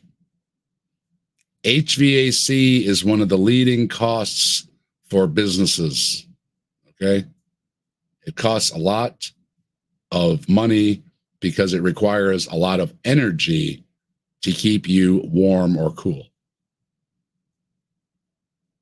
4, relevancy. Biological systems use DNA, and therefore DNA with its possibilities to encode and decode information will not become obsolete like many other data storage media. The reason it's not going to become obsolete is because it's brilliant. It's the most advanced technology ever created, and there's nothing that's going to surpass it. It wasn't created. It's emergent. He basically gave the outlines of it earlier. It emerged from RNA. These kind of things are known. So, no, it wasn't created. It wasn't like that on day one. And early life forms didn't have DNA. They had simpler RNA based on simple molecules like sugars. There are, however, 2 main drawbacks that at present limit DNA as a universal archiving medium. While both synthesis and sequencing costs are at an all-time low, the costs of synthesizing DNA and then retrieving the data via next-generation sequencing are still much higher than those of using conventional storage media. In our lab, we continuously develop new methods for biology, medicine, and technology. But the key is to make them multiplexable. DNA storage holds great potential, and our model is faster, cheaper, and at scale. So there is irreducible complexity on 4 levels. Number 1. Get ready, because this is really bad. 1, the organization of the parts. Number 2, the makeup of the parts. So the parts themselves, the proteins, the flagellar motor, as an example, has a lot of different proteins, which each of those proteins have a lot of amino acids that make them up, that have to be assembled in exactly the right order. And by the way, when DNA is copying and replicating itself, it has built-in error correction systems. Yeah, you left that out earlier, but I pointed it out. So that when something goes wrong, it's able to fix it. So the makeup of the parts as well. Then you go down deeper. You have to have molecular machines needed to build the parts. And then below that, you have to have the information, the blueprints, the instruction manual that tells you how to build that stupid piece of IKEA furniture. Instructions is information. Your joke fell flat, Farmer Josh. Nobody laughed about the IKEA furniture. Quit getting your jokes from Frank Turek. They're not funny. Which leads us to this next illustration. SETI, science knows that information comes from intelligence. SETI stands for Search for Extraterrestrial Intelligence. This is a program, it's a secular program. I mean, there may be Christians that are a part of this, but the point is... You're trying to make it an atheist thing. Once again, in our country, most of the people are religious. Most of the people in science are religious. Now, a lot of the top scientists will say they're not religious, but a lot of scientists are religious, and some top scientists are as well, like Mary Schweitzer, we mentioned earlier. She's a devout Christian, and she's also a good scientist. just because he wants to set up the Ken Ham argument of secular science and Christian science. It's nonsense. It's a straw man. It's just setting up a this against them scenario. They have a bunch of satellites all over the planet just pointed out into space listening. Those are called telescopes, radio telescopes, not satellites. What are they listening for? They're looking for intelligence, they're searching for intelligence, but they're looking for information. They're looking for a signal that repeats unlike a natural signal that would indicate that it's made by a not natural source. Because they know that information comes from intelligence. Atheist scientists know that information comes from intelligence. We know this, it's common sense. No. They're saying again, if they get a signal that repeats in a pattern that is not natural, it is possible it's from another civilization. So I'm going to play a clip from a movie about SETI. This is not a true story. This is from the movie Contact with Jodie Foster. Yeah, it's a fictional movie called Contact with Jodie Foster. It's a good movie. It's basically about getting the contact, which was noted as little green men. But then it takes it off into aliens show up and they're communicating with it, and it all goes into all kind of sci-fi. Basically, they get a signal and then they want to verify it. And I'm probably going to skip it because I don't know if it can actually play this. But you probably remember, I think it was from 98 or 99. And there's tension because basically here she is, and she's going to hear a signal. And she's going to race back to the lab Full systems check. so they can get it verified. Willie's checking the system now. Stay on top of the systems diagnostics. Check the They're running system diagnostics. They're checking everything to make sure that it's not a mistake. And this goes on and on for way too long here. How's this playing tonight, guys?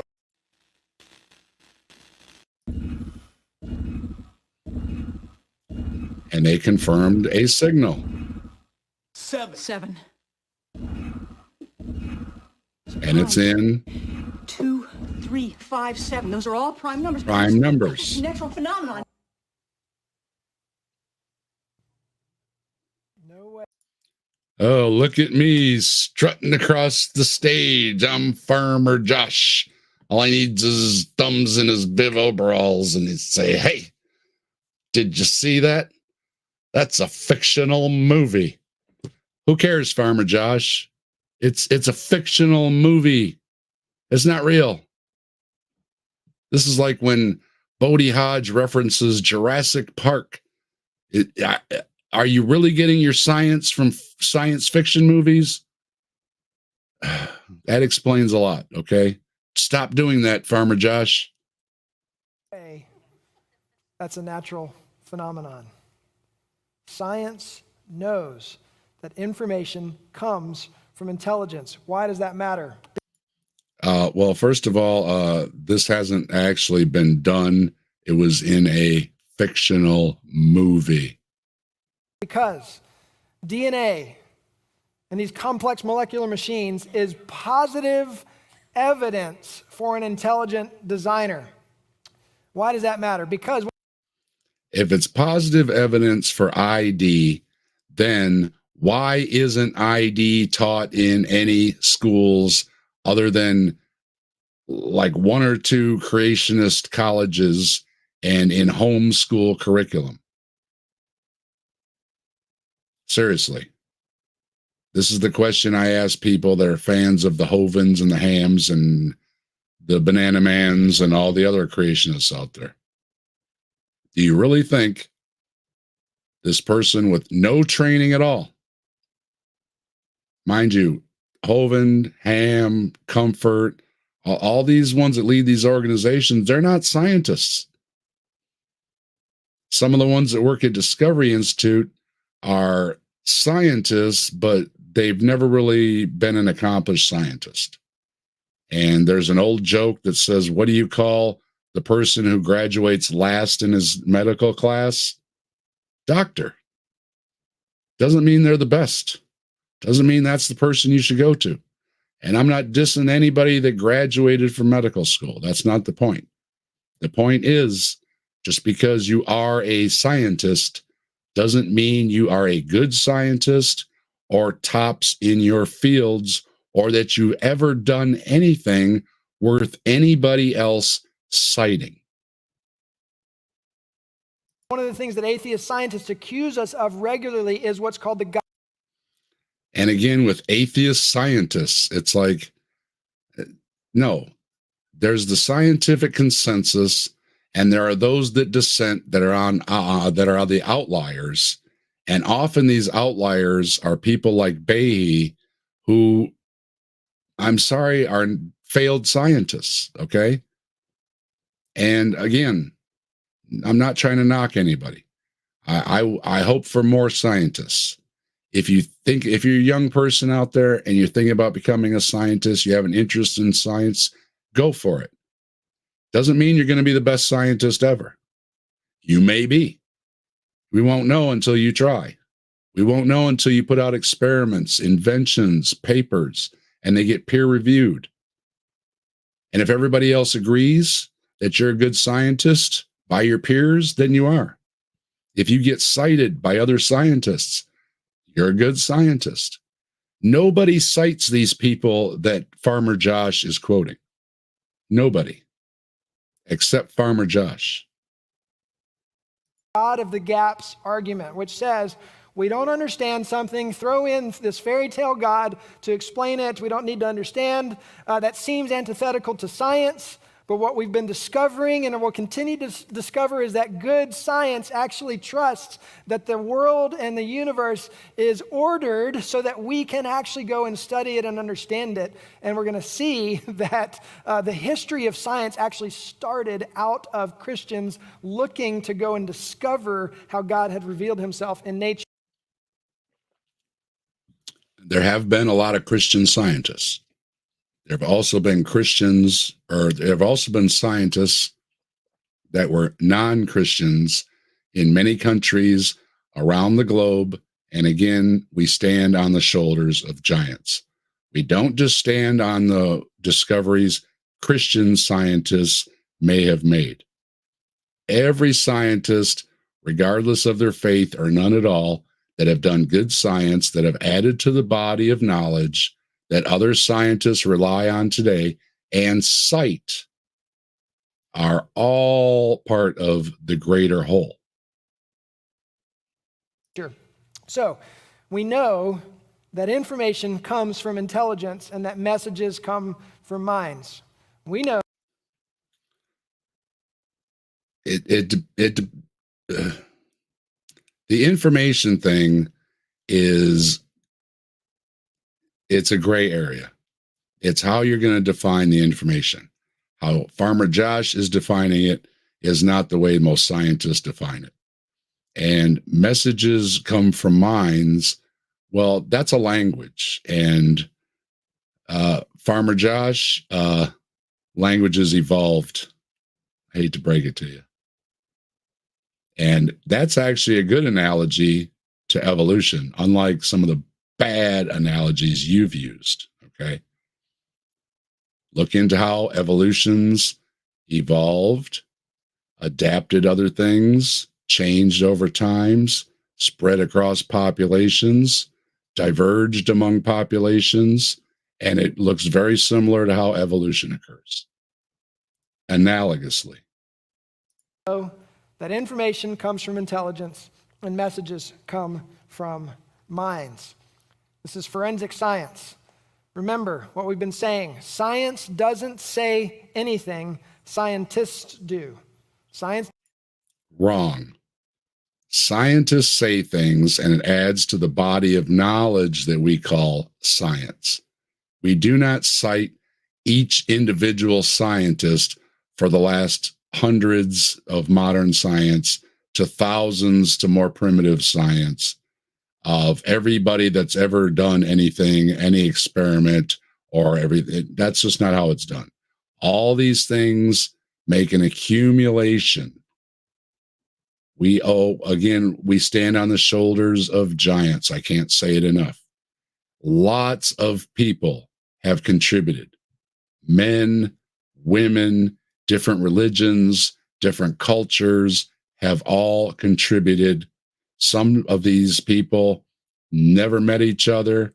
People certainly through different times have never met each other, yet they have come to the same conclusions because it's good science. That is science as the body of science. Scientists contribute to it. Scientists can help in peer review to give us good science, bad science, accept what's good, dismiss what's bad, and get it all sorted out. But science on a whole is a body of knowledge. This is another word salad. It doesn't say anything scientists do. It's okay to question the conclusions that scientists come up with to explain the evidence. Now, yes, again, said this earlier. It's fine to question everything, critical thinking skills. But Farmer Josh is not the person to ask if the physics is right. You ask a physicist, and then you check what the physicist says against what the physicist's peers say. That's critical thinking. This anybody can do. If I don't know anything about physics, I can look up a question about physics, see what a physicist says, and see what the physicist's peers say. And if almost every one of them says the same thing, I'm pretty confident in accepting it. If one physicist says something and I can't find any other physicists that agree with them, then I should properly question what that one physicist is saying. And now we're going to do something that's like the watchmaker. And we're just about to the end here, so hang in there. this is a simple analogy, but it is, in my opinion, a powerful way to explain this very problem. Imagine you're walking down the beach and you see, "I love you, Christopher, Mary, 610, 2011, drawn in a heart, written on the sand." But you look around, you look down the beach this way, you look down the beach that way, you look back in the dunes, and you can't see anybody anywhere for miles. So, of course, the most natural explanation is that the wind and the waves from the water wrote that in the sand. We would never, ever say that. No reasonable person would ever say that. That's right. No reasonable person would ever say that. However, I was watching Brian Cox talk. Brian Cox is a brilliant physicist. If you don't know who he is, look him up. He's worked at CERN. He's the one that makes the big announcements when they make discoveries at CERN, okay? He's brilliant. He's a physicist in the field. And he says, and I will compare it to this, if you saw a sandcastle built in the middle of the desert or the beach where there's a bunch of sand, you would rightly assume that it was done by a mind. Somebody built the sandcastle. However, when you start talking in the quantum realm, there's also a possibility, even though very small, that the wind could have blown and the sand could have landed in just a way that it was a sandcastle. So it depends what you're talking about and on what level you're talking about. Because when you get to the quantum level, and I don't pretend to know any more about that than any of these other fields. In fact, even less, because it's very difficult to understand. But what he said was, and I regard Brian Cox as a brilliant mind, well respected by his peers, and he's well cited, and he does good science and all the things that make a great scientist. He says that it is possible that a sandcastle could form without human hands making it. So some of these arguments, yeah, they're good for a laugh, but if you really get the what the scientists actually say, they'd say probably, yeah, somebody wrote that on the beach. But if we want to talk in the quantum levels, you could have had the waves come up and go back out in just a certain way that left that message on the beach. So I will grant that it's ridiculous the way he's presenting it, which is why he did it that way. I would also point out that I can find scientists that say, well, there is a but in there, okay? So you cannot rule it out 100%. Farmer Josh wants to rule it out 100%. Because we make these kinds of inferences all day, every day. We know that information comes from intelligence and that messages come from minds. And one of the things that they do in the criminal justice system, where they're able to track bank frauds and things like that, is they're able to track intelligence and trace that to a person. Science knows this to be true. This is not a God of the gaps argument. This is positive evidence for an intelligent designer. The only source of information that science has ever known. Your example is not evidence of an intelligent designer. It's evidence of, I would guess, well, I don't want to say young people. It could be any age. This is an example of two people who are in love, who grabbed a stick probably and wrote a message in the sand. Same way they would carve a message into a tree or a park bench or their school desk or anything else. I'm not encouraging vandalism here in any way. Please don't vandalize anything. But this is what people in love do. They like to express it. They like to buy each other gifts with hearts all over them that say, I love you. And they like to write little messages with hearts that say, I love you. This does not prove a God. No more than the watchmaker argument or any of the other weak arguments that they use. Comes from intelligence. That's all science has ever observed. It's all you've ever observed. We've never seen information collected from natural forces. Remember, we've only got 4 forces in nature, right? Gravity, the weak force, the electromagnetic force, and the strong nuclear force. That's it. So you have to explain how information originated with those 4 natural forces. It does not make any sense. I can explain it. Most of those things are emergent. You had the fundamental forces that, however they are what they are, govern how the universe operates. It might just be a brute fact. I don't know. And the universe set off with a big bang. It cooled. We had gases coalesce. They pulled together with gravity. They formed stars. They produced the bulk of the elements. These were expelled. These elements regathered in other places, formed solar systems with stars with accretion disks around them. They had planets form around them. And when you have the planets with the elements on them that we have, like on our planet, that we are made out of, guess what? That's what we're made out of.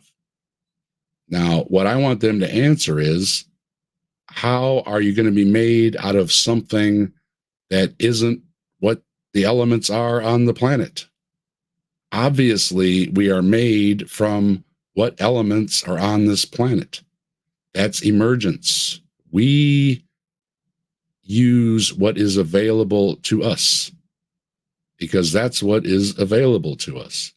I don't see how it could be any other way. And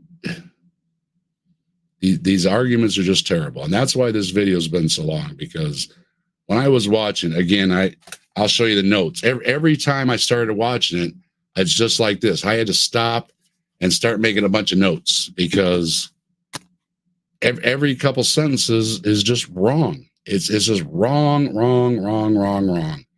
Disinformation, misquoting people, out of context. And some of the people he's citing, like Behe, have been roundly discredited by his peers.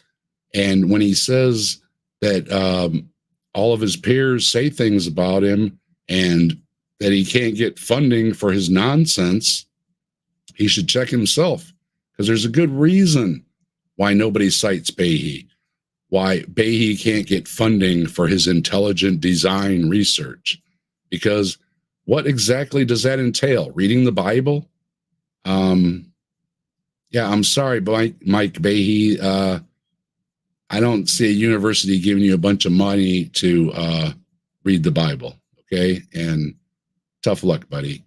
Produce some good experiments, produce some good research, produce some technology, produce a hypothesis that can be tested, okay? Playing with your mousetrap that's already been debunked. You can have one part. I said it earlier. Is his name Brown? I still can't remember his name, and it's driving me crazy what his name is that took down Behe. I'm going to have to look it up when I'm done here. But he put it to his students. Test the irreducible complexity of the mousetrap. And they had ones that took one thing off, two things off, three. One of them went all the way down to just the spring. One part. Now, you cannot be irreducibly complex relying on all the other parts in the system when there's only one part. You can take just the spring. You can bend it and twist it in a certain way that it'll coil up, it'll catch, you can put bait on it, and if the mouse comes along, touches the bait, it's going to trip the trigger, the spring is going to unwind, come back around, and smack the mouse in the noggin. You can have a mouse trap with one part. It's not irreducibly complex. It doesn't rely on any other part. It's one thing. Behe's argument is garbage, and it's been proven to be garbage. It's been proven to be garbage by his peers, and it's been proven to be garbage by his peers' students. It's bad. Stop using it. Whatsoever. Easy for me to say. Whatsoever. That's okay. I mess Zero up too. evidence in science. Zero. None. For how proteins could assemble themselves without genetic information. There's no evidence for it in science whatsoever. He said so himself earlier. Amino acids form. They make a chain with chemical bonds. Then it twists around. Then it forms a 3D molecule. You have DNA. That's Kenneth Miller. Thank you, Jester. That's what it is. Thank you. Appreciate it. It was gnawing up here. I'm like, I've been thinking about it for a couple hours now. Yes, Ken Miller does a great job of debunking the mousetrap. Go check it out. Look him up. Thanks again, Jester. Right? And remember, these are atheists that are supposed to be beacons of reason and intelligence and knowledge and study. An atheist doesn't make you smart. Trust me. And this is not dissing on anybody. Not all atheists are smart. Not all atheists are scientists. Okay? This is just straw man. It's nonsense. All right? You do not have to be an atheist to be a good scientist. I will again cite Mary Schweitzer, who's a devout Christian. She does great science. Period.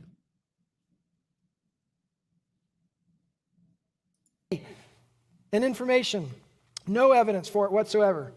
There's no evidence for how life can form or what that form of life even looks like without these complex chains of amino acids. And we're going to dive more into this next week. Our 5th class is called Let There Be Life. We're looking at what is called abiogenesis, which... And we're getting to the end here. Yeah, I appreciate that, Jester. I'll say this is just about the end, and I would have had to go searching for that, and it might have took me a while if I was still a little bit foggy here. And like I say, I want to apologize for my voice, and if I coughed a few times there, I'm sorry about that. Cheers, Jester. Thank you. And once again, thank you, everybody that's been here hanging out, and everybody that gives me over 10,000 views. I'm so humbled. I really am. I saw my view count coming up on 10,000, and I was just like, wow. Okay. Hang on, let me have a drink here. To quote Farmer Josh, mind blown. Okay. I'm just Joe Guy here that likes to put a few things out, put my opinions out, see what, I've got a few things to say. Like I said, I'm an old guy. Mama, how you doing? Good to see you, Big Bad Mama. Big Bad Mama. Everybody go check out Big Bad Mama too. Great content over there. And Purple, I think Wednesdays are your shows now, Purple. I'm pretty sure 2:00. Make sure you go check out Purple shows.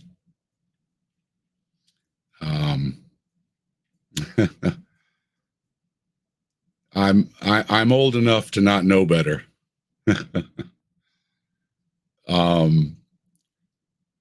Wednesday, 2 p.m. Central Time. All right, yeah, go check out Purple there. I've been bugged by the creationists for a long time. I've been a non-believer for a long time. And we didn't have all these outlets, when AOL chat rooms first came out, I was there, and it sucked, dial-ups and everything. And, a lot of times there was huge lag, and you want to complain about a second lag or two here in a video or whatever. There's no comparison. You could put a comment up and people would go around and around and around and around before your comment would show up in there. It was a big mess. Then, well, it's coming up on 2 years, but really I've been at it, at putting out content stuff for about a good year. So in a good year of making videos, got over 10,000 views. I've got just about 1,000 watch hours. I've got over 200 subscribers, and mind blown, man. All the support.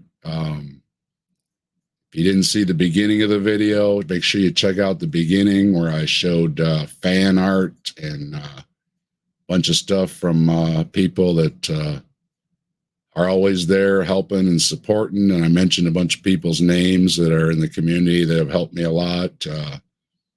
Answers in Atheism, Mike's great. Call him a friend. People say you can't be friends with people on the internet. I'm going to cuss and say bullshit. All right. These people are my friends. We do for each other when we don't have to. And I call that a friend. All right.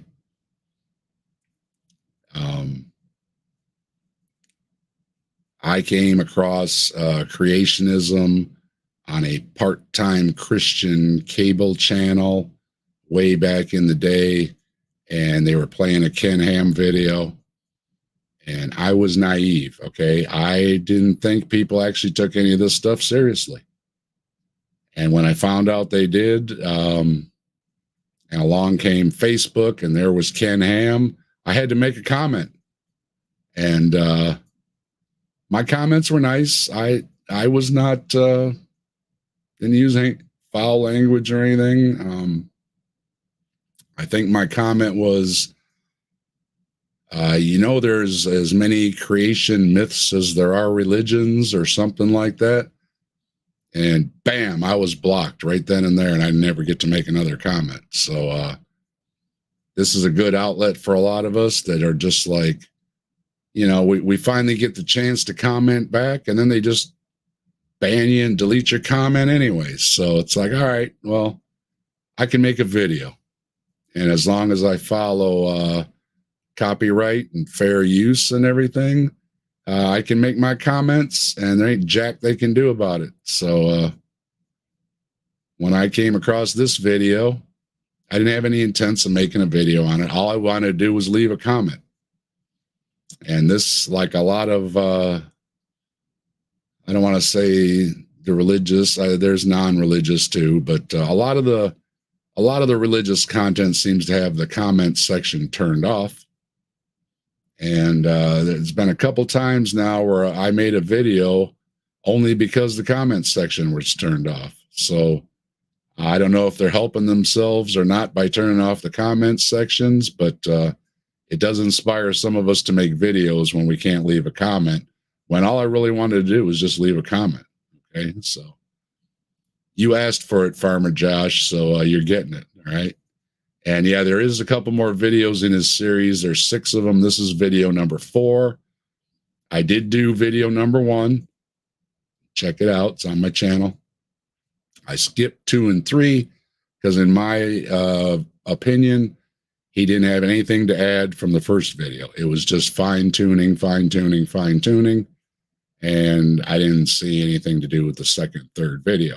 So I skipped to number 4. I will be doing number 5 and 6 though eventually. So, and you can go check out Vine Apologetics and Farmer Josh if you want to, and see that I'm not cutting his stuff up or taking it out of context or anything else. So fact check me too. Okay, I'm not pulling anything dishonest, but don't take my word for it. The only thing he really has on the channel is his 6 videos and a couple shorts from the videos, which is the same thing. So. But turning off the comments, when I want to leave a comment, I'm probably going to make a review video. So fair warning. Is you recognize Genesis in that bio is life. A is the formation of life from no life, right? The opposite of life. So it's the formation. No, it's not. I just explained this on the Muslim channel, and I will give credit to the one gentleman on there. He did seem to agree with me that even as a theist, he agreed that at some point there wasn't any life on this planet.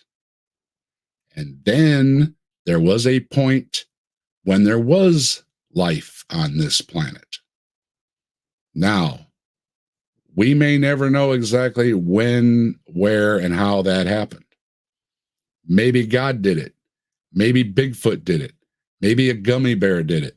Maybe natural processes did it. It doesn't matter. Okay? Abiogenesis is kind of what he was hinting at, that there was no life, and then there was life. Now, they will like another bad argument they use is the law of biogenesis, that life only has to come from life. We are made of elements. You can look up the recipe. It's on Google. We are made up of a bunch of elements, even a little bit of gold in our hair. We got a little bit of gold in our hair. All these elements make us up. No elements are alive. Go to the periodic table. None of them are listed as alive. We borrow the elements, and when we're dead and gone, something else is going to reuse the elements. Those are elements. They're not alive. So whatever it was took non-living elements on a planet with no life, and then there was life. That's abiogenesis. Of life from no life. We're going to look at that next week and show you that science does not have a clue how life came to be. There is no evidence that even if a cell could form, how it could replicate itself without the machines that are necessary to do it. There's no evidence for how natural. Replication is one of the big mysteries to solve, and I mentioned that earlier. But we pretty much have a good handle on what it would take, what things were occurring, Like he pointed out, you had amino acids form a protein, and for whatever process or other process influencing on it, maybe the salinity of the ocean, maybe the pressure in the ocean, maybe the heats in the ocean. Some speculate, like with the Miller-Urey experiment, they put electricity in that maybe lightning hit a certain spot. Whatever it was, could have been the catalyst that was needed to form replication. Once you've got replication, life's going to take off. So we do know a lot, even if we don't know everything. And one thing we know for sure, especially in the age we're living in, we are learning a lot more about things all the time. DNA was discovered, in the 50s? Less than 100 years. We're using gene therapy now to cure diseases. So we know a lot, Farmer Josh. Science uses a lot of that we know, and it's being used to predict things so well that we can make medical cures with it. That's good science. That's fantastic science. And it's being done without knowing everything about how life formed, or without even knowing everything about evolution. All right. Processes could have created the extraordinarily complex DNA molecule. No evidence in science whatsoever. And like Dawkins said in that video. And once again, DNA is a molecule. We know how molecules form. It's been a long time since chemistry class. But what I do remember when I was helping my sons with their classes, one of the first things you learn in a chemistry book is molecules. We know how molecules form. We know about the bonds that form the molecules, and we understand why certain ones only bond certain ways. They're chemical bonds that make up molecules is well understood. So the idea that DNA is any different from any other molecule is only in how many bonds. It's still a molecule, and molecules are basic chemistry. And I don't mean that it's just so nothing or anything, but it is one of the basics and one of the first things you learn in chemistry because it is well known. The universe hasn't yet found its Darwin. There is no explanation for the incredible fine-tuning and design. And once again, that's a bad argument because it's saying that we didn't have a good understanding of biology until Darwin came along, and then we had a better understanding. Dawkins is saying that cosmology hasn't had that yet. Okay. We are also doing a lot of experimentation. We have the huge collider, and now I hear they want to build an even bigger collider to do even bigger and better experiments to get down to the breaking out the fundamental particles and answering these questions. What are the fundamental particles of the particles of the particles, right? What is the smallest particles? Is there a smallest particles? They're going to get these answers. It also requires a lot of funding. These colliders are enormously expensive. It takes a lot of brilliant minds to build them. It takes a lot of time to build them. It takes a lot of time and money to run the experiments. And it's probably going to take a little while.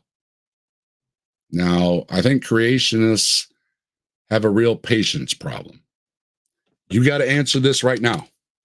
I want an answer right now. Right now, give me the answer. You can't give me the answer right now?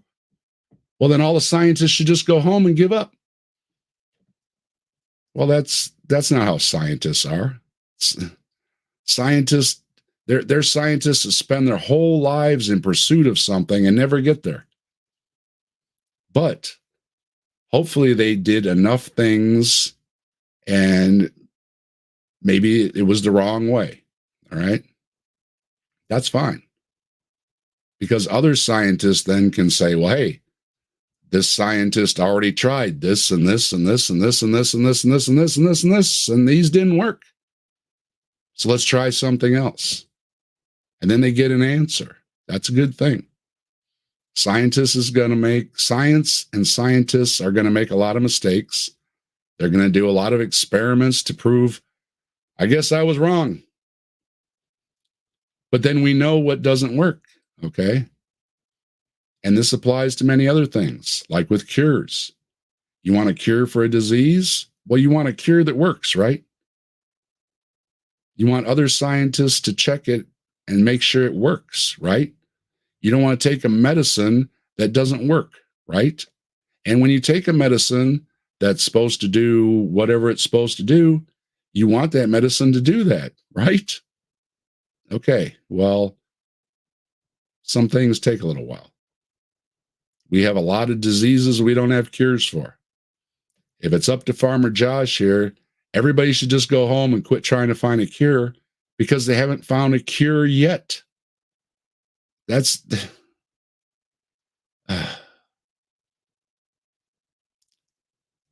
just dumb. Okay? This is what we have scientists for. This is what scientists do. And the good scientists put 100% into it. Sometimes they're not going to live to see the fruits of it. A lot of scientists have never lived to see the fruits that we have today from research they did 50, 100, 200, 500 years ago. Okay. Once again, we stand on the shoulders of giants, right? To say, well, we don't know something, so we should just throw our hands in the air and go home. Maybe what Farmer Josh wants. But again, Farmer Josh wouldn't have those glasses. Farmer Josh wouldn't have that laptop. Farmer Josh wouldn't have that big screen behind him. Farmer Josh wouldn't be on the internet. If a scientist 50 years ago was saying, gee whiz, trying to make these transistors smaller is just too hard. I'm just going to give up. Well, I like computers. All right. Fantastic, wondrous technology that we have that we wouldn't have if we followed Farmer Josh's example of let's just give up and go home because we don't have all the answers today. That's what tomorrow's for, Farmer Josh. That's what next year's for. That's what building these, like with CERN, these huge particle accelerators, they might take a decade to build, another decade to conduct experiments. You have to have a little patience. Now, if something's 20 years out, we were just talking, some of us in the crowd here, we're about 60 years old. We might not see it. Oh, well. Okay.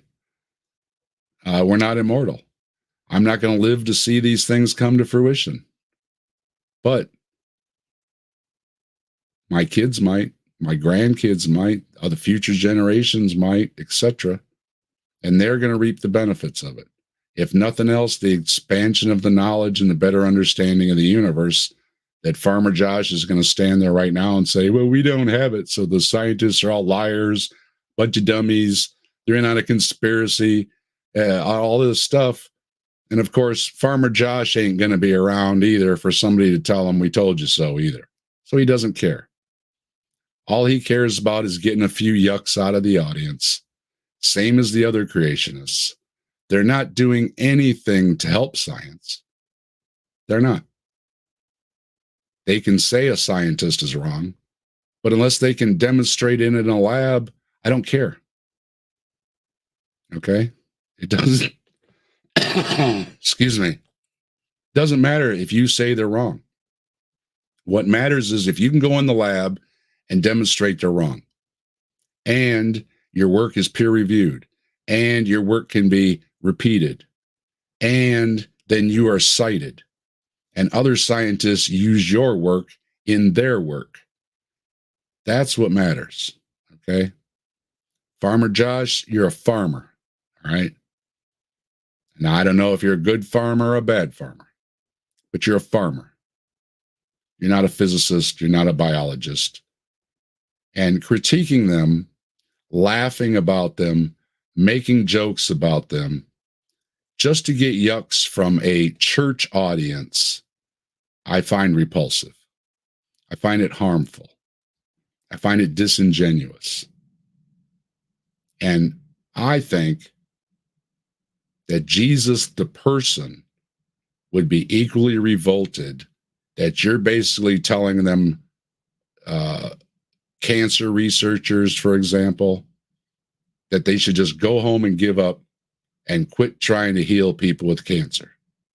I think Jesus, as a human being, as any human being who would want themselves or their loved ones to be cured, would think that's a horrible way to think, especially in the day and age we are in, when we are curing some cancers and we have some treatments for some cancers, and some people are surviving cancers that wouldn't have just a few years ago.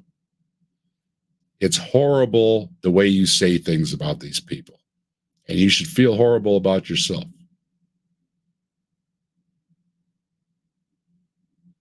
That's pretty much the end of the video here. He's just going to say some prayers here, and I really don't care to listen to Farmer Josh's prayers.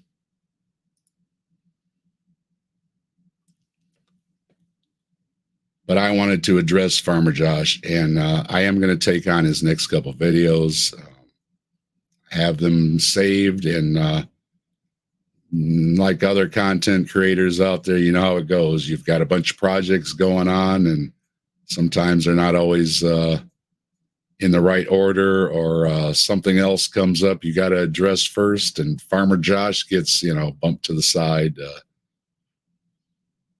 But this one has been bugging me, and I hope I did a pretty good job taking it down.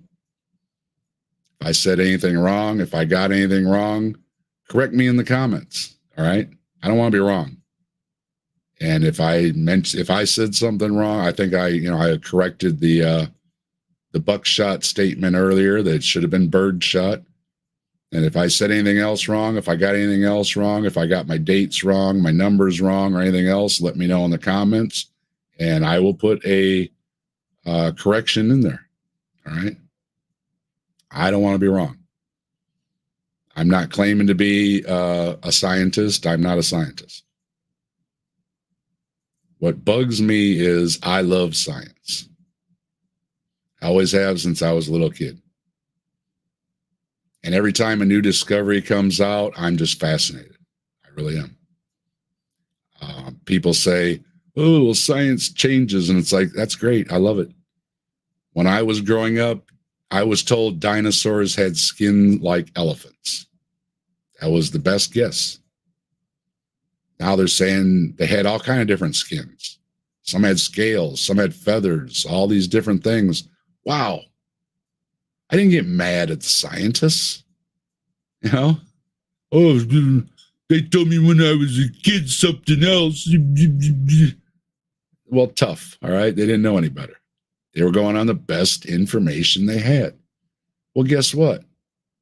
They found better fossils since then. They found, I can't remember the name of it, but they found that one dinosaur that's basically mummified in a cave, all right? You can see that what it looked like, okay? So now we know better. You've got better analysis. You've got electron microscopes. They can tell now by the way things show in the bones and all these things through the x-rays and however they examine it, all kinds of things about them we didn't know before. And that's fantastic. That's cool. It's mind-blowing, Farmer Josh. My mind is blown, man. All right. That's a great thing about science. And yes, science changes. And tomorrow some discovery might come out and they might say, hey, guess what? Dinosaurs were actually furry. All right. And then I'm going to say, oh, wow, okay, dinosaurs were actually furry. I'm not going to get mad. And I don't think anybody does except the creationists who want everything to stay exactly the same. And that includes, once again, the attitude of, and I've heard this from many other creationists, and I'm not going to name them because some of their names leave a bad taste in my mouth. But I've heard this a lot. Oh, they should just go home. They should just give up. Oh, you can't answer me? Well, then just give up trying. That pisses me off. And I hope it pisses you off too. Because that means, they're on cutting edge with gene therapy and all these things for type 1 diabetes. My son has type 1. I want that scientist in the lab, okay? And I want them ones on the cutting edge. They're putting out these articles that saying they're this close. They might be able to turn a gene and turn the pancreas back on. I want that for my son. I want that for him. And Farmer Josh, bite me, all right? That those guys and gals busting their humps night and day trying to cure my son should just go home and give up. And it applies to everything else. Why should we go to the moon? Why should we go to Mars? Or any of these other bad arguments? For the same reason we've done things all this time. For the same reason we have the cures that we do have. For the same reason we have HVAC, refrigeration. You know how long ago it was you didn't even have a refrigerator? Watch a few black and white movies. Watch the Three Stooges delivering ice. Okay? Wasn't that long ago. Still keeping your stuff cold in an ice box. Okay? You didn't have air conditioners. You didn't have the nice furnaces we have. They sure weren't efficient, right? How about heat pumps? Great technology. So no, scientists, please, don't listen to these idiots. Don't go home. Don't give up. We're counting on you. And we're behind you. And we're rooting for you. And we think you're awesome. All right? And I've got about one drink here left. And I think this one is for all the scientists out there. All the scientists in the past, all the scientists in the present, and all the scientists to come. Cheers.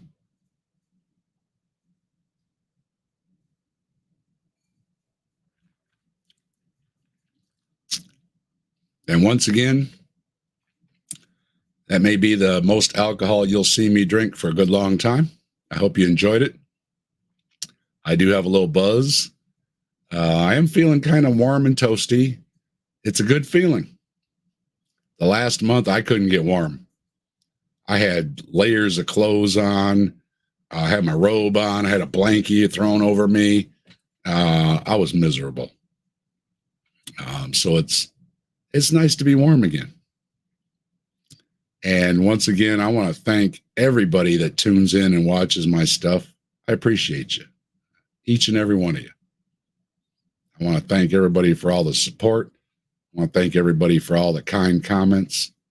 I want to thank everybody that's done fan art for us and everything. And I think before I go, I'm going to play my favorite new song again, one more time. That's how I'm going to take this out.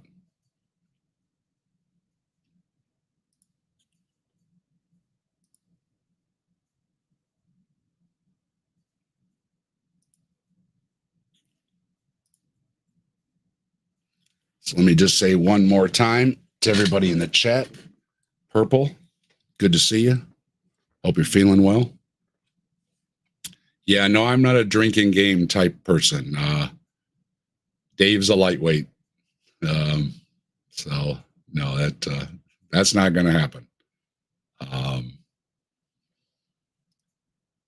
Yeah, I think the closest we could come is what we already do. We have our little giveaways. Trees and I are planning another giveaway for Christmas. So once again, everybody get subscribed over at the Grassman Chronicles channel, because we're going to pick the winner from those that are subscribed at the Grassman Chronicles for our Grassman Chronicles Christmas episode. So if you want a chance to win the prize coming up for Christmas, Trees is putting together a little something. I'm not trying to give away too much because it's his deal, so I'm going to let him do it. But we are going to have a another game coming up and do a little giveaway, because we appreciate our fans and we try to give back a little bit here. Last time we gave away a t-shirt. It's not going to be a t-shirt this time, something else. You never know what's going to be. We're going to keep you guessing. But we like to have a little fun. We like to give back with the fans to show our appreciation and everything. So subscribe to the Grassman Chronic Yep, I got a little bit of a buzz. Subscribe to the Grassman Chronicles channel. And tell everybody else to too. We want to get it all switched over there, and then we'll do the show just from there eventually. We're going to try and get it going in the new year here. So trying to still get everything all set up and everything, but we're just about there. So whatever happened to space food sticks? Yeah, I remember all that. That was kind of a fad there, wasn't it? Whatever happened to Tang? I drank a lot of Tang in my youth. They still sell Tang? It's always left a funky taste in your mouth.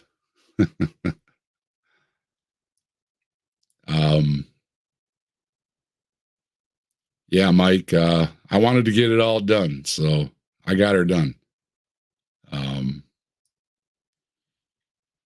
I just want to roll through one more time.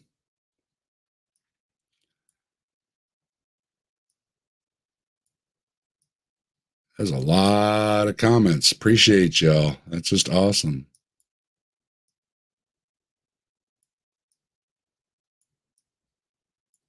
I hope everybody had a good time. It's like a lot of chat was going on.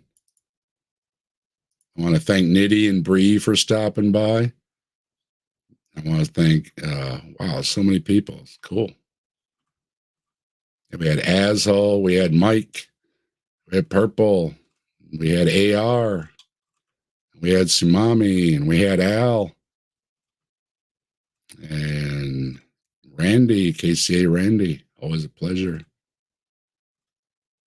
And Top Dog. Appreciate y'all.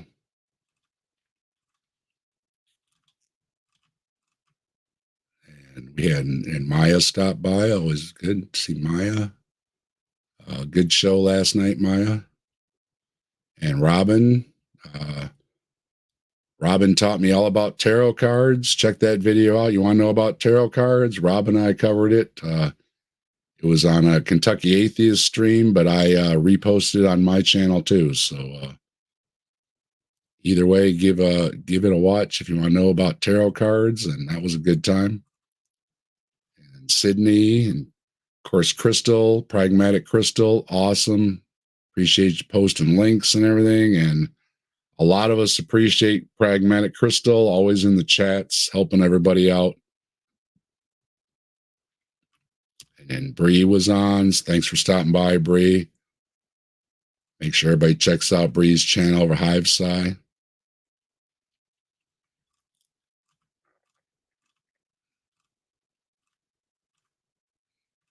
And Jester, yeah, thanks for answering that for me, Jester. I really appreciate it. I was stuck on that. That's another thing I appreciate with the chat. So many are awesome in the chat. You answer questions when we get stuck and everything, and that's really great to appreciate it. Even prepared, and even Dave, who likes to have his notes, we get stumped sometimes. So we always appreciate the help. We do. And I wanted to make sure there's so many, it's hard to scroll through, especially my drunk eyeballs here. I hope I mentioned everybody, and Sumami Yeah, it was great. Everybody stopping through. I appreciate you. I know we had over 20 people here watching at one point or something. That's awesome. I know it was a long stream, but I was celebrating. So hey, it was a celebration too. So I think I got everybody.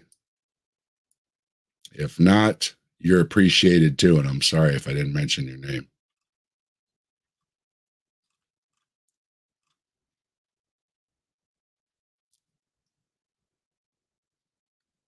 Tang is still in the grocery store. Okay. I might have to have some just for the heck of it.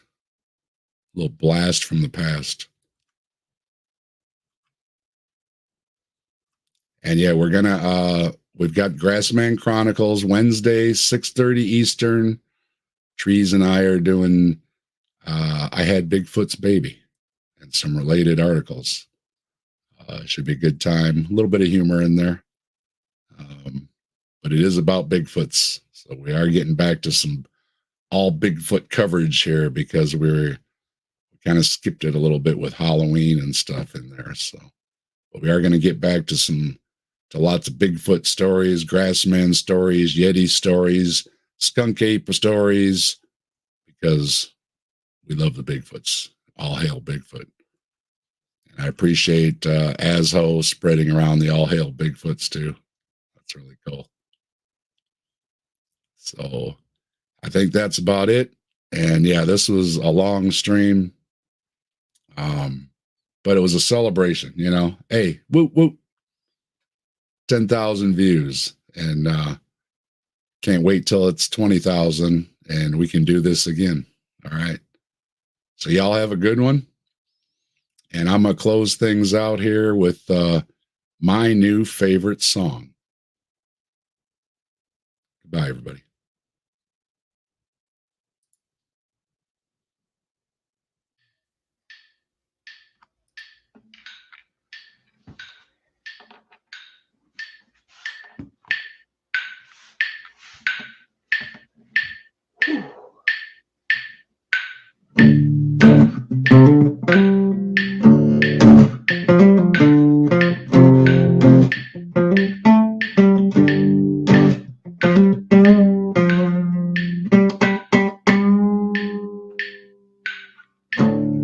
In Ohio wood, where the whispers play, the grassman roams in shades of gray.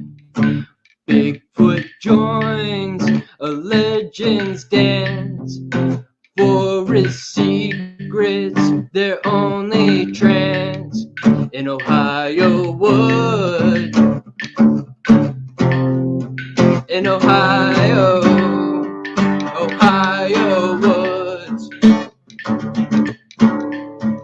Skeptics say the grassman is elusive play. Bigfoot tales, a skeptic's grin, no proof within. Ohio woods,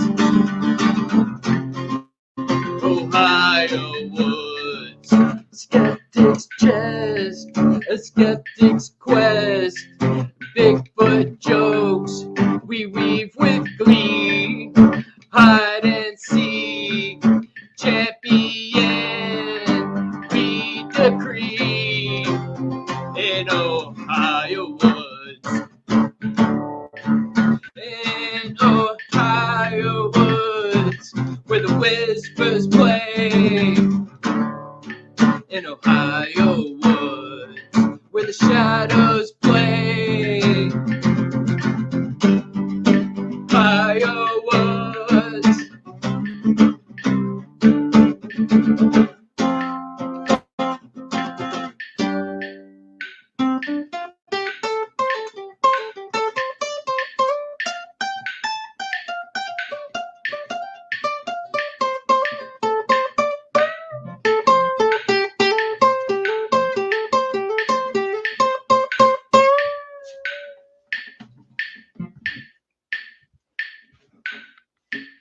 Thank y'all.